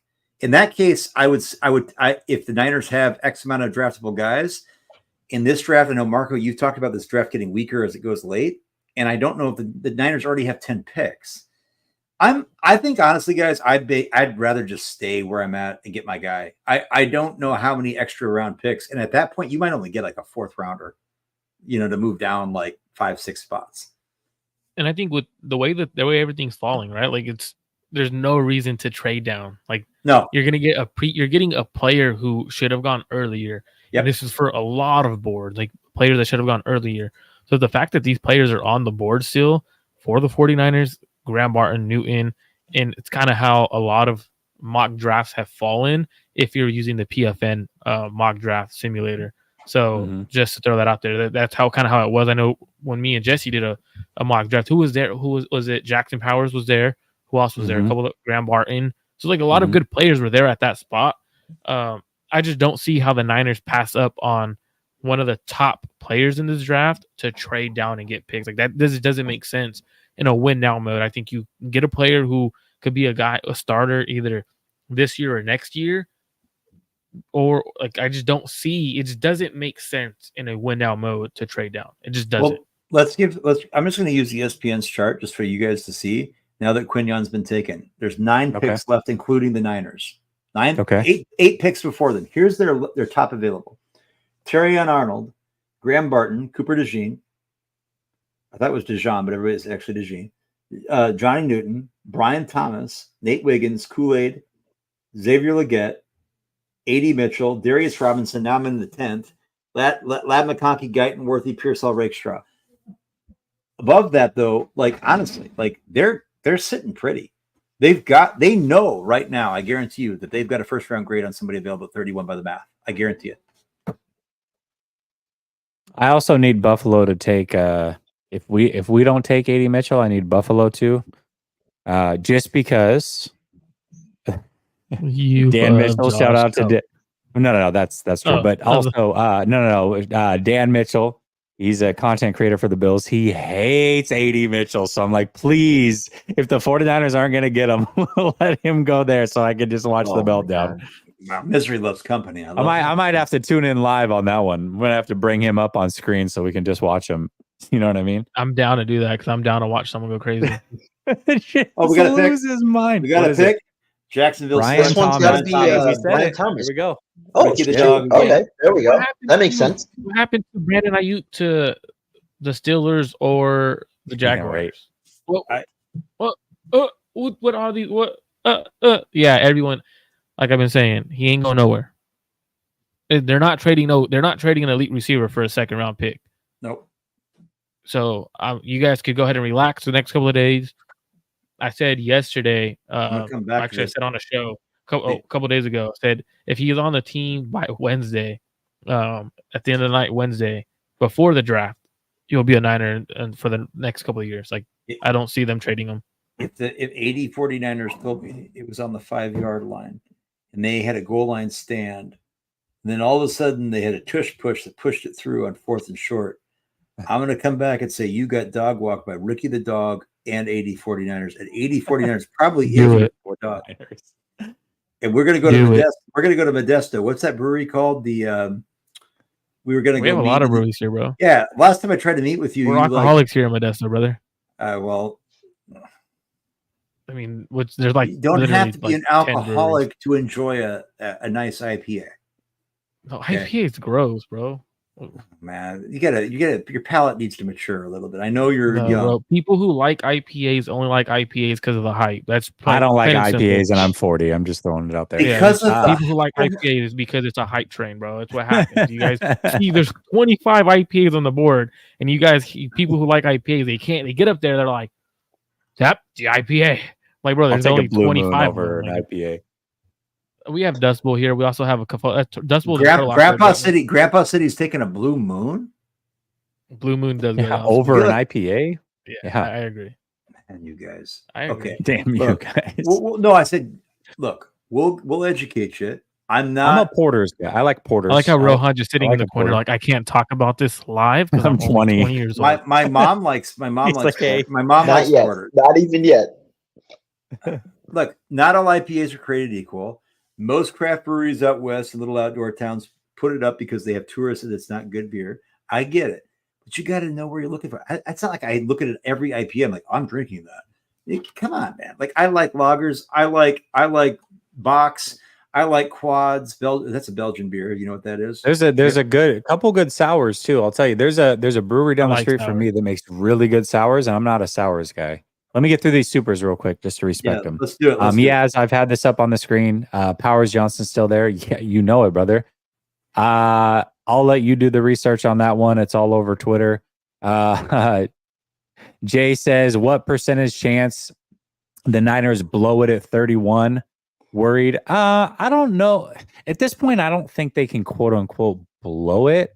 I would say there are guys that I don't like as much, but I don't know that they can blow it at this point. It would be they would really have to reach. Like if they, I'll say this. I know that people have hyped up Rosengarten or whatever. Fine player.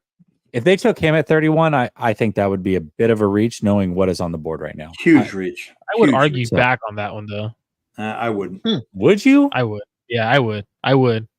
So like I would. Do you have a first round grade on why? No, I have an early second, so I could see why they would go 31 at him. Because if I have an early second, they have a first on them. I get it. So I wouldn't be mad about it. Lacariah says, catch me up. How is some dog reporting trades much faster than the likes of Schefter and Rap Sheet? I don't know, dude. It's pretty fun to watch, though.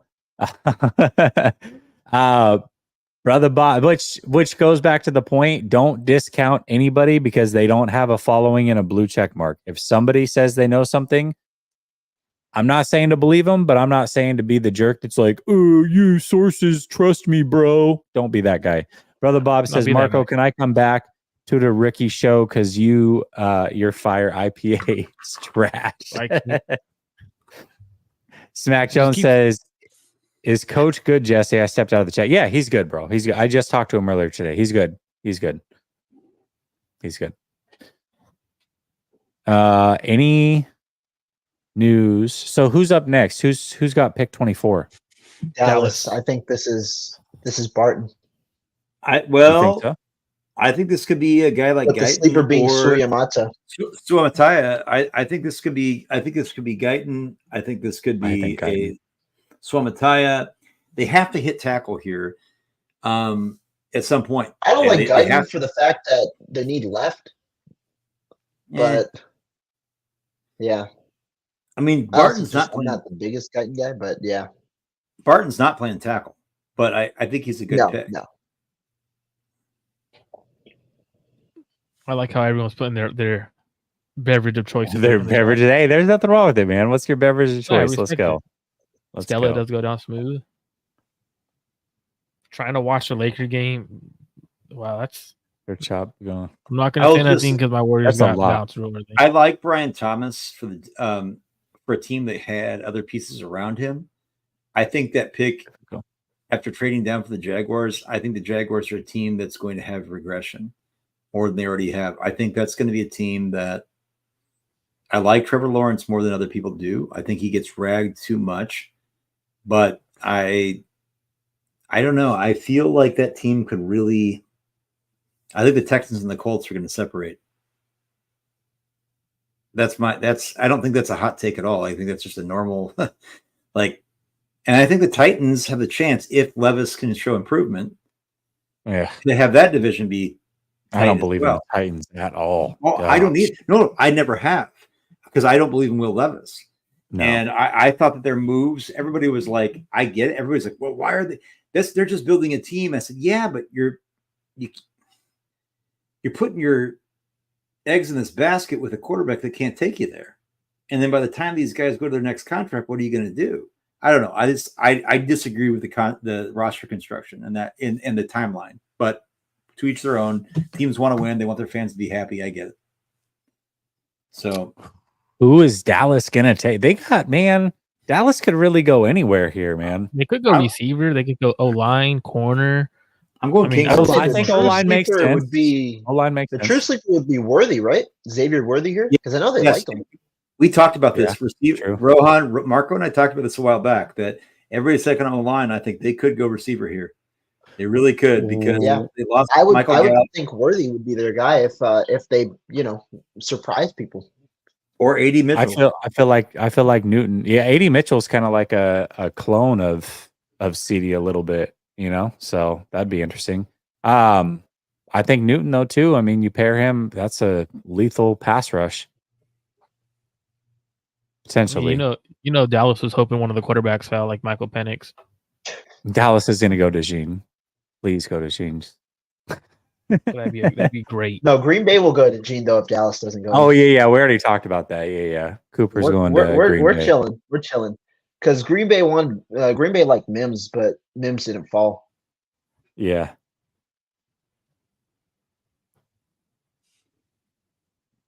What the heck is going on, dude?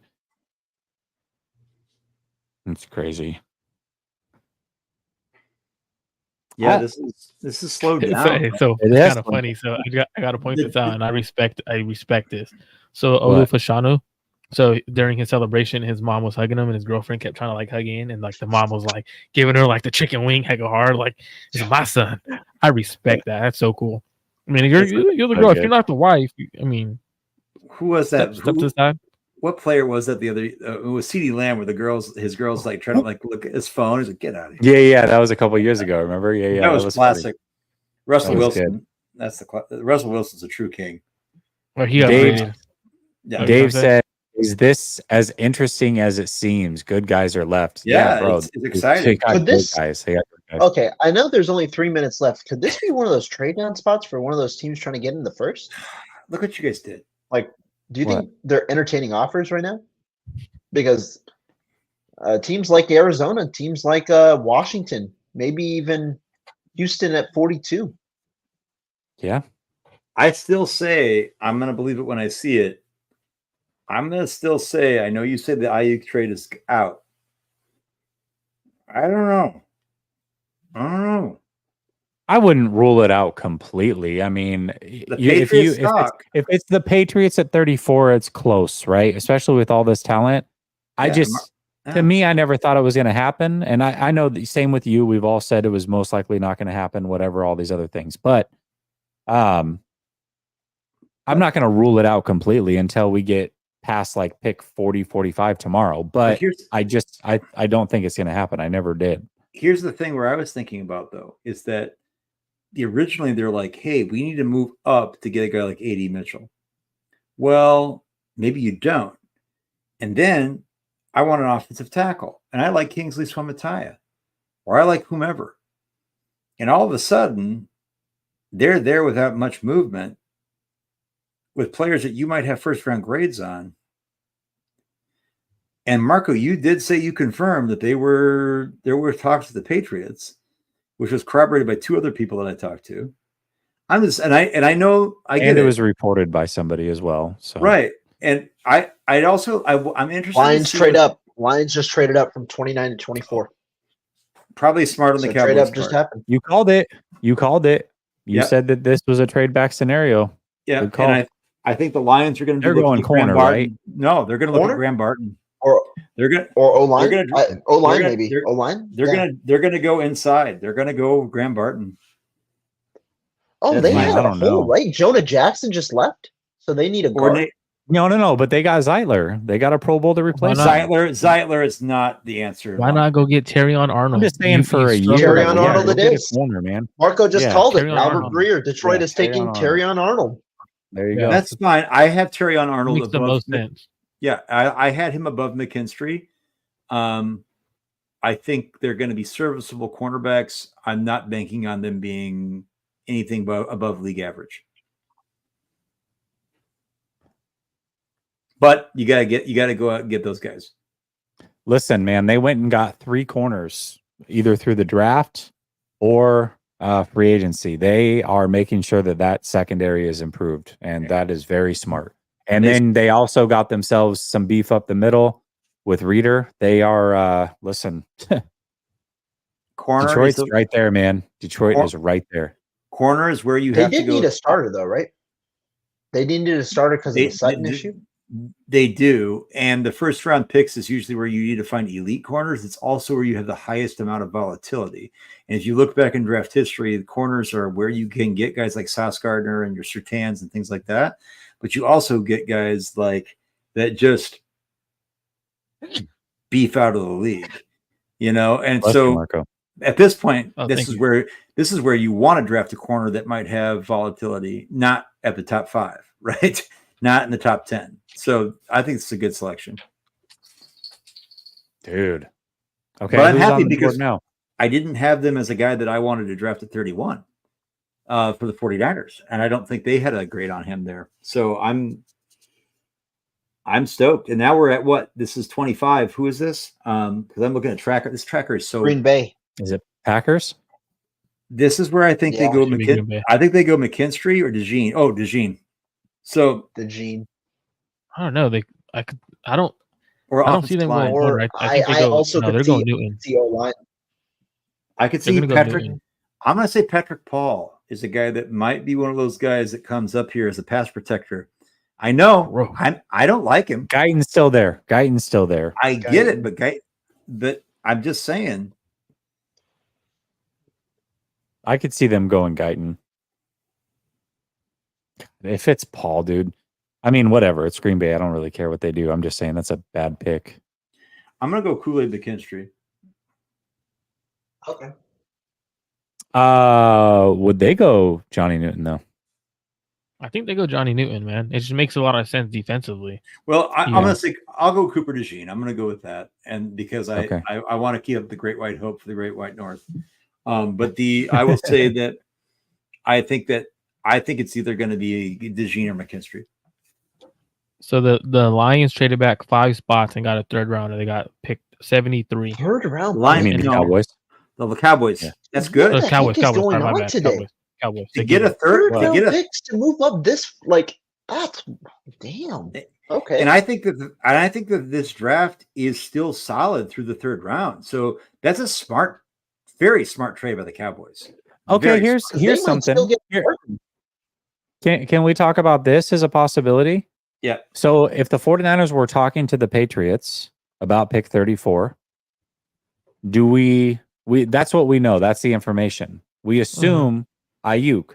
But were they talking about, hey, if this receiver falls at 31, would you be willing to swap picks with us and then we'll give you something? I think that's a possibility too, yeah? Yep. That's definitely a possibility. Okay, Jesse, walk me through that one more time. So if the Patriots and 49ers had talks about pick 34, right? We assume that those talks include Brandon Ayuk. But what if the talks were really, hey, if this receiver falls to 31, are you willing to go back to 34 and we'll give you X pick and throw it in there? I think that could have been a conversation at hand too. So if the 49ers get to 31 and there's a receiver that they like, maybe they swap. From what I was told, it was tentatively around BA. And that's fine. But maybe the conversation could have swayed, right? If they've been in contact all night, it's like, listen, we're not going to trade BA for a 2nd rounder. However, we really like AD Mitchell. Sounds like you like AD or whoever, right? Sounds like you like AD Mitchell. Yeah. Why don't we just do a swap here? You get your guy. We'll come back 3 spots and we'll pick up a 4th rounder or whatever. The thing is, my question though is just why not run both together? Why not keep Ayuk and keep AD Mitchell? Those are your 2 receivers for the future. Oh, you definitely could do both. Oh, yeah. I'm not saying.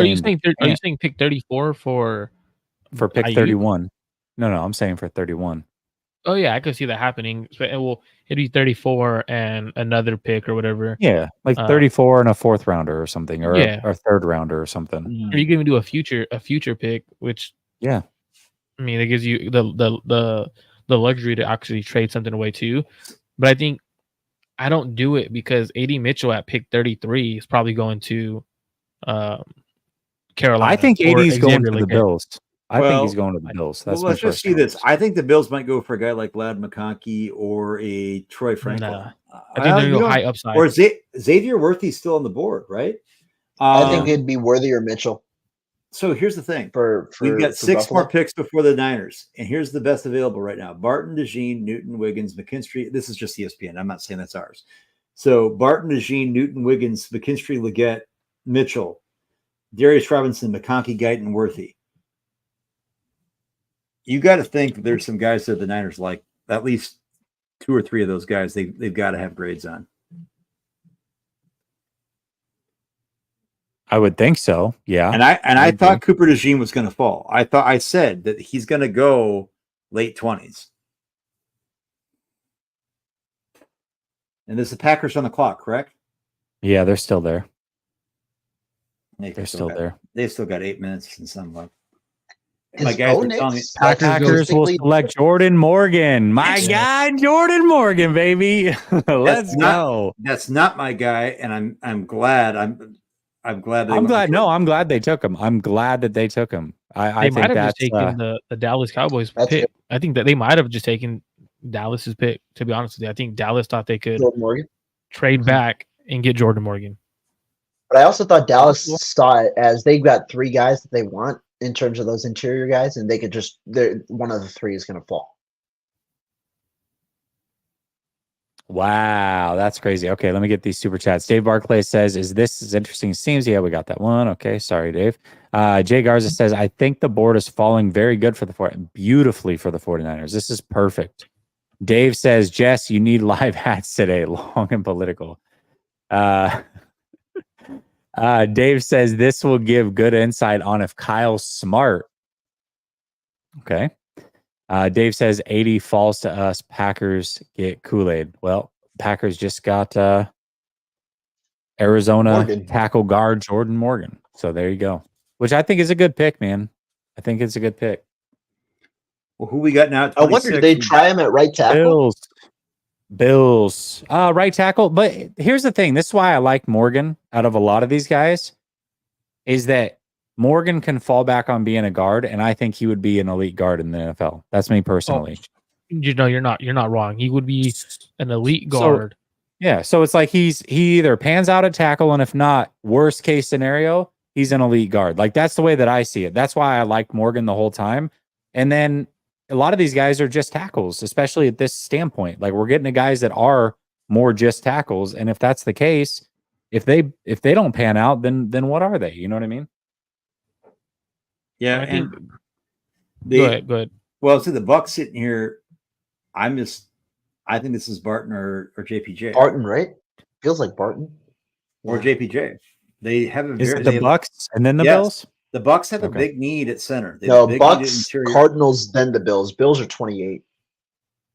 I don't rule out Arizona going offensive line too. No, Arizona does need a line. And they went receiver already. They also need defensive line. I can see the Arizona Cardinals drafting Harrison and Newton, and that's that's damn good. Yeah, I think I could see D-line for Arizona. I could also see, this is my sleeper spot for Darius Robinson. Yep, I could also see the Cardinals going with the Cooper DeJean here too. They're a utility guy in the secondary. They need help in the secondary. Wait, the Cardinals need a lot of help. Tampa Bay, right? Tampa Bay, and then the Cardinals and then the Bills. Hey, what's crazy is just shout out to Jordan Morgan, man. I just want to give him a shout out because he tore his ACL a couple of years ago. A lot of teams and a lot of people thought he was going to be a first rounder because of that. Before that, though, before he tore his ACL, he probably was a top 15 lock. Like, a lot of scouts had him that high. Rehabs, does everything right, comes back, has a great year at Arizona, and still goes in the first round at pick 25. That's pretty damn good. Like, that's shout out to him for that. No, that's really good. That's really good.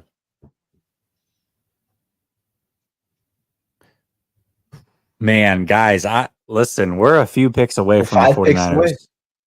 And the Niners are trading up to 27. They're going to take Adonai Mitchell at 27. Many good players left. So many good players left. I am so happy with how this draft has fallen. Like I said, if this was a mock draft, I would be ecstatic right now. I would be fine with probably 4 or 5 guys going here.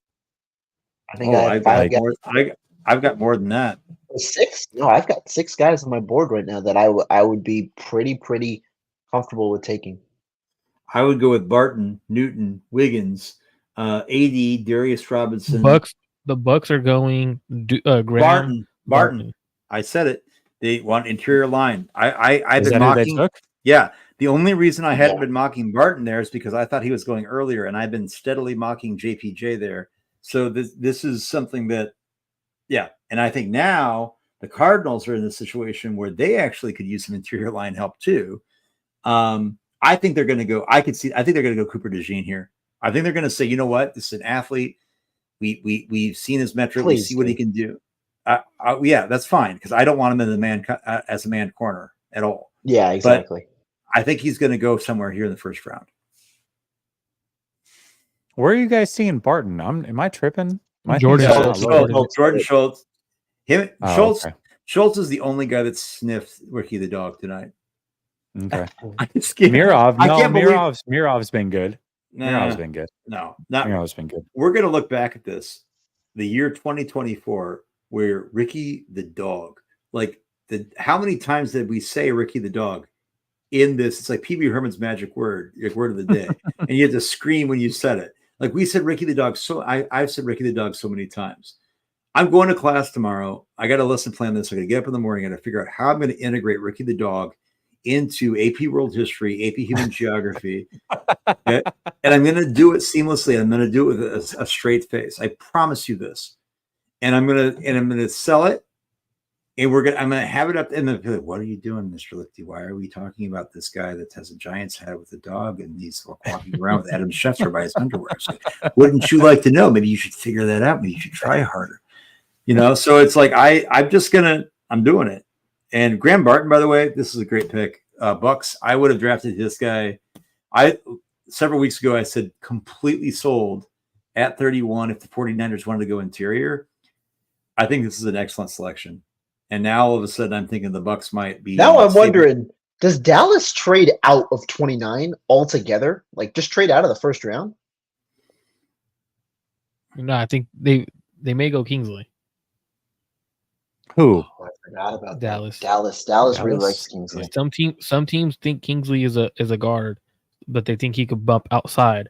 Dallas is also a team that took Tyler Smith, who was an offensive tackle, put him at guard. He played really well. And now he's probably going to play tackle. I don't see Kingsley as a guard at all, but that's just me. Oh, I 100% do. The one I'm not actually high on is Graham Barton. Isn't Jackson Power still on the board?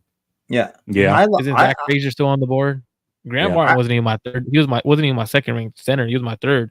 And I think for him, it's more so if you have to say someone is going to be better at this position or this position or this position, and he hasn't really played that position, that to me is a major concern. 6'5", 32-inch arms, or pretty much 33 because it's like 7'8" or like 6'8" or something like that. But I don't think he's the athlete to play center. I don't think he's the athlete. I think that he doesn't have to play center either. He could play. He has utility anywhere, and I think he's smart enough and athletic enough to do all that. I mean, I don't know. In pass pro, he's not consistent. That's the major concern. I'm not too crazy in terms of offensive linemen when people are, oh, they're great run defenders. Okay, I'm not major. Like, can you pass protect? Like, at the end of the day, if you could throw the ball, you open up the run game. If you can't throw the ball, let's stack 8 in the box, and who cares if you're a great run offensive line? Shady Luke says Dallas has a good track record with offensive linemen too, which he's not lying. So whoever they take, we might want to take notice. They'll probably be pretty good. Oh, yeah. If they take Suamata, or however you say his Kingsley name, Suamataia. Suamata. I like Suamataia. He's like, you know what? Just please don't take him because I'm not going to be able to say the name. So that's just that. Please, so don't draft him, please. So maybe Dallas. Go ahead, Dallas, please. He's a good player. I can't say Suamataia, is that how you say it? Suamataia? I got it. I'm ready. Suamataia. You know what? I'm going to go get blocked by Adam Schefter tonight because I don't need him anymore. I have Ricky the dog. I'm going to at Adam Schefter and say you're getting dog walked by Ricky the dog, and I'm going to see if I can get blocked. I like this. The liberation is wonderful to say I don't even want to look at this guy's ugly mug anymore. He screams at Mina Kimes. I don't like him. He's and not even just that. He's been behind everybody by it couldn't happen to him. I think him and Rappaport had they can't. They're not allowed. They cannot. Yeah. They're on TV deals, so they can only announce it once their network announces it. Yeah. They're on TV, so they can't because they cannot do that. What's too bad? And Darius Robinson. I thought he was going to go here. Darius Robinson is going at 27. See, 809er says, Is he? tell me to. Yeah, Darius Robinson. Jordan Schultz just said it. That's what I the thought. Cardinals. Robinson at 27. Yeah, And that's where I thought that it was I going to wasn't a fan of be his. Johnny Newton. You like That's Darius Robinson? Not at 31. Okay. Not at 31.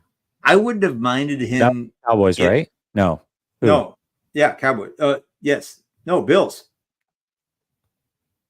Bills. Bills? Yeah, the Ooh. Bills are at 28. No, the Cardinals took Darius Robinson. So now it's the Bills at 28. It'll be the okay. Cowboys at 29. And now That's what I was trying to figure the out. Ravens at 30. Yep. A.D. Mitchell, come on down. be a Niner. And I thought Darius Robinson was going to go in the first round. I did. So I actually, yeah. Not that I promote we had betting talked or about it. anything, but him in the first round was like that was going to be a nice slip. But we had talked about it, David. Remember that text message? Like, look at the list of the guys who are going to the NFL draft. And like, this might be the first year where everyone there gets selected. Yep. and we also said, I mean, before the draft, I said there were 4 guys I was looking at 31 that I'd be happy with that I thought would be in that range, not just in general. I did say Darius Robinson because he was a consolation prize, but I had Kingsley, I had A.D. Mitchell, I had Brian Thomas because I thought that I would be comfortable with Brian Thomas at 31. I wouldn't have wanted to move up for Brian Thomas, but I like Brian Thomas. I'll bet on those traits at 31 for sure. But A.D. Mitchell and Kingsley right now, I would trade up for Mitchell right now. I would trade up for Mitchell. Would you really? To get ahead of the Bills? No, the Bills are there. The Bills are already there. Oh, you have to trade with the Bills. Yeah, so you can't do it. Yeah, but what if they say, hey, we like the Bills go worthy. Else is fine too. I think the Bills go worthy here. I think the Bills go worthy as well. I think if A.D. Mitchell's there, they're going to take him. I don't know. I just don't see. And I think, just to be honest with you, with how inaccurate at times Josh Allen is, I don't think Xavier Worthy fits Josh Allen. I think it's more. Worthy doesn't fit him. I think A.D. Mitchell's the better pick there, but I could also see them going Xavier Legette. To be honest with you, Legette. Yeah, I was thinking Legette at 30. Legette or Coleman at 30 to Baltimore. Did they have a 30 visit with Kool-Aid? Who? Niners. Yes. Yeah, they did. Yes. Oh, 30 visit. I thought they did. I have to go back and look. I know they've met with him. I'm just going to say I'm not going to be surprised with that. Jay says, did Green Bay save us from blowing it? No, I don't think so. I like Morgan a lot. Dave Barclay says, can anyone else take Kool-Aid?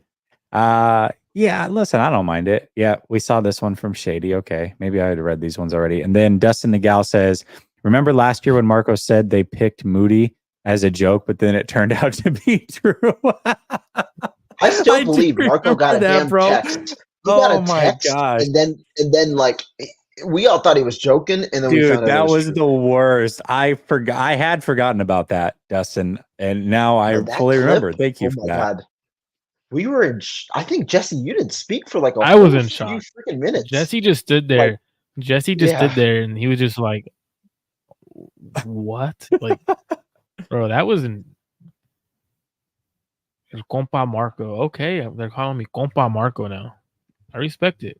Clickbait. I'll tell you, ESPN's draft tracker is like still in the 90s. It's insane. Way off. It's way off. Dude, oh my gosh, there's so many good players left right now. I'm telling you, if Carolina likes somebody, I'm not opposed to saying, even if it's a future pick at this point, just like say, hey, because what else are you going to get from them from moving down 2 spots? Say, hey, we'll move down, but we don't need a third this year, but we'll take a third next year. I would take that. I would take it. Man, that's it's crazy. 2 picks. What? Watching No. Watching Roger Goodell walk out, man, you could tell he just got surgery. He should not be doing the draft. Dude, seriously. He's like, you could tell, like, he's walking, he's like waddling. I don't know if you guys are watching. He's like waddling his way. He's going to be hurting tomorrow. Oh, Shady Luke. He's an Eagles fan. Hold on, Shady Luke. What do you think about your pick, man? What do you think? He said as Xavier to the Bills does not make sense. They found a new identity with James Cook and Dalton Kincaid out of the 12 personnel. I agree. And then Yaz says Worthy is Danny Gray 2.0, faster and fragile. No, I disagree. He's a good route runner. Danny Gray came out of college with speed with no route running, and that was my biggest knock on him when we drafted him. I said, "You're getting a speed guy, but somebody who doesn't know how to run routes." And now, what is Kyle looking at right now? He can't run routes good. Ricky says it's going to be a D-line. Keep your hopes down, fellas. If it's Newton, I'm fine. I have no problem with them going Johnny Newton. Oh, Bills are in trade talks. Bills are in trade talks to move out of 28 per source. Not done. this just might yet, be but this might be Washington moving up, Commanders moving up from 36 to get AD Mitchell. Oh, is it Adam for Mitchell? Peters. I don't think it'll be for Mitchell. It is. If they Adam trade Peters is going to jump the Ravens, who wanted a receiver, and he's going to jump Kyle Shanahan, who wanted a receiver, and he's going to stick. I honestly think this could be tackle. It could be the 31 and 32. It could. Niners and Chiefs want tackle too. It could be Kingsley. It could be Guyton. Yeah. And Marco is laughing because he just got something. I didn't get nothing. I'm not. Hey, I was asked by the guy of the hour, Jesse, to not say stuff. All right. Like, what is it? Okay, go ahead. Say it. I'm not. He's just laughing. Say it. No, you have to now. You told me not to say nothing. Say it. Now you got to. Now you got to say this. This is the kind of thing I hate about this dude. You know. I'm joking, Marco. I love you. Oh, come on, man. You're my favorite Modesto. Yeah. You don't know anyone from Modesto. Quit it. I know you. Quit it. That's all I need to know. I'm not even from Modesto. Have they made a trade or no? It's what you say. You're from all the time. They're talking, but there's a couple of players. If it is the Commanders, like you guys say, I know a couple of players that they would come up to get. Okay, who? Tyler Guyton, Kingsley's one of them. I'm just thinking tackle. I'm literally thinking tackle. And it would be a big laughing face to his former team, knowing that those are the guys that. Oh, Chiefs. Just receiver. It's gonna be receiver or tackle. It's gonna be. It's receiver or tackle. Chiefs traded up. Okay. AD Mitchell. This one's gonna be please not Mitchell. Please not Mitchell. Please. Bro, if he goes to Mitchell, bro. If AD Mitchell goes, I might have to take AD Mitchell earlier in a fantasy draft that I have. That's for to keep him. I might have to take AD Mitchell a lot earlier. Although I do think that the Chiefs like a couple of other receivers as well. I think that there are a couple of guys. I think they're going for. I think it's going to be Worthy. I think Worthy is high on their board. They're taking a receiver, I think dude. they like a couple of guys. I wouldn't be surprised though at all if it was tackle. They jumped the 49ers for Soya Mattia. They have not had a true speed element. Like I know they have MVS, but that's really not. That's nothing. Like, I could see this being something that is a different level of their offense that offers them something different. I think Worthy makes a lot of sense here. No, Worthy doesn't make sense. Why? Why doesn't it make sense? Why would you go Worthy? All it's trying to do is replace Tyreek Hill for that offense. Doesn't make sense to do something like that. Go AD Mitchell. I know they haven't had Tyreek in a while. I know they haven't. But if you're getting the more complete receiver, that's AD Mitchell. He still has that deep speed, 4.3 speed. Is the deal done or what? Yeah, the deal's done. The Chiefs are traded up. So I don't see them going the smaller receiver. I think they would go the more athletic and the better, bigger guy. I thought the Niners were going to be a little bit more aggressive with their picks. They could have traded back. They could have traded a lot of those. It's Worthy. Yep. No way. That does to me. It doesn't make sense. I get. They want this. Ricky the dog. Ricky the dog. You are my dog, Ricky the dog. Okay, that's good. That's good. You're gonna tell Marco why that Mitchell and Soya Mattia are still on the board, and that's it. We've got Jordan Schultz said Xavier Worthy. My two guys. Yeah, that's where I saw it. But my two guys were Mattia and Mitchell. That's who I wanted available at 31, and we're gonna get them. One of those two. That is crazy, man. That's if the Niners drafted Jean, I am going to commission a Cabo Boys portrait. No, come on. Okay. And I'm going to say, all you got to do is add another. You're going to be happy with Ladd McConkey and you're going to like it. So stop. If I get Ladd McConkey, Will Shipley, okay, Braden McGregor, Cooper DeJean, okay, Peyton Wilson, Ricky Pearsall, Cole Bishop, okay, I'm happy. Okay.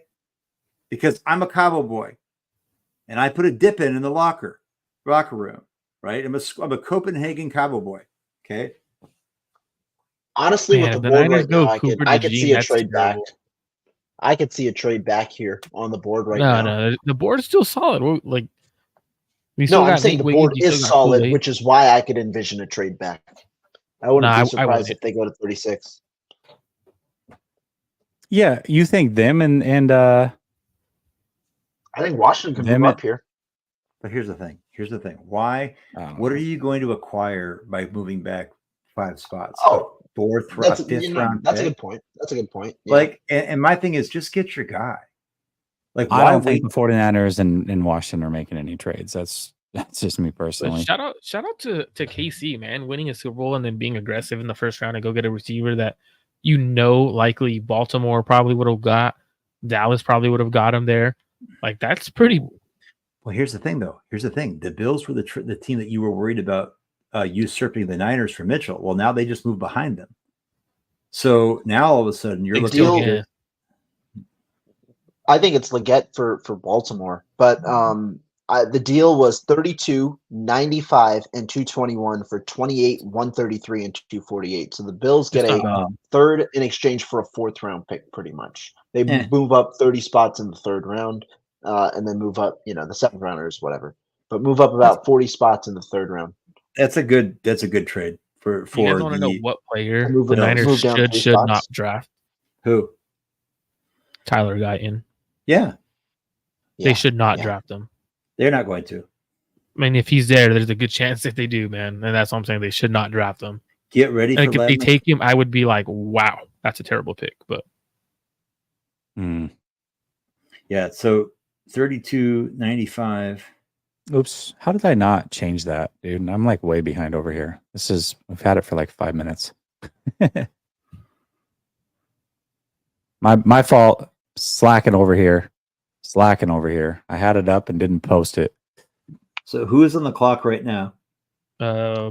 Dallas. Because this ESPN tracker is it's not intuitive. Dallas, right? Yeah, it's Dallas. Yeah. It's so It only- slow. Well, I but would not be surprised if this is a trade down spot, though, for Dallas. No, I think they have to draft a tackle here. They have I O-line. think- They have O-line here. I think this is where they go with Guyton or Swamatia. I really do. I agree, think- Moa. I agree. How do you say? I don't know how to say his name, but Moa family. I agree. It may be a You're jinx. gonna jinx The us? Niners may get Guyton, and it's the pick that none of us want. Well, and it's a pick that Or I don't know if you guys. I don't want to put words in your guys' mouth, but it's a pick that at least I don't want. That's for I sure. don't. Who? I don't. Guyton. Tyler Guyton. I don't either. Oh, I don't want I don't think Guyton. he's No, a I great want team nothing to Yeah, do with bro. Guyton. And the more he gets closer to him being on the Niners board, Dude, no. I don't want Guyton and I don't want DeJean. Those are like the two that please Get ready for a Cowboy. And I Get didn't ready. want Worthy. Worthy's gone, so that's good. We'll see, dude. I think it's going to be Cooper DeJean or Lad McConkey. I think it's going to be a Cowboy. Stop. No. Hey, George Kittle needs more Stop. friends. You just George Kittle wants more people to bring with him to WWE events and sit in the front row. Okay. you're a fool. Dallas Stop just it. took Tyler Select Guyton, Guyton. according Yes. to Wiki. Dallas took Guyton, baby. There it is. There it is. With the prayer. There it Cowboy, is. Cowboy, baby. Yeah. Wait, We're this gonna is get a okay. Cowboy. Wow, We're gonna this get is a an Cowboy. amazing board. This is We're an gonna get a Cowboy. amazing board. We're gonna Adonai get a Cowboy. Mitchell, Kool-Aid. You also might get Cooper DeJean. So let me not. Okay, that's good. We got one I off. don't know. We got one off.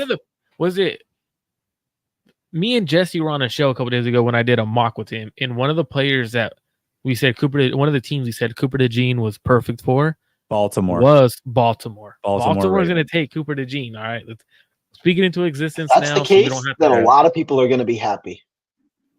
Yeah, I don't. But I don't I want think it would be a good fit for them. I think it think would be a good fit for them, right? I think AD Mitchell's off their board. who's. Off the Niners Ravens. board? No, the Ravens. Oh yeah. I can I don't understand know. that. I can understand I don't that. think they really need receiver as bad as everybody says either. I don't know. I mean- I never understood it. You had Zay Flowers. You had Rashad Bateman. You had. They also just did extended Bateman too. They expect him Yeah. to play, a pretty big role this year. I don't see this Kool-Aid. as- Could you see Kool-Aid going here? Yes. They love Alabama I players. could. Humphrey, I could see Humphrey was Kool-Aid an going. Alabama player. But you know what Baltimore always does? They never panic. They just stay there just to take Newton on the board. They never panic. They just take the best player available, and that's Newton. All I got to say is this: the Niners have, and you can say what you want, even if they took a guy like Cooper DeJean and they found a different role for him, which I don't want them to draft him. I can kind of see it, but I don't want that. Johnny Newton. I just don't see it in our system. No, I don't either. But Nate Wiggins, I like. I know you guys. Some of you guys don't like him as much. A.D. Mitchell. I'm not a player. big guy. I just don't. I'm not a big fan of Wiggins with the Niners as well. Right. Watch out for. I'm wondering, would they do what they did before Balky came? Well, not Balky. Who was the guard that they drafted at the end of the first round years back? Zane Beatles or Joshua Garnett? No, Joshua Garnett. Could this be something like that? Could this be a and for the 49ers? Yeah, and who took JPJ? Who took JPJ? No one. Not gone. Nobody. He's there. JPJ. There's a lot of talent. Honestly, if you look at what about my guy Christian Haynes? No, I was about to say. I was thinking you were thinking Haynes, but I don't. Haynes this early. I would prefer a trade back if you were thinking about Dane Brugler. A lot of guys, a lot of people that I think are pretty good scouts had him in their top 30. I'm just saying. Hold on. I want to say this for people in the chat. There's a lot of people just now getting to the Chiefs pick. We've got the Cowboys pick. So I want to say this. We're going to give you the Ravens pick. If you do not want to know the 49ers pick and you want to watch it live, I would suggest muting us because we will have it way before your TV. It looks like we're a full pick ahead of y'all. Also, make sure you guys do me a favor. Go over to mine and Rohan's channel as well as Jesse's channel. I know I'm plugging myself. I'm sorry, Jesse, to do this on your channel. But make sure you guys subscribe to Clutch Gene Sports. Make sure you guys go to Rohan Chakravarty's personal channel. Hit that subscribe button. Help me out. Let's give me to 1,000. I know there's a lot of people here watching today. Help me get to 1,000. But shout out to y'all. If it ain't for you guys, we're not doing this today. Shout out to the faithful. The Niners, hopefully they make the right pick. Hopefully in 2024, they finally get a Super Bowl ring. I thought this year was going to be the ring. Instead, I got a wedding ring instead of a Super Bowl ring, which I respect more. Hey, you'll take it. So if you get your wedding ring, why are you plugging yourself? What do you mean? I'm just saying, like, I thought the Niners were going to win a Super Bowl ring last year. Instead, I got a wedding ring. My bad. You over your head. You're a young buck. So anyway, I'm going moving on. We're going to go to. Yeah. If you don't want the live ads, I know a lot of people have live ads. Well, that hurt. Man, this is. Dang. He said, "I don't subscribe to Modesto folks." No offense, but I'm not like the Modesto folks. I promise. I'm trying to get out of Modesto. I'm trying to get out of Modesto. I agree. You just said you're not from Modesto. You've told me you're from Modesto, and now you're saying I'm from Modesto, bro. But I don't like Modesto. No one likes Modesto. He doesn't claim Modesto, right? Like, is that what you mean? Manteca, bro. It's like, who truly likes Modesto? No one. If you say you like Modesto, something's wrong with you. Yeah, but okay. What about Visalia? You move to Visalia? Oh, come on. What are the Ravens doing? What's up? I could see them going DeJean. I could see them going. I could see them going. I could see him going offensive lineman. I could see him going Newton. I could see him going corner. There's a lot. I could see them doing a lot here. So, but you put Newton next to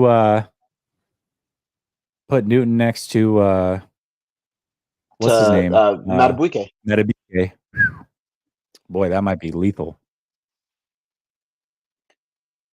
I will say this. I understand the Cowboys drafting Guyton. I do.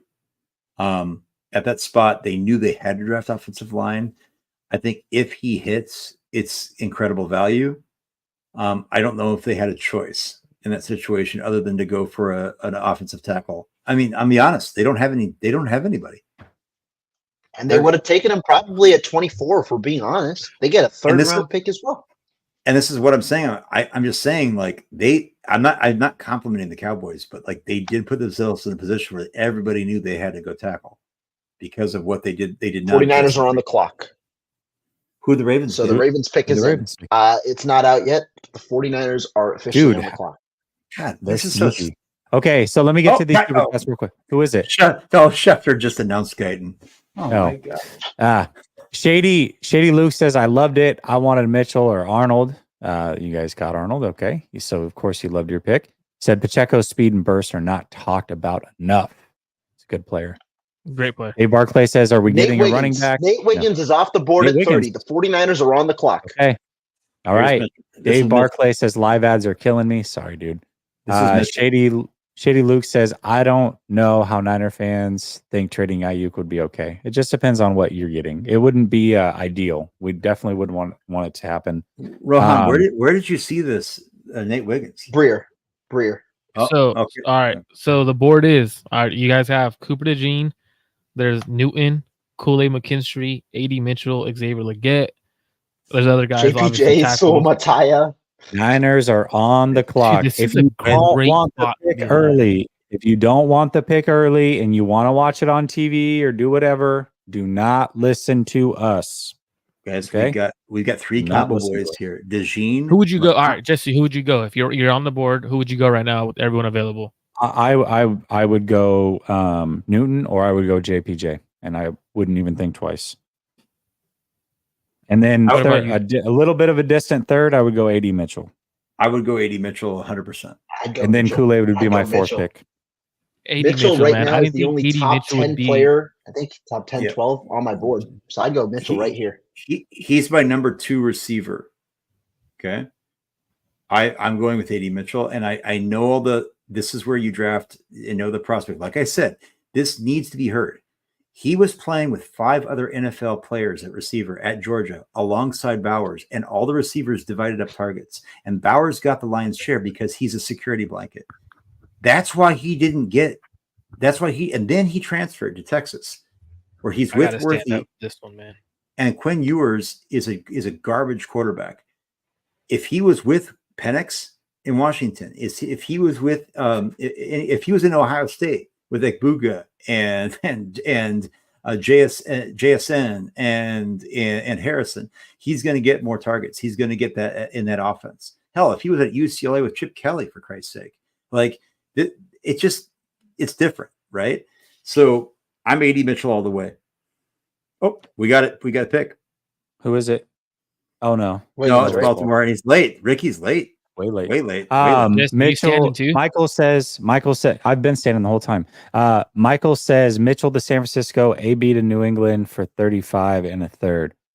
No, I'm too antsy, man. Who do they take? I know. Come on, man. Come on. If they trade out and we sat here for 4 hours for nothing. Honestly, I wouldn't be mind mad. it. I wouldn't be mad. I would not Because- mind a trade out though with the board. I would.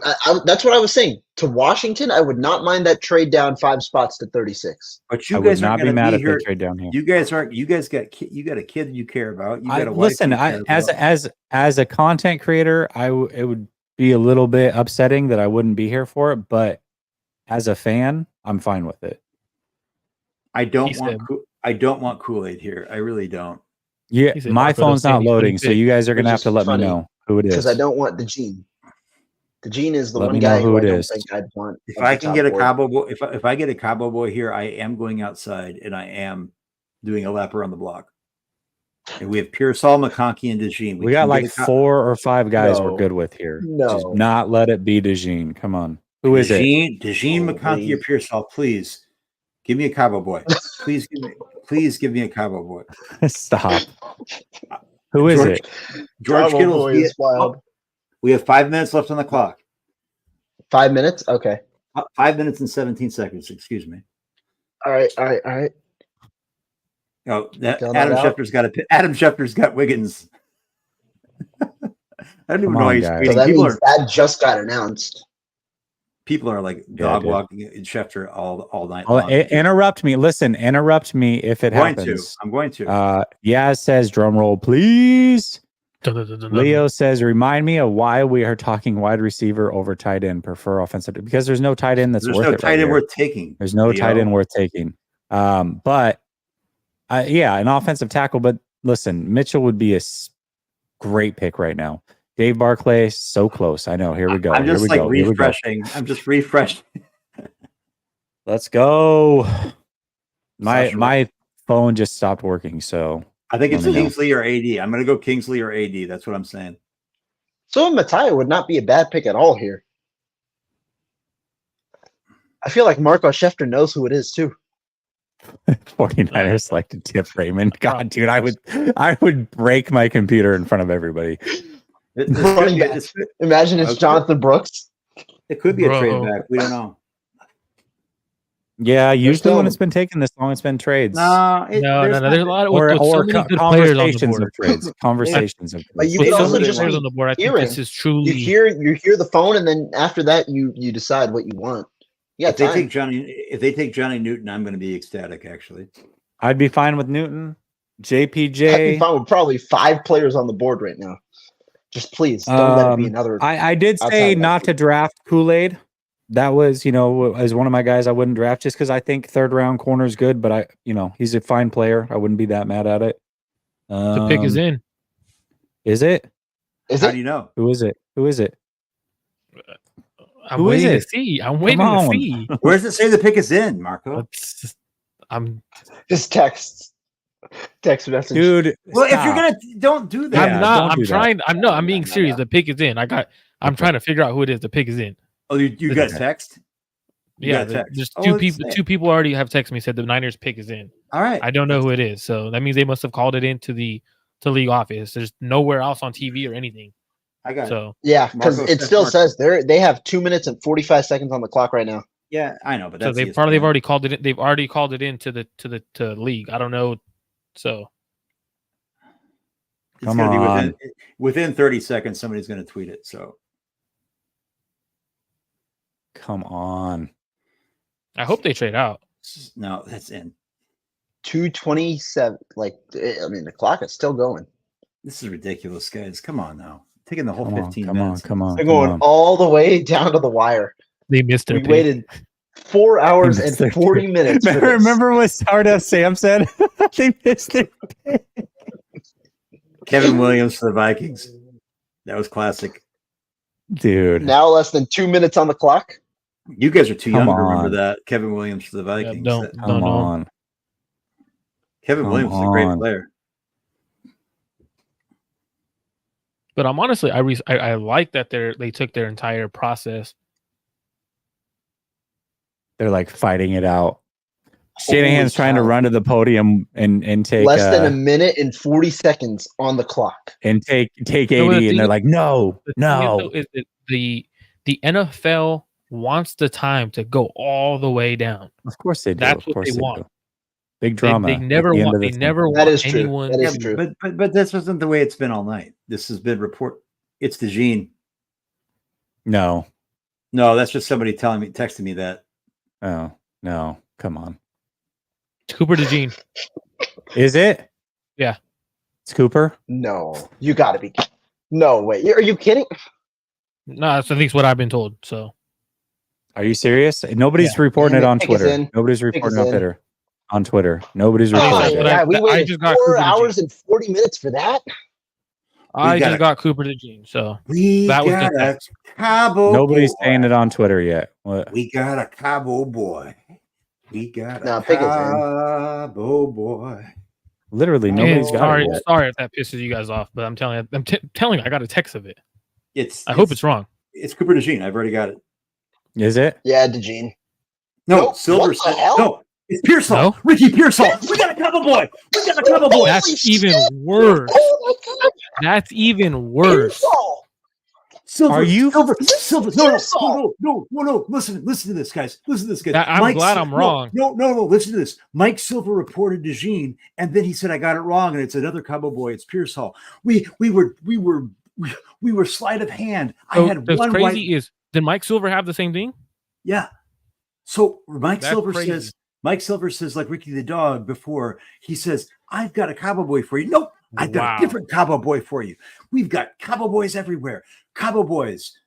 That's a major reach, bro. Major. I'm going to be totally honest. This is not going to be a beautiful article. I did not have Pearsall graded as a top 2 round receiver. I don't know where you had him, David. Where did you have him? I have Ricky know Pearsall who- as a top 50 player. Okay. I have Ricky Pearsall as a guy that I really, and you know me, I've been joking and I'm not a shill. You asked me, so I'm going back to what I've said about him early in the process. Ricky Pearsall is a guy that I know it doesn't matter. Bills are trading back again. So they're moving back twice. So it turns out I didn't know anything about A.D. Mitchell. And the 49ers have, again, kept things to close to their vest. Wow. So Mike Silver had the same thing. Had the same thing you did. You guys both heard the same thing. It's That's Ricky crazy. freaking Pearsall. Are you kidding me, dude? That's a terrible pick. I'm sorry. Like, there's no other way to put it. Damn, this is not good. That's This is not good at all. That is a replacement for Deebo Samuel. No, it's not. I think that is. No, it's not. I don't think it is. I don't view him as a replacement for Ricky Pearsall is Deebo. not a Deebo Samuel player. Ricky Pearsall actually, look, here's the thing. But the thing is, the Niners aren't looking for the gadget guy. They're looking for a receiver. He's not a gadget guy. Ricky Pearsall is a legit receiver. No, I'm not saying that. That's exactly what I'm saying. They're not. It's not a gadget guy. They're legit going receiver to replace Deebo Samuel. And like, that's what it is. Is this one of the biggest reaches though of the first round? No. Yes. Of any team. Second. I think this is a top 5 reach. No. I think Penix was a reach. I think Nix was a reach. After that, where else? I think this is the third biggest reach of the entire Ricky Pearsall. Listen, I'm not saying I like the pick. I've told you I wouldn't want this. I know he is a consensus on most people's boards in the 40s at 31. Panthers are on the clock. I'm just saying that's not that much of a reach at 31. It's not. Panthers are taking Leggett, I'd assume.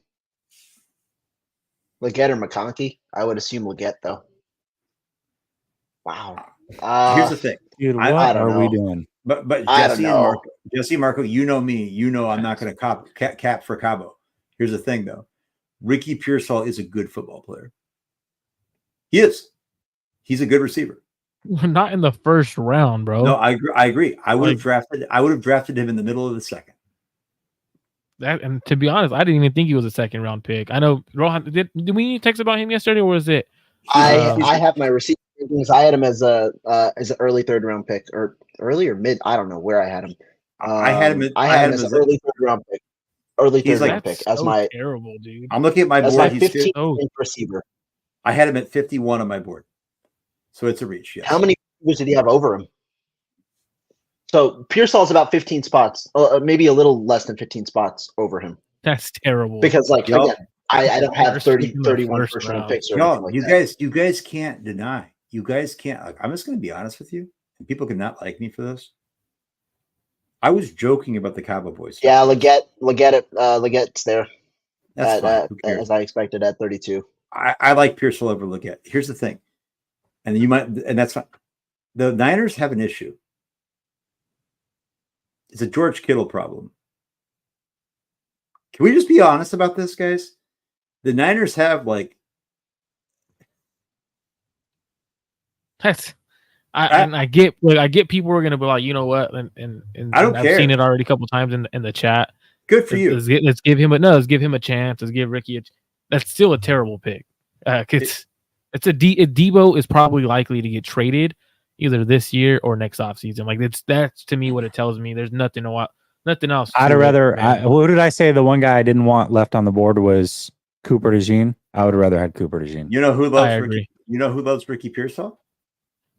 Easily would have had Cooper DeJean. Eric Crocker. But not in the first round. No, Pearsall's not a bad player, but this is early. This is early. There's no way he liked him above 80 and some of these other people that were there. There's just no way. There's no way. Eric Crocker. He liked AD. I know he liked AD a lot. Yeah. But look, this the only positive I have from this. I've been saying the Niners need to go to a new philosophy offensively and let Brock handle everything. And I've been saying that. I've been very confident saying that the Niners need to go a little more pass heavy in terms of getting their playmakers the ball in their hand out of their quarterback. So if you do plan on going more 4 receiver sets, 3 receiver sets, that's cool. But guess what? You know who wouldn't have taken Ricky Pearsall in the first round? Adam Peters at 31.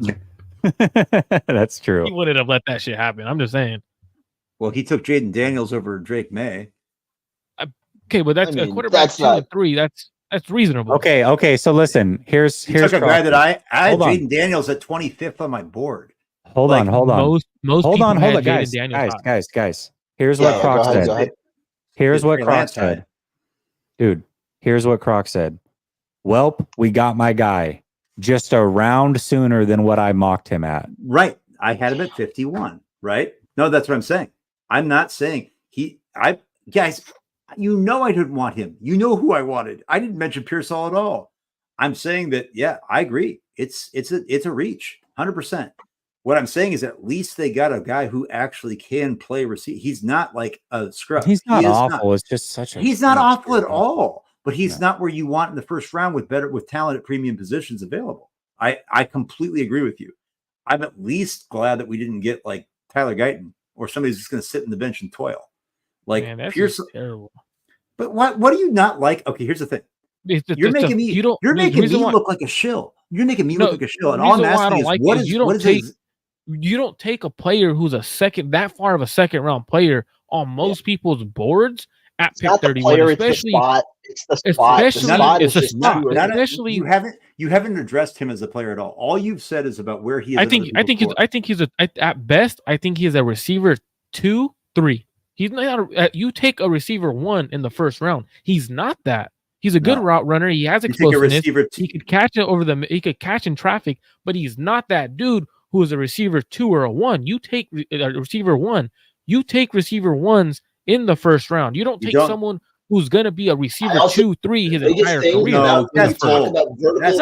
talk about him as a vertical threat, I think the biggest thing for me, though, is when I watched him, I thought he was inconsistent against man coverage, specifically against press. I thought he struggled against press coverage.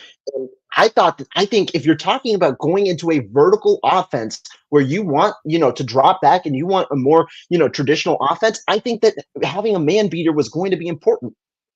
Other guys on the board that I think were still there are better at beating man coverage, specifically Adonai Mitchell.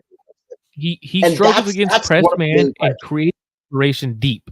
That's the two things I noticed that he struggles doing.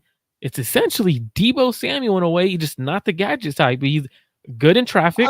He's versatile. I don't know if he's a similar player to Samuel. So I would say more so Deebo in terms of he can't beat press man. That's where I'm saying like the Deebo style. Like I think that's my main issue. That's the issue you saw in the Super Bowl. I thought that was the issue. If you're going to go for a receiver, you wanted to fix. And the thing is, you don't do that when you have guys like it's just me, Kool-Aid, Newton, JPJ on the board. Like who else is there? We could say okay, AD Mitchell wasn't one of their better players, but you can't argue that he's better than Newton. He's better than Kool-Aid. He's better than JPJ. Like there's a lot of dudes on the board that are much better prospects and players than Ricky. So who are the guys that the Niners like at receiver? What are when you look at their classes? What do they like about them? They like explosive metrics. They like guys who are super agile, like in the 3 cone. Here's a guy who is 93 percentile 3 cone, 97 percentile vertical. He is fast enough. He's 71% bench, even though he's not that big in weight. He's a guy that can go over the middle. He can go outside. I'm saying I had him 51 on my board. That is 20 picks above. That is a reach, 100%. But you are also getting a player, depending on what they do at receiver, who absolutely can be a baller in that offense, 100%. Now, do I agree with the pick? No. Am I like I'd be freaking out more if they drafted a guy like Tyler Guyton. And I think I haven't been told exactly. I know you said about the idea you're concerned about what he does in man coverage. Okay. We've had other players in this team that struggle in man. I get it.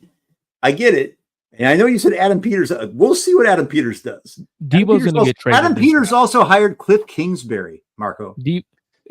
Bro, he's as an offense, and that's not Adam Peters hiring. That's a Dan Quinn hire.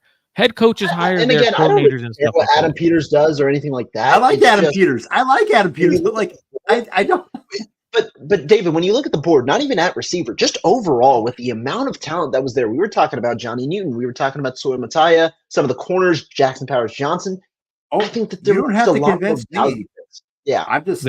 You don't have to convince me. I don't I've think never Pearsall's a been bad player. I think Pearsall's going to be a Not a fine bad receiver player. too. I just Look, don't think this is the right spot for Pearsall. When they drafted Javon Kinlaw, I rioted in my living room. Okay. I'll just say that I was not happy. I was livid. I'm not livid on this. I'm disappointed, but I'm not livid. That's all I'm saying. Jesse, you got anything to say, man? You've been just hand over your face, man. It's no, dude. It's to me like I agree. I'm not livid, and it didn't have to be A.D. Mitchell. Like I gave 2 players that I was fine taking that were at a different position. I gave 4 or 5 players actually I was fine taking at a different position. I feel like coming into the draft, I wanted the 49ers to go BPA. Okay. And also if you can get it at a position of need, that's awesome. Now, if you're going BPA and you're taking a receiver, which is not as big of a position of need on the surface, I'm cool with that if it's the clear best receiver. Maybe he ends up being the best receiver out of the guys left. I have my doubts. So why not? I would have rather them go position of need, go with the offensive lineman, because there were good offensive linemen remaining that are better players, I believe, at a position of need. So best player available at a position of need, you could have checked both boxes with, whoever, JPJ, who's the other cat out of West Virginia, the center, that I would have been fine with him too. Frazier, you know what I mean? So I just realized this. What? Ricky Pearsall, you got to be fucking kidding. Sorry. What? He played at Arizona State. Yeah. The Herm Edwards connection. Yeah. Are you kidding me? Yeah. Isn't that the godfather of someone's? It's could be John wrong. Lynch. It's John Lynch's Herm Edwards connection. Now we got Brandon Ayuk came from Arizona State with the Herm Edwards connection. There were talks about the Herm Edwards connection, not with Ricky Pearsall, but with Jaden Daniels, and that being something that. And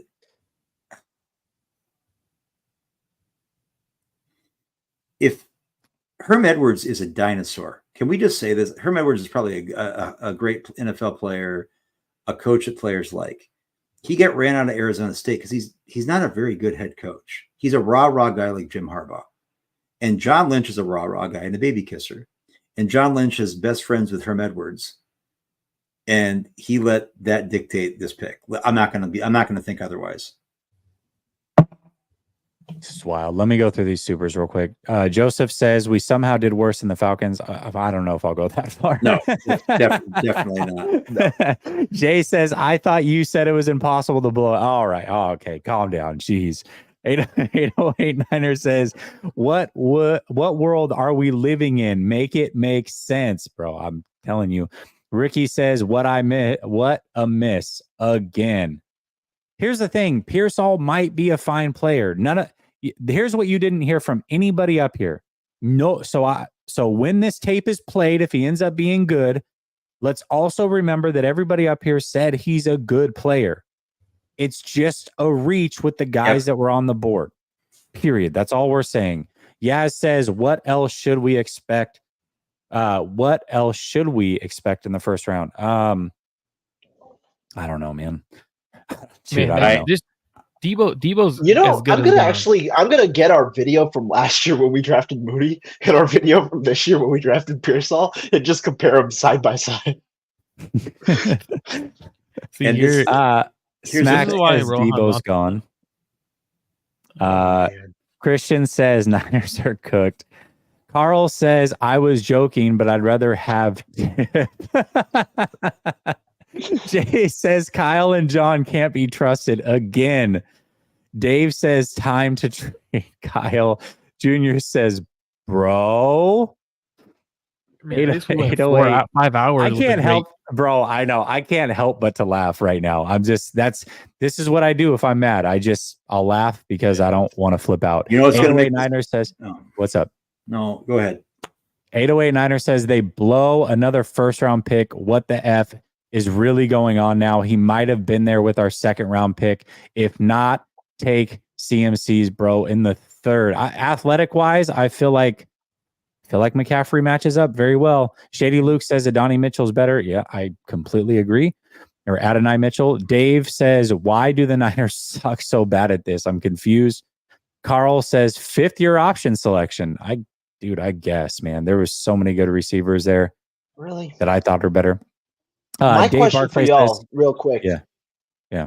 Do you think they had a first-round grade on him? And if not, do you think they had a first-round grade on anybody left on the board? Yes. That's the only way that I see it. They had a There's first no round. way. There's no way. So this is reaching. There is a way.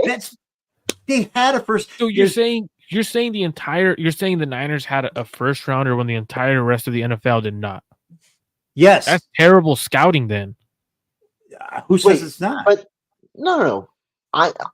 I'm saying I don't think David's saying you think they have a first-round pick on or first-round grade on Pearsall? I believe they had to have. Yes. They had to have. They had 25 first-round grades. Yeah. 22. There's no way.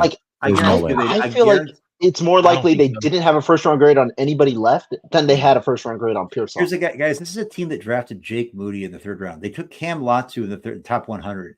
All right. We've taken Tyrion Davis-Price in the top 100. This is a team that goes after their gold helmet guys. This bullshit gold helmet. I'm going to say it. Gold helmet guys is the lamest. It's ridiculous. Colton McKivitt's gold helmet guy. It's just stop, right? Like what the 49ers do is they go and get their guys. And it's also evident that John Lynch has played a larger role in this roster. And I'm sorry, guys. I was joking about the Cowboys, but I'm actually kind of dead serious.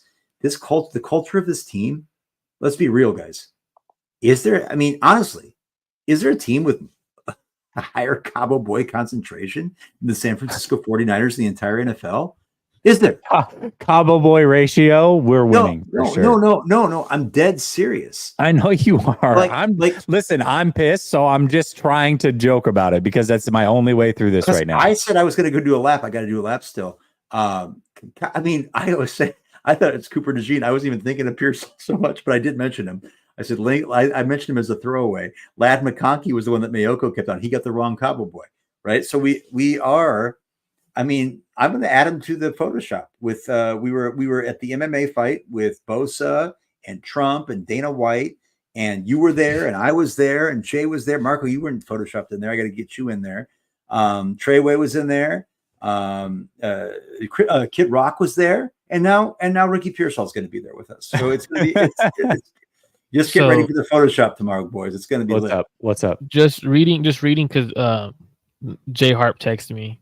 And oh god, he knows his receivers. Like he obviously played in the league, knows receivers. He's a receiver. Yep. So he goes Pearsall ? And I was like, wow, just wow, bro. He goes, honestly, I don't even know what to say. I was like, right. He goes, bro, I had a third round grade on him. Yeah. 51 isn't that far from it, I guess. So that's just it. Just that like, so Pearsall's not bad. He's solid in terms of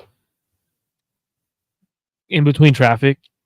That's something that Brock Purdy's going to need, right? Like there's a lot of times he throws over the middle in traffic. So that's something that's a positive, right? I'm just trying to think of the positives. Better route runner than I was giving him credit for earlier. More so just being upset about the pick at 31. He's a better route runner. He does struggle bad against man press, man. He does, yes. You put him in that Super Bowl and nothing changes. He's not getting off the line.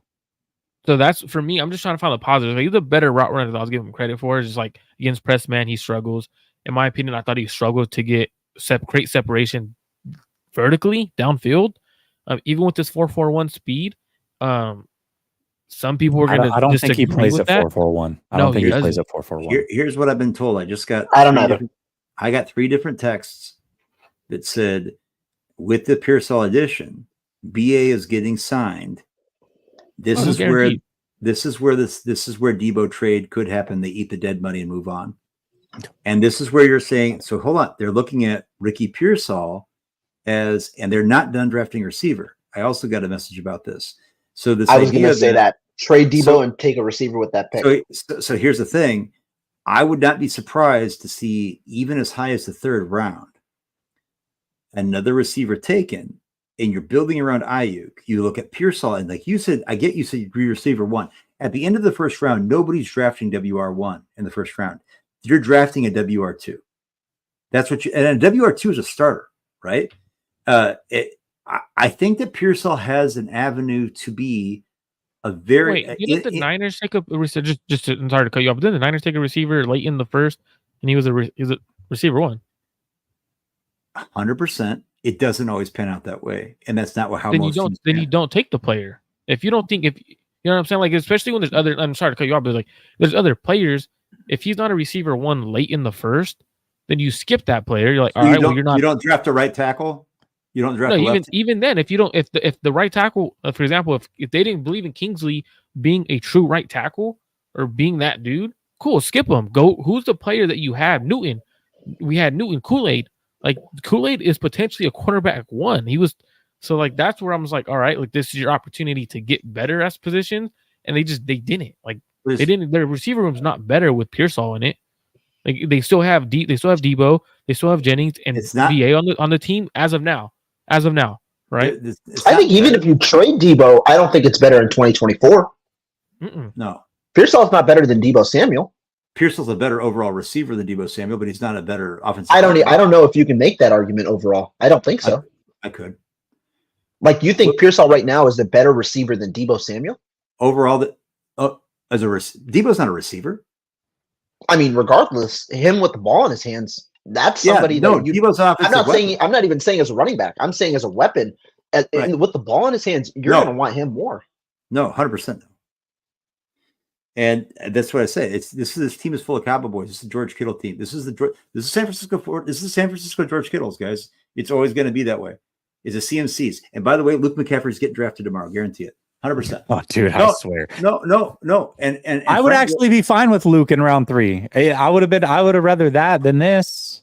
I like Luke. I think he's super athletic. I think there's a lot of redeeming qualities about him. I would have been fine with it. I would have actually been more fine with McCaffrey's brother at 63 than I am Pearsall at 31.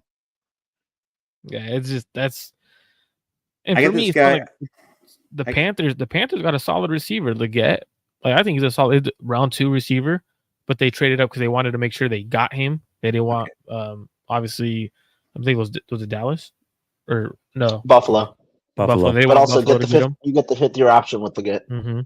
So it's just I don't know, man.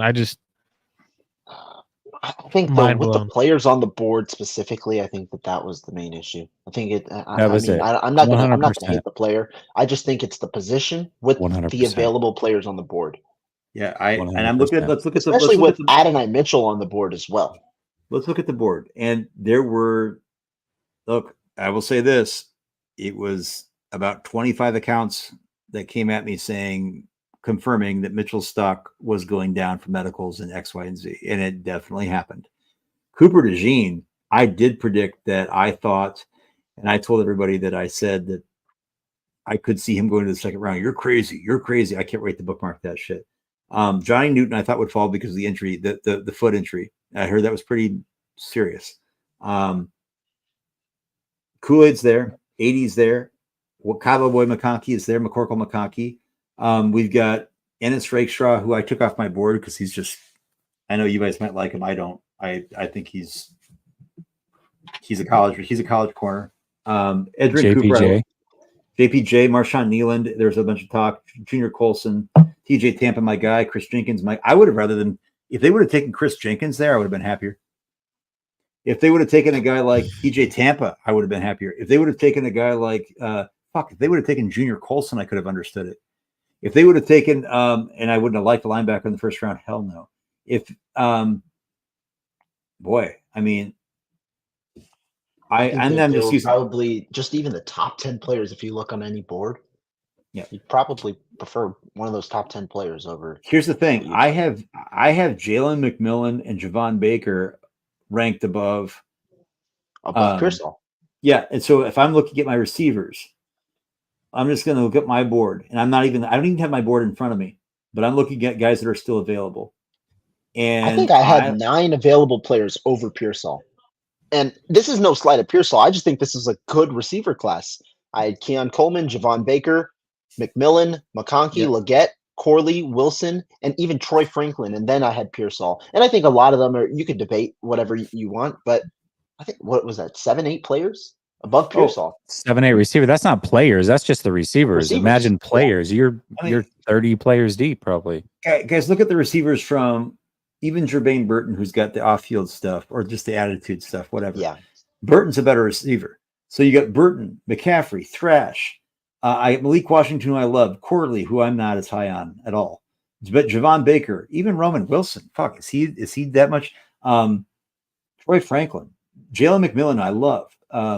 McConkey, I don't hate McConkey, but I didn't want him. I like Pearsall more than McConkey. I will say that. Really? Okay. Yes. Would you guys, just because I know it's Mike Silver reported it, with Debo being more likely to be traded. Yes. Would you take a 4th rounder package? When did he report this? He reported this like right after the draft ended, like right after we picked.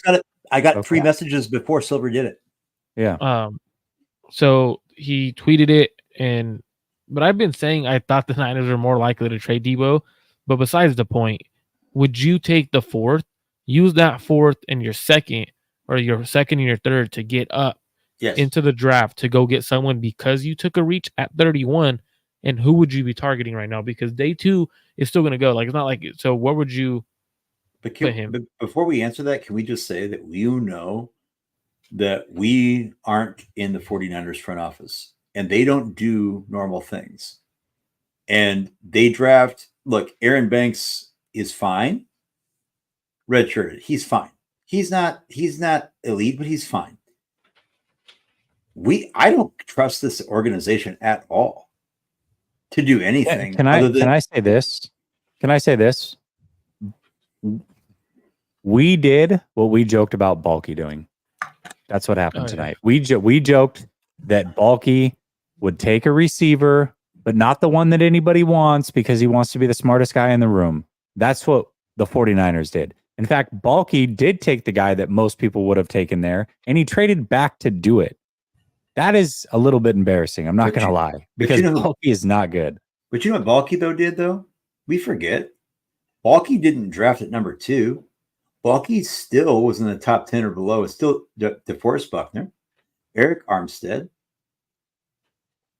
Jimmy Ward, Alden Smith. Those are 4 cornerstone players of this defense for a long time. All pro level players, right? I'm still waiting. Those weren't. Nick Bosa was gift wrapped at number 2 because Jimmy tore his ACL.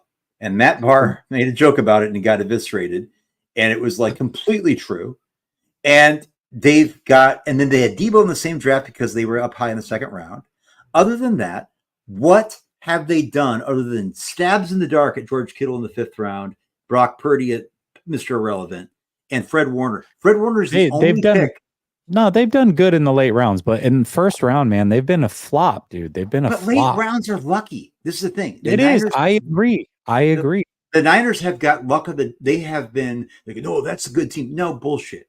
That is getting darts thrown. And I'm not saying that that's not Adam Peters doing a good job. But they're throwing good darts. You got to give them credit for throwing good. I'm just saying, round 1, dude, I agree. They have not. This is on par with the disappointment in round 1. This really is. Like, give me 4 darts in round 5 at this point. Like, at least they got a chance to hit. But here's the thing where I don't give them. Well, people say you throw darts in 5, but when you draft shit in 3 and 4. So then how am I giving you credit for getting the guy you wanted in 5 when you drafted shit before? Like, I just think it's been, I think they've had outliers at 5. I don't think you can expect this to keep coming. And I think that this is right now, I don't know what we thought was going to happen in this draft from what we saw happen last year. Not this. Well, not this. We saw him draft a kicker in the 3rd round, guys. Like, jeez, dude. So you know how excited we were going into that pick. Oh, we got Man, this I player. was this so player. They excited can't- going into like the after most disappointment. Jesse. I I could remember think of. you and me after we super heard regime. Wiggins. Yeah. Dude, And what the hell? I think All right, we were hold on. I both got a also bunch of super chats. disappointed when we heard it was DeGene. And we would have been happy if it was DeGene knowing what the result was Compared now. to this. Yeah, dude. Absolutely. Dave says, how'd the Panthers outdraft us the next pick? Brother Bob says, good God, Kyle Levy with another reach. Dude. And Raheem the bad Foreman part says, is you like can't really. I don't think Pearsall is a bad player. That's the one bad part. He's I not. don't like I don't like putting a player agree. down because he's going to be a fine receiver 2/3 in the NFL. He didn't It's pick just- himself. He didn't pick himself. Yeah. Yeah, I'm not mad at the player, and I think he can be okay. It's just there was so much left. Raheem Foreman says you can't really be that surprised. Besides a few players here or there, the Niners never had a good first 3 rounds. Just what you were just saying under this regime. The only thing to look forward to is the late round steals. Oof, but they don't see. But here's the thing: they've already tipped their hand. So if they hit on these late round steals, like okay, kudos to you. But you said that none of these guys were any good. Dave Barclays said would have been happier with Kool-Aid. I agree. Joseph says the Niners might. This is from a Matt Miller who works for ESPN or whatever. He said trading back to 33 for Buffalo is super smart. Now they have all day tomorrow to try and trade for T. Higgins or one of the 49ers receivers because now they have heck of picks. Yep, I'm just saying, guys. I've been telling you they are going to one of BA or Debo. And I know you say BA is off limits, but you were talking about the pay. I'm telling you, one of these guys is going to be gone tomorrow. I'm telling you, BA won't be gone. Okay, I believe you, but I'm saying one of these guys. I'm still saying one of these guys is gone tomorrow. Ooh, it's bold. Joseph says we got Ray Ray's replacement. Woohoo! No, guys. What? The best tweet of the night. It's only got 2 likes. With the 31st pick of the NFL draft, the San Francisco 49ers select Trent Taylor or something. Andrew Menard says I would have been happy with the cornerbacks available. I agree. RS says Jesse had a full 3-minute silent meltdown. Literally, You know when Jesse I had had to check like on him. silent portions? Oh Dude, no. Jesse I had to check on Jesse. He had his hand over his face, just sitting there like just mad. I was like, I gotta check. He said you're gonna laugh when you go back and watch it, dude. It's probably a lot like it was last year. I'm not gonna lie. Prime Sports Media says peace and respect. Thank you, brother. I appreciate you. James Williams says, does Ricky play special teams? I don't think he does. so. He's a return returner. punts. He's a He can returner. return Okay. punts. Yeah. Okay, well that's good. Oh, then that's something. We got a returner at 31, y'all. No, I'm kidding. I don't mind listen, I don't mind the versatile. I didn't know that he was a special teamer. Appreciate the super chat. I didn't read, there was nothing to read, but I appreciate it. Frank Tom Ocean says at least he can't take Debo's 19. Matt McCown says what the F. Yeah. He's gonna become a fan favorite because he makes acrobatic catches. He does. Yeah. And he's gonna become a fan body favorite control. for that. He does. In training camp, he's going to make an acrobatic catch, and people are going to lose their minds.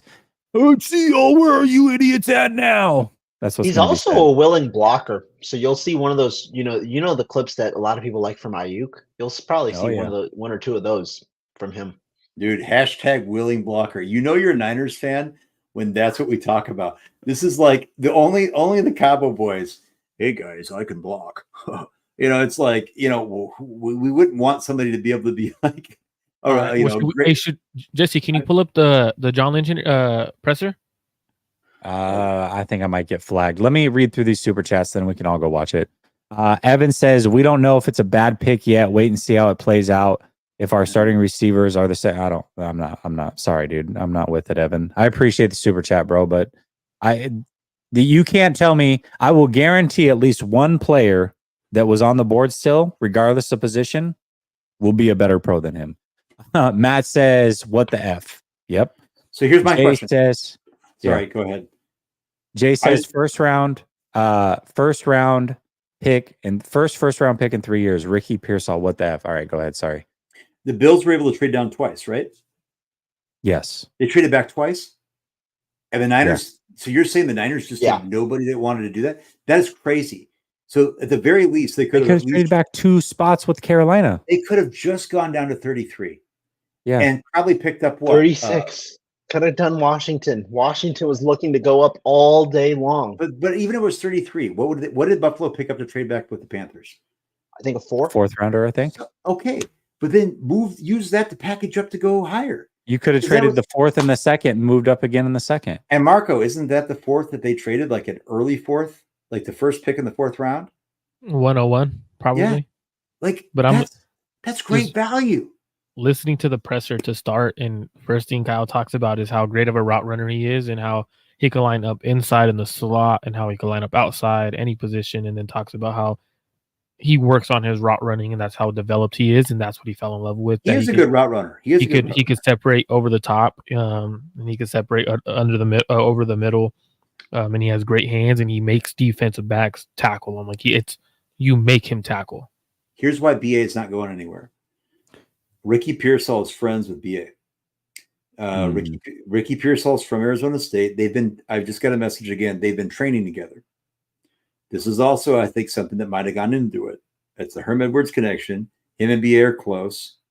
I think this is a sign. This could be a sign too that further confirming that BA isn't going anywhere. And this is who they think are going to be kind of a symbiotic connection, or like that work hand in glove. Ricky Pearsall is a good route runner. That's why I had him where I had him. Ricky Pearsall is tough. Ricky Pearsall has excellent hands. Ricky Pearsall has plus speed and athleticism. He's one of the most, if not, I think he had the highest vertical of any receiver. Like his explosive metrics and broad, and his 3-cone was almost the best. And that is exactly what Kyle likes. I like Ricky Pearsall. This is the thing.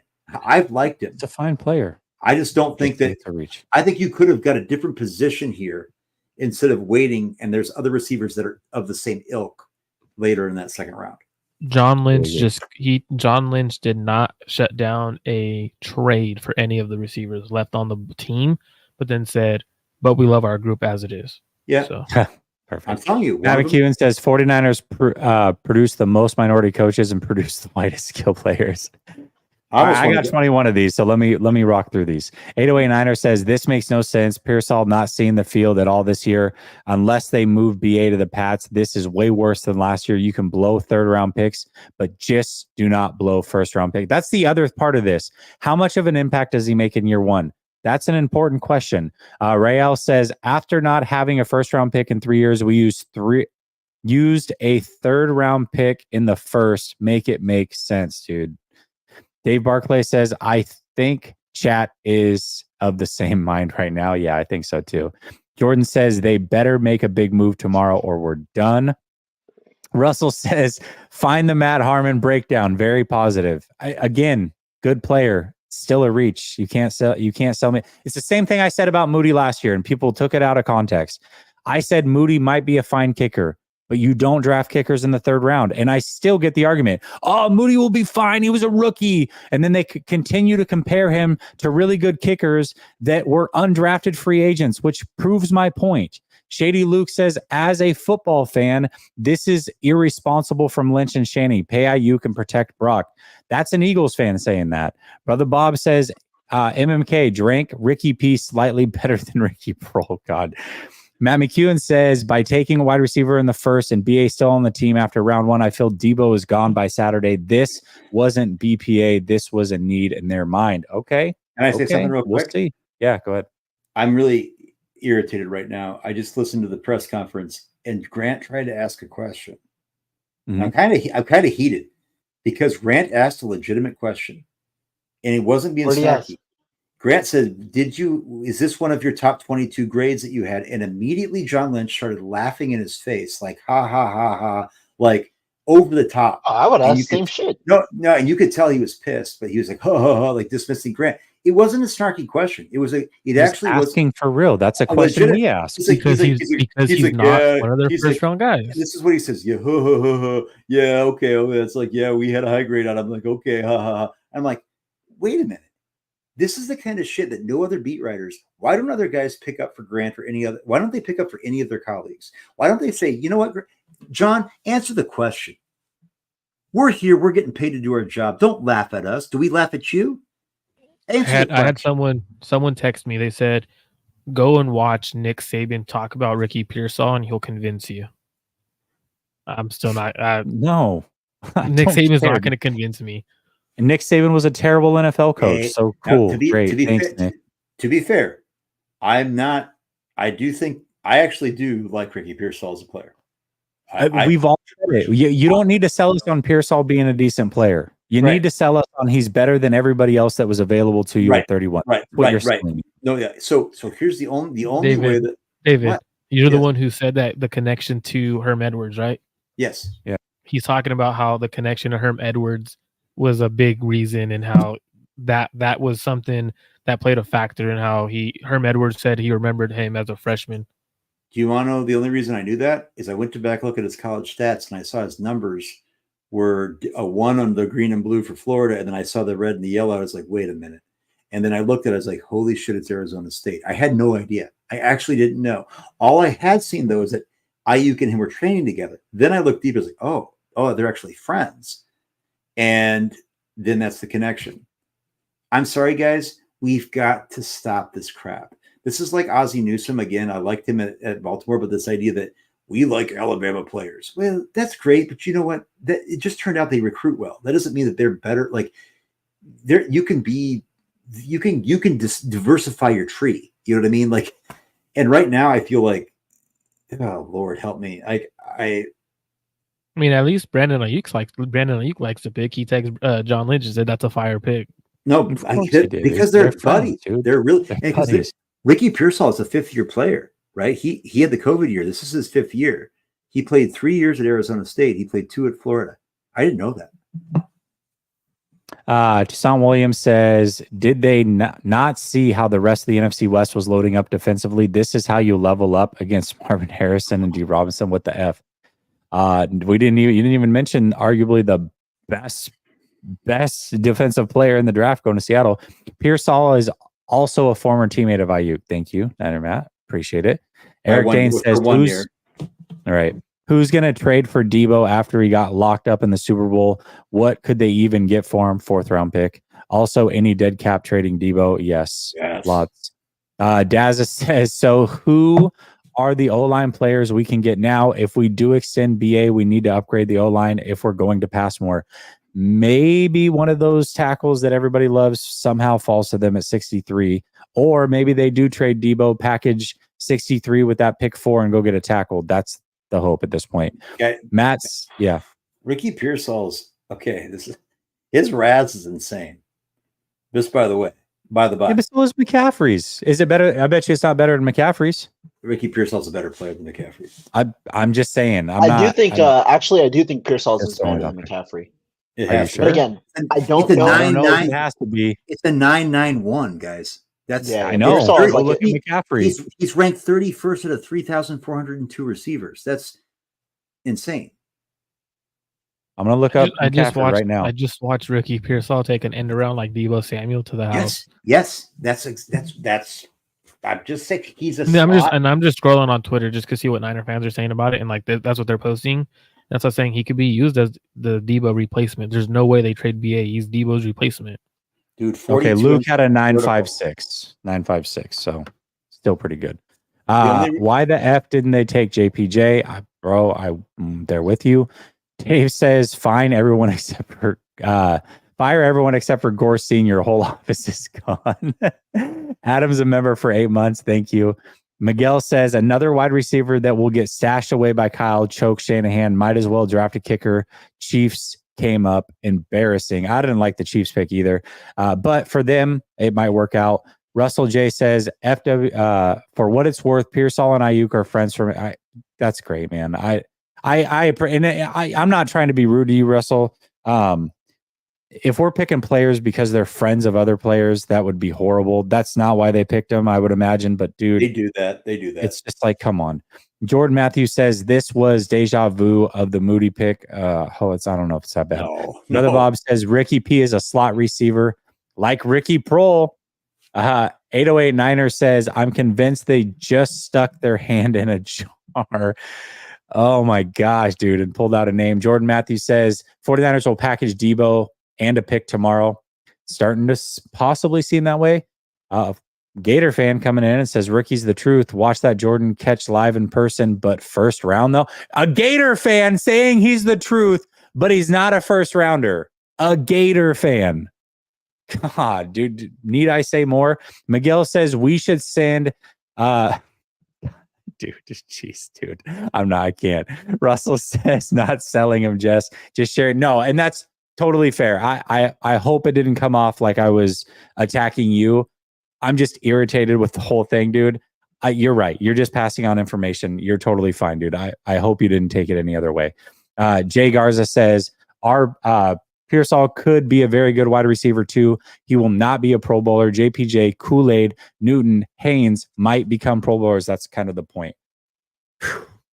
All right, we made it through finally. Shady Luke says a good tackle wins you guys this last Super Bowl. Yeah, agree. Someone keeps calling him Ricky. What's that? Ricky. I have to find Cole? it. No. There's a movie, Skanicki. Someone keeps calling him Ricky Skanicki. And I think that's probably the nickname that, if it sticks, it's hilarious. Ricky's a good player. We all agree. It's just a reach at 31. That's it. I mean, that's it. I don't think they got a bum. Yeah, Ricky Skanicki. They didn't get a bum. That's not why we're upset, or I'm upset anyways. We're upset because it was a reach. That's all. Yeah, that's the main thing. Like if they had traded back and got him at 30, 31, 33, 34, I wouldn't have been sure. Like, all right, cool. You traded back to get a second round player. When that's your guy, that's cool. But the fact that you get him at 31 when, like other people have said, Marvin Harrison Jr. just got drafted to the Arizona Cardinals. You don't have any corners. Your corners are all unrestricted free agents next year. You had Kool-Aid McKinstry on the board. Trust your You had a center. You had a center on the board. tackles. Tackles on the board. Defensive tackle, Newton. The Niners love to go defensive tackle. That would have been a great pick. Nickel corners. So it's a lot of things on the board. Like that's where it's confusing. It's like you reached for the player who is a good player, and that's what's gonna suck is everyone's gonna have him as in camp. We're gonna be watching him, and if he's not doing well, they took us.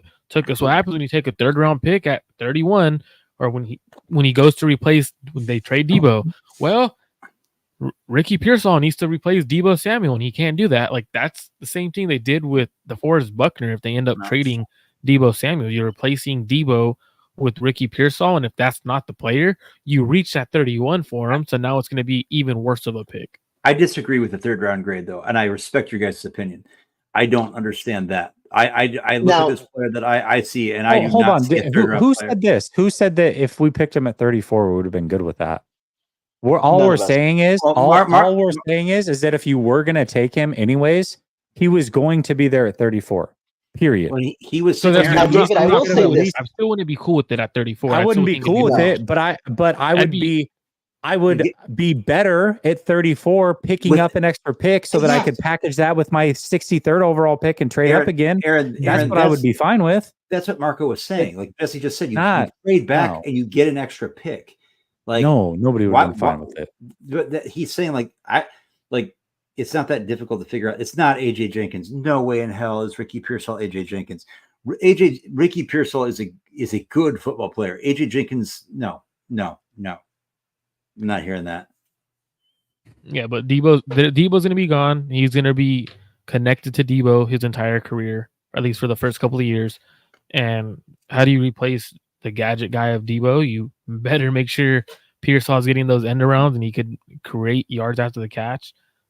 I think his acrobatic catching ability is much better than Debo. So as a receiver there, like that's going to help him a lot. Like you just put it up there, I'll go get it for you. Don't even worry about that. So he could do that. But like outside of that, it's like you're comparing, you're going to truly be looking at a lot of fans are going to look at him in NFL wise. I'm curious to see what NFL people graded that grade because I'm sure some are going to give it an A because they're friends with John Lynch and stuff like that. Now, David, I'll say this. I don't think I'm actually that far off of you in terms of big board. I gave him a third round grade. I don't have 32 first round grades, 32 second round grades. So if I go back and compile the big board, I'm assuming he'll be in the 60, like 50, somewhere in the late 50s, early 60s. Similar to you, Still, though, obviously, same point of it being a reach at 31. And I think, like, here's my thing about Ricky, though, is that for what he does, and you know me, guys, I'll call a spade a spade. I'll go off on the Niners. I'm actually like the fact I'm not geeked, but I'm not deflated because I know there's a player here that really will fit in this offense and have success. It's a reach, but it's not a project. You know what I mean? Like, this is not somebody that, like, I'm like, oh my God, like, how could this guy ever thrive with this team? How could this? He's going to fill a role, and he's going to, I think, do it really well. I think he's going to do it well. Like, and he also, if you're going to do that, if you're going to reach, which we've said is reach, I want to do it on a guy who I believe in has good hands and also has an athletic profile that's insane. And he does actually have an insane athletic profile. Like, he's in the top 1% of all receivers in the last 40 years. So, like, that's what you want. Martin, shoot, I just got rid of it. Gosh darn it. Hold on. Let me try to find it again. 1%, guys. Top 1% rest. Hold on. Let me try to find it. But also, too, the raw score doesn't make someone a good player, though. The only reason his raw score is lower is because of his height. His height brings him down to yellow. All that says is he's an athlete. Like, it doesn't necessarily mean he's a good player. But that's not what you shown to be a good player, though. Yeah, but it doesn't. The raw score doesn't contribute to him being a player in the NFL. Like, it doesn't. Like, it doesn't. So it's kind of like it defeats the purpose. Because if we look at receivers, I believe Johnny Wilson scored a pretty high raw score and a 9.7, and he's not a good receiver. So it's like, should we have taken Johnny Wilson because he has a 9.7 of a raw? No, because I don't even have Johnny Wilson on my board. That's what I'm saying. The raw score, that's what I'm saying. Raw doesn't mean you're a good player. Because I get David's point in the sense that the raw score matches what he's kind of part of the puzzle that he does these things, and it shows up on tape, and he actually has hands. Now, Johnny Wilson doesn't have hands. No, don't get me wrong. Like, Pearsall running the 40? Doesn't Is it a translate. 4-4? I'm not a 4-4-1. And his 4. I don't think he's a 4-4-1 necessarily, but more so because of his short area quickness. I'm not as wowed with the short area quickness, which is why I also think he struggles a little bit against man coverage, against press specifically. His 10-yard split's 1-4-8. No, but I think overall, when you watch him in man coverage, you would expect him to be a little bit better in his release package against press. Maybe it's technique. Maybe it's more so with his hands that he's got to improve, and that you can hope a guy improves in that regard. I do think, though, as we go back to our original point, the man coverage is a bit of the bigger issue. But overall, I think he's still a good route runner, especially when he's in space. I think the route running is there. Well, as KP Martin just tweeted, says, what did he say? What did he say? He just said, when you're not getting moved, because he's talking about the BA saying fire pit can't lie. Yeah, BA is not going anywhere like Martin. Yeah, he's not going anywhere. Martin says it's an Ayuk replacement. I don't think so. Eric says bitching just a bitch. No, bitching just a bitch is not having an opinion and just saying, "Oh, I've got no solution, but I'm gonna bitch about it." We had plenty of solutions as far as players we would have taken. So it's not bitching to bitch. Why are you watching, Eric? What are you weird? Doing? It's weird to watch. This. No, listen, it's fine to watch, but dude, it's at least come correct. Like if you're going to call somebody out and saying bitching to bitch would be, I'm crying with no solution. Here's a problem, but I'm not giving you a solution. I had plenty of solutions that I would have taken. So that's not bitching to bitch. That is coming with solutions and saying that there's a problem. That's what it is. Okay. So just like, to get away from our 49ers problems, Terry Fontenot, the Atlanta Falcons GM, said this about Michael Penix. If he sits for 4 or 5 years, that's a great problem to have because we're doing so well at that position. This is the number 8 overall pick you're talking about. Thanks. It's a great laugh. So at least, that lightens the mood a little bit. That at least, we're talking about the strengths of our player, while the GM of the damn Falcons is saying already, we're cool if he's sitting for 4 or 5 years because we're doing so well at quarterback. All right. Brother Bob says, was Ricky Pearsall in Detroit or seen on TV with fam? I don't know, dude. Yeah, no, he was. He was with family. As soon as he got the call, I celebrated with family.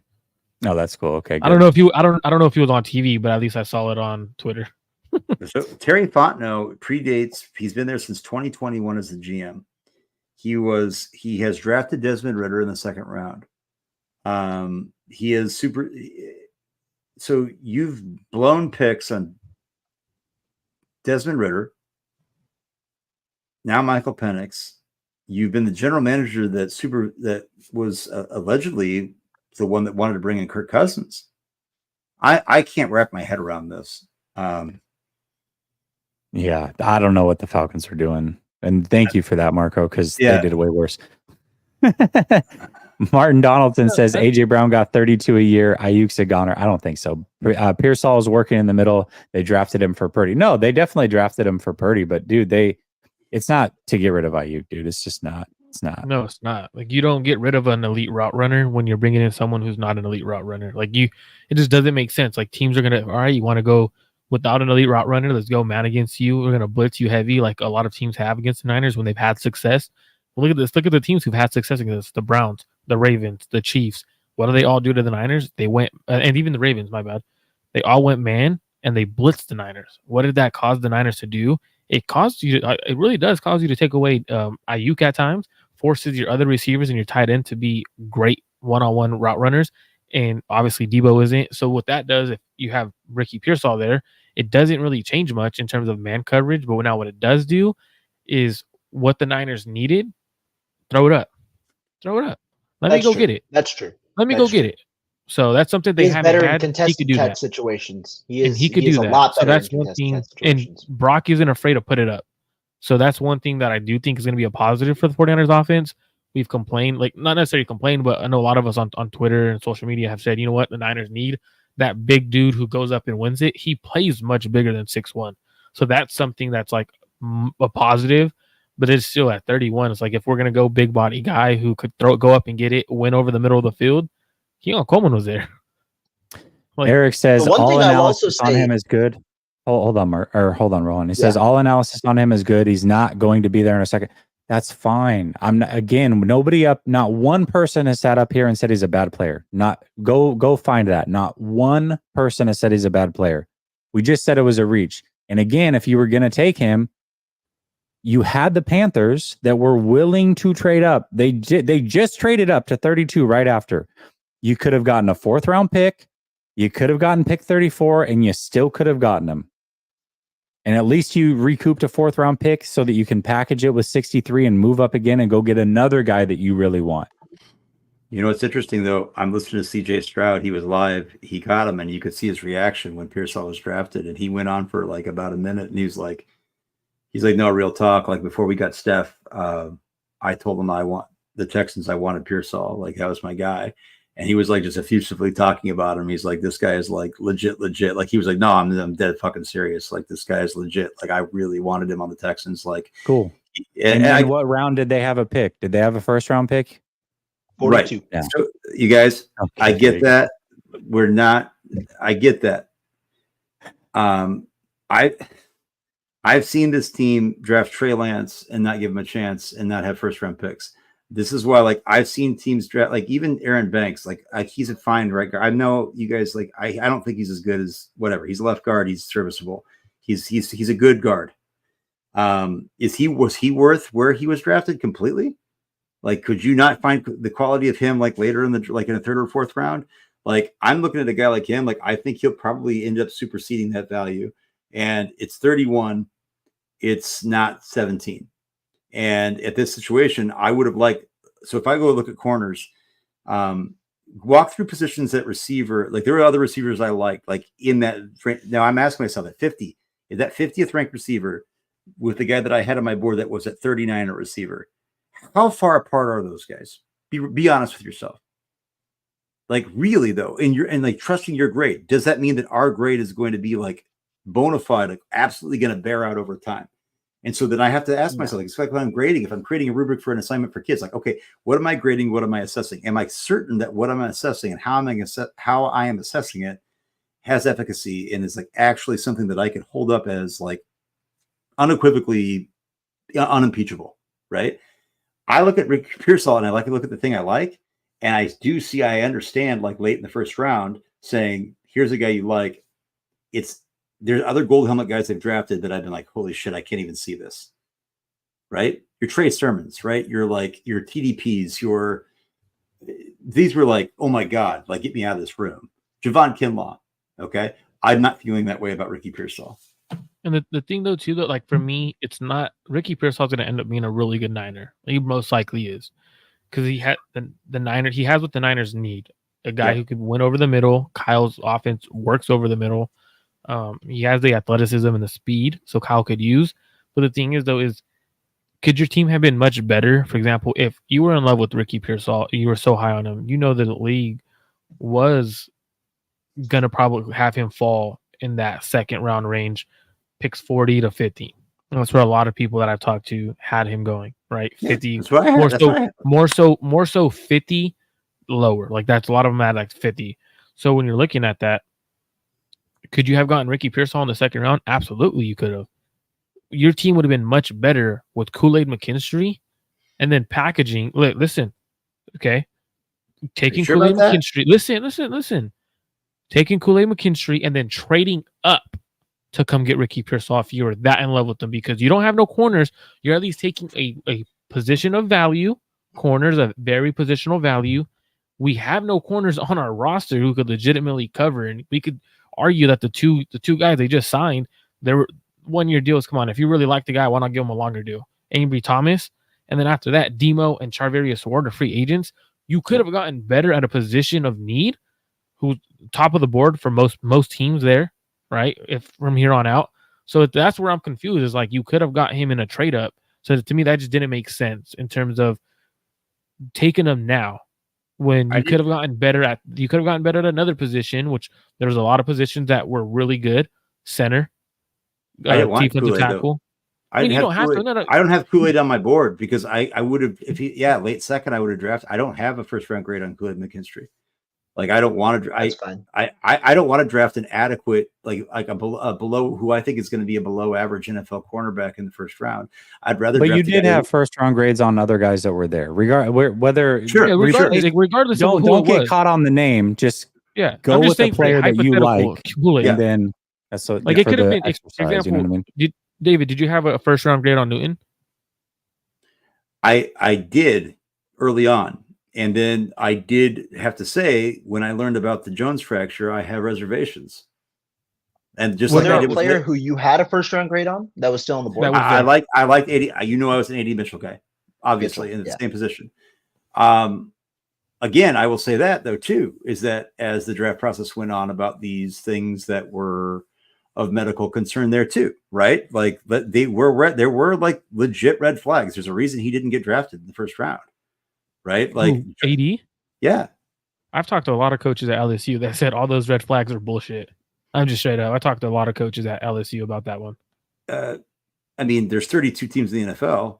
Nobody drafted him, and he's supposed to be a top 10 talent, and I love him, right? So you can't tell me. So you told me the scouts told you that, but the other coaches said no. I don't think it was character issues that made him fall. I said medical. And then the medical is not, it's diabetes. So players can't play in the league with diabetes. We've seen Mark Andrews do it at a very high level. So why is the AD Mitchell falling? I think teams just don't like the player. I think they're wrong on the player. I think they don't like him in terms of who he is as a receiver. I know, but I mean, you said scouts said this, but then all these other scouts for teams that drafted the players said we're passing. Yeah, because they don't believe in the player. I don't think it's character or medical that are making him fall. I think they don't believe in the player. The actual receiver, AD Mitchell, they don't think he's a good receiver. I don't think it's. Well, I think crazy. They passed him.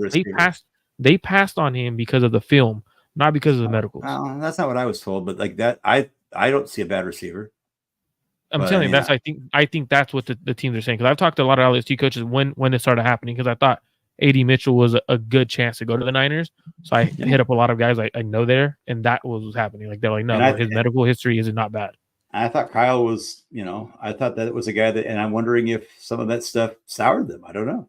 Well, the only thing he has medical wise is his diabetes, and then he has a sprained ankle in like 2022 or something like that. Jay Garza says Kyle and John have destroyed the faith and faithful.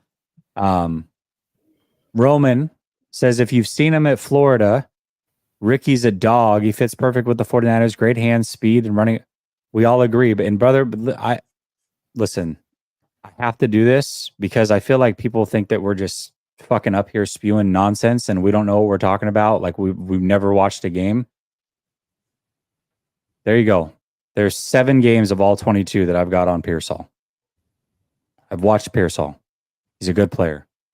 I just think it was a reach. Okay? Yep. There it is. Is there any other player you want to know? You know what I mean? Like, they're here. Every player you can think of, I got him. Yep. Okay? Now, I haven't watched all of them, but I have watched Pearsall. He's a good player. The argument has never been, is he a good player? The argument is, we believe there were better players available. Simple. I'm just excited. I'm just excited to wish him a happy birthday in September. I'm a September baby. Oh, I just want to say it's been a fun night, and I love that this is the thing about watching this show. I hope people are having fun watching this, is that we find agreement, but then we can still disagree respectfully, or or even say like, hey, like that's why it's funny. Like I'll do post games with Jesse and be like, you guys like always we disagree all the time. Like there's not like, and yet we are finding points of contention, but also points of we're corroborating each other's takes too. Like, and I think that I love the passion that we all have for this. And I think that my frustration with the 49ers is that I feel like they get too obsessed with their own guys. I think the gold helmet stuff is corny as hell. I think it's I think they rely too much on their connections with certain individual people. And when you, as a teacher, I'm always like, when you hone in so much on a relationship that you have with somebody as a scout or as a coach, you're narrowing you're putting blinders on for what you could consider because you have such a connection with that person. Well, that depth of connection is going to blind you. And you have to get outside of your comfort zone. You have to get outside. And I feel like I do think that Pearsall can contribute really well. I just hope that they didn't overlook some other players. And there's probably other players that we talked about that we said they passed on that are going to be worse. And there's probably players that we passed on and there's probably players that we passed on that are going to be much better, right? Yep. So who knows? But tomorrow is going to be interesting. I got to go. It's almost midnight. I got to teach in the morning. Yep. I love you guys, but we'll talk tomorrow. You guys have fun doing how long you guys are going to be on tonight. But I'm going to dig into a couple Steve Smith clips. And I'm going to see how 49ers Twitter is doing and maybe troll David Lombardi. Okay. All right. This guy isn't Devo. I thought we were trying to win a Super Bowl. This pick, look at this boomer. This pick doesn't make this team better. And now people are going to compare him to Devo. Shaking my head. I don't listen again. Fine player. The player's not bad. He really isn't. I don't want people to misconstrue this. The player is not bad. Just thought that there was better options available. Andrew says at pick 31, I hope he starts. Win now team. I hope so too. Jay Garza says this isn't hard to understand. This is about BPA or getting the most value when you are picking regardless of position. That's all. Exactly. Thank you, Jay. Thank you. Completely agree with you. Completely agree. Now, again, I know that was awesome. Listen, I also reserve the right to be wrong. If I'm wrong, if he ends up being better than most of the guys I was fine with, the 4 or 5 guys I would have been fine with there, then egg on my face. We'll laugh about this. We'll probably watch the clip of me freaking out and make big jokes about it, right? But this is not a guess that's uneducated. This is people who have seen him play, not just in a random game on a Saturday, watched film on him, and have an opinion. Right, wrong, or indifferent, the opinion is informed. We'll see. We'll see long term. Let's get some final thoughts on the way out. Rohan, you've had some time to sit on this. How do you feel overall about it? Good player. And after I want to grade with it. I want to grade. Okay, yeah, good player. I think the player is not going to be the problem, especially when you're looking to draft a receiver. If you're taking a top 15 receiver in this class, you're going to be fine. I think that's just the way it is. You're going to get a starter. The question obviously was, when was he selected and who else was on the board? There were a couple of players that I had first round selections or first round grades that were still on the board. Adonai Mitchell obviously was the main one at receiver, where it felt like he would have been a perfect fit alongside, alongside Brandon Ayuk. Right now, though, with Pearsall on the team, that's a good player. 49ers are going to find ways to use him. The question now to me becomes on day 2. 1, how aggressive are the 49ers? Are they going to stay at 63? Are they going to try and start trading up after staying put at 31? And what position do they ultimately target in the second and third round? That's kind of the questions that I now have. And then the second part of it is, what happens with Deebo Samuel? John Lynch had the chance to shut down any trade opportunity, and he said, we're not going to hold, no trade is out of the window, even though he said that they like both players. It's the normal coach talk or whatever. But I would not be surprised now if you see more trade talk getting entertained. That's what happens between days. Teams like the Buffalo Bills have already been connected to potentially getting a guy like Deebo Samuel. That would fill a need for them. You don't pay that much. The 49ers obviously absorb a good amount of the cap hit. There's only you have 2 years left on that deal. It's a good deal, and you could go a different position if you were Buffalo, if you get a guy like Deebo Samuel. So I think that there are a couple of things. Ultimately, I think this is an all right pick. Not the best pick. I would probably give this grade of a C. I'm surprised you give it a C because I'm around that range too. But just to talk about the player is a good player. Like Rohan said, he's probably going to be successful with the 49ers. It's just the fact that when you're looking at things, you could have gotten better in a certain spot, and I still think you could have gotten Ricky Pearsall in the second round with the trade up, or even at 63. Now, this is a very deep class, so getting the 10th best receiver is still a win because of how deep the class is.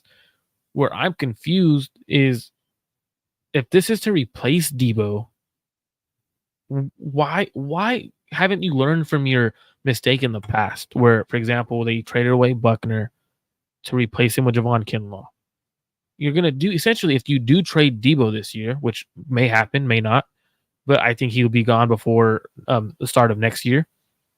So if you do trade him within the next year or two, essentially this pick was a future pick in a way to replace Deebo. So still, you're replacing him with an older guy. He turns 24 in September, which you do get a guy in his prime until 29. But this isn't a guy you extend after this first contract. So it's like, what's the roster building method here? What are we doing for long term? Okay, cool. He's on the team 4 years. When he wants a contract extension at year 4, you don't extend him because he's 29 already. That's where it's like, all right, what are we doing? Because you could have got a younger receiver in Adonai Mitchell. You could have gotten a corner, defensive tackle.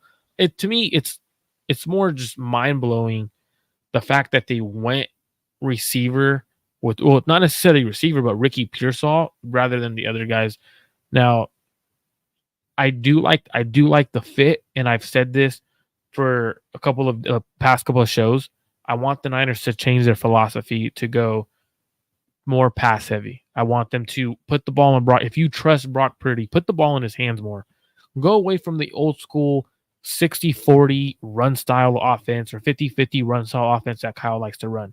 Put the ball in his hands. Let's change the philosophy. In order to win a Super Bowl, you have to be a little more pass heavy, and you have to have a secondary that could slow the top quarterbacks in the AFC down, which they have too many of them. So that's what I do like, because it does point to, you know what, the Niners have more of a deep threat, which Ricky Pearsall is a better receiver in terms of receiving ability than Deebo. So I don't mind that part, but for me, it's just confusing. Like, that's more so that would be my spot, confusing. I give the pick a C+. It gets a C+ because of the player. The reason why it's not a B minus, whatever, is because of the draft spot. I don't agree with the draft spot, but I like the player. I'm not saying I don't like the player. I think he could do phenomenal stuff in Kyle's offense. It's just not at 31, man. Can anybody go to Twitter and confirm this? I'm curious. He did. Did anybody see it? He did. He did. He posted that he didn't post that he's getting traded. He posted the so people put that Deebo, it's more likely the Mike Silver thing. He's more likely to get traded. Hold on.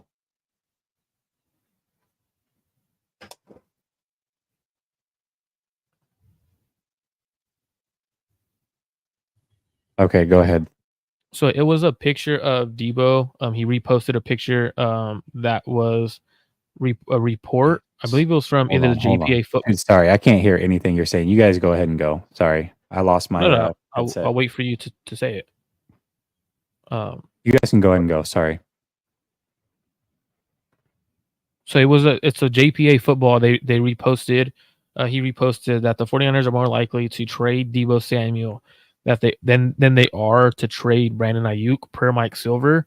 He reposted it on his Instagram, and it's like a heart. It's like him like throwing up the heart that he had. I don't know if you remember that picture from Deebo. So he's throwing up the heart, and I don't know if it's him saying like, "Oh, they're getting rid of me," but he's just reposting that they're more likely to trade him.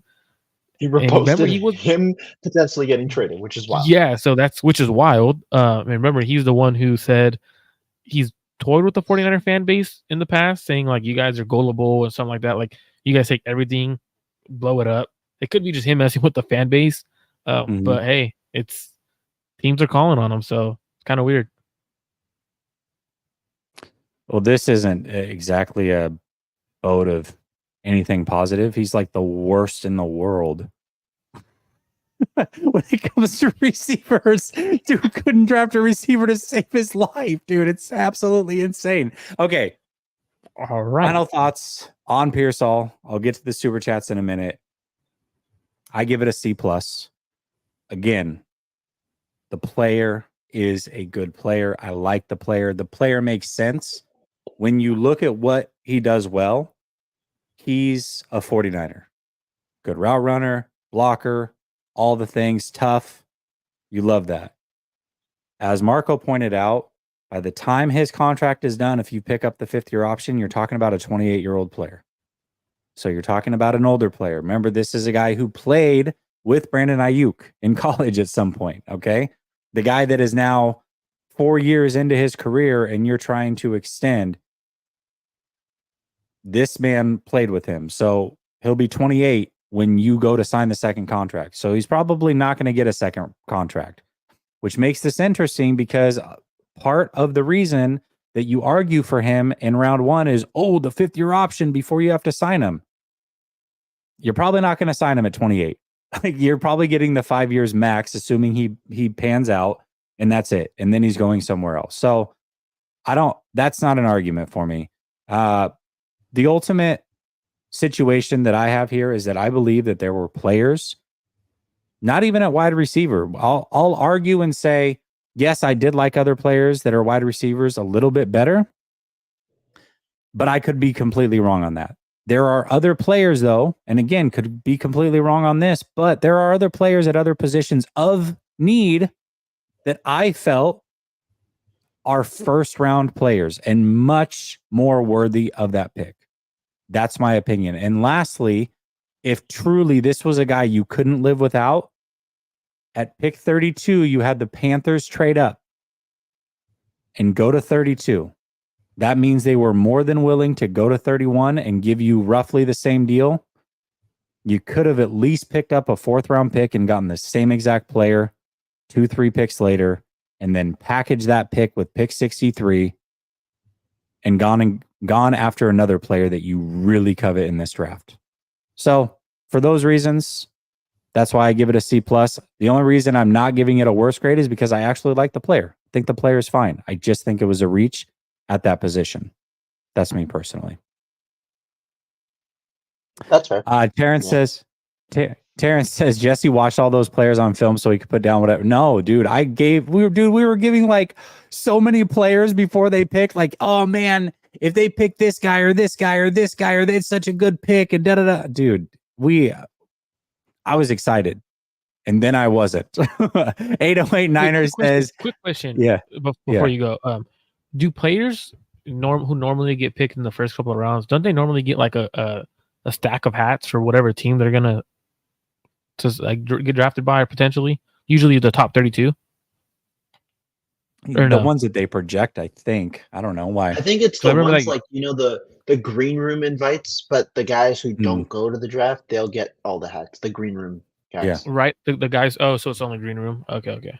I think, or like, yeah. Because I remember usually like players would have like all the hats on like a table or whatever. I mean, kind of aging myself a little bit, but they used to have like heck of hats on the table, and they would go and like finally get their hat. Ricky Pearsall tweeted, "Where's my Niner hat at?" I don't know if he has one or not, but I just think that's funny. 808 Niner says, I mean, as a rookie, he can't be as productive as Debo. If they can move up into the second by trading Debo and pick twice, it's fine, but they reached. It's fair. Martin Donaldson says, you are so off. Nothing to do with Debo. Sure about that? You saw his little message there? Grant called it. It's for Ayuk. Can't wait to see you debate it. Hey, if I'm wrong, I'm wrong. I just never thought Ayuk was getting moved. We'll see. I mean, we'll find out in the next day or two. I'm not even saying Debo's going to get moved for sure. I don't know. I just don't think Ayuk's going anywhere. So anyways, guys, it's 1 a.m. Thank you everybody who rocked out with us through the draft coverage, regardless of the opinion, whether you agree, you disagree. I hope you had a lot of fun. I would love to do this again tomorrow. Unfortunately, I'm going to be coaching my son's football. So I hope you all have a blessed draft and the 49ers go out and kill it tomorrow. Marco, Rohan, I appreciate you guys as well. You guys rocked out with us. We just did 5 hours. Brian J says, just realized Pearsall and Ayuk were teammates. Yes, they were. They were. Six, bro. You're knocking us an hour. 6 hours. 6 hours. 6 hours. 6 hours of coverage. 6 All hours right, of having to be here with you. That's crazy. Stay blessed. Yeah, go ahead. I'll be What's up? Saturday. I'll be covering those rounds. I don't know if you're covering them not. Or Yeah. Let's do it. No. Let's plan on doing it Saturday. Yeah, for sure. Yeah, so I'll be covering them Saturday. Might be on with. We might get a Ashley Debo. We might get a Debo trade. Who knows? Yeah. So maybe. All right, y'all. Alrighty, fellas.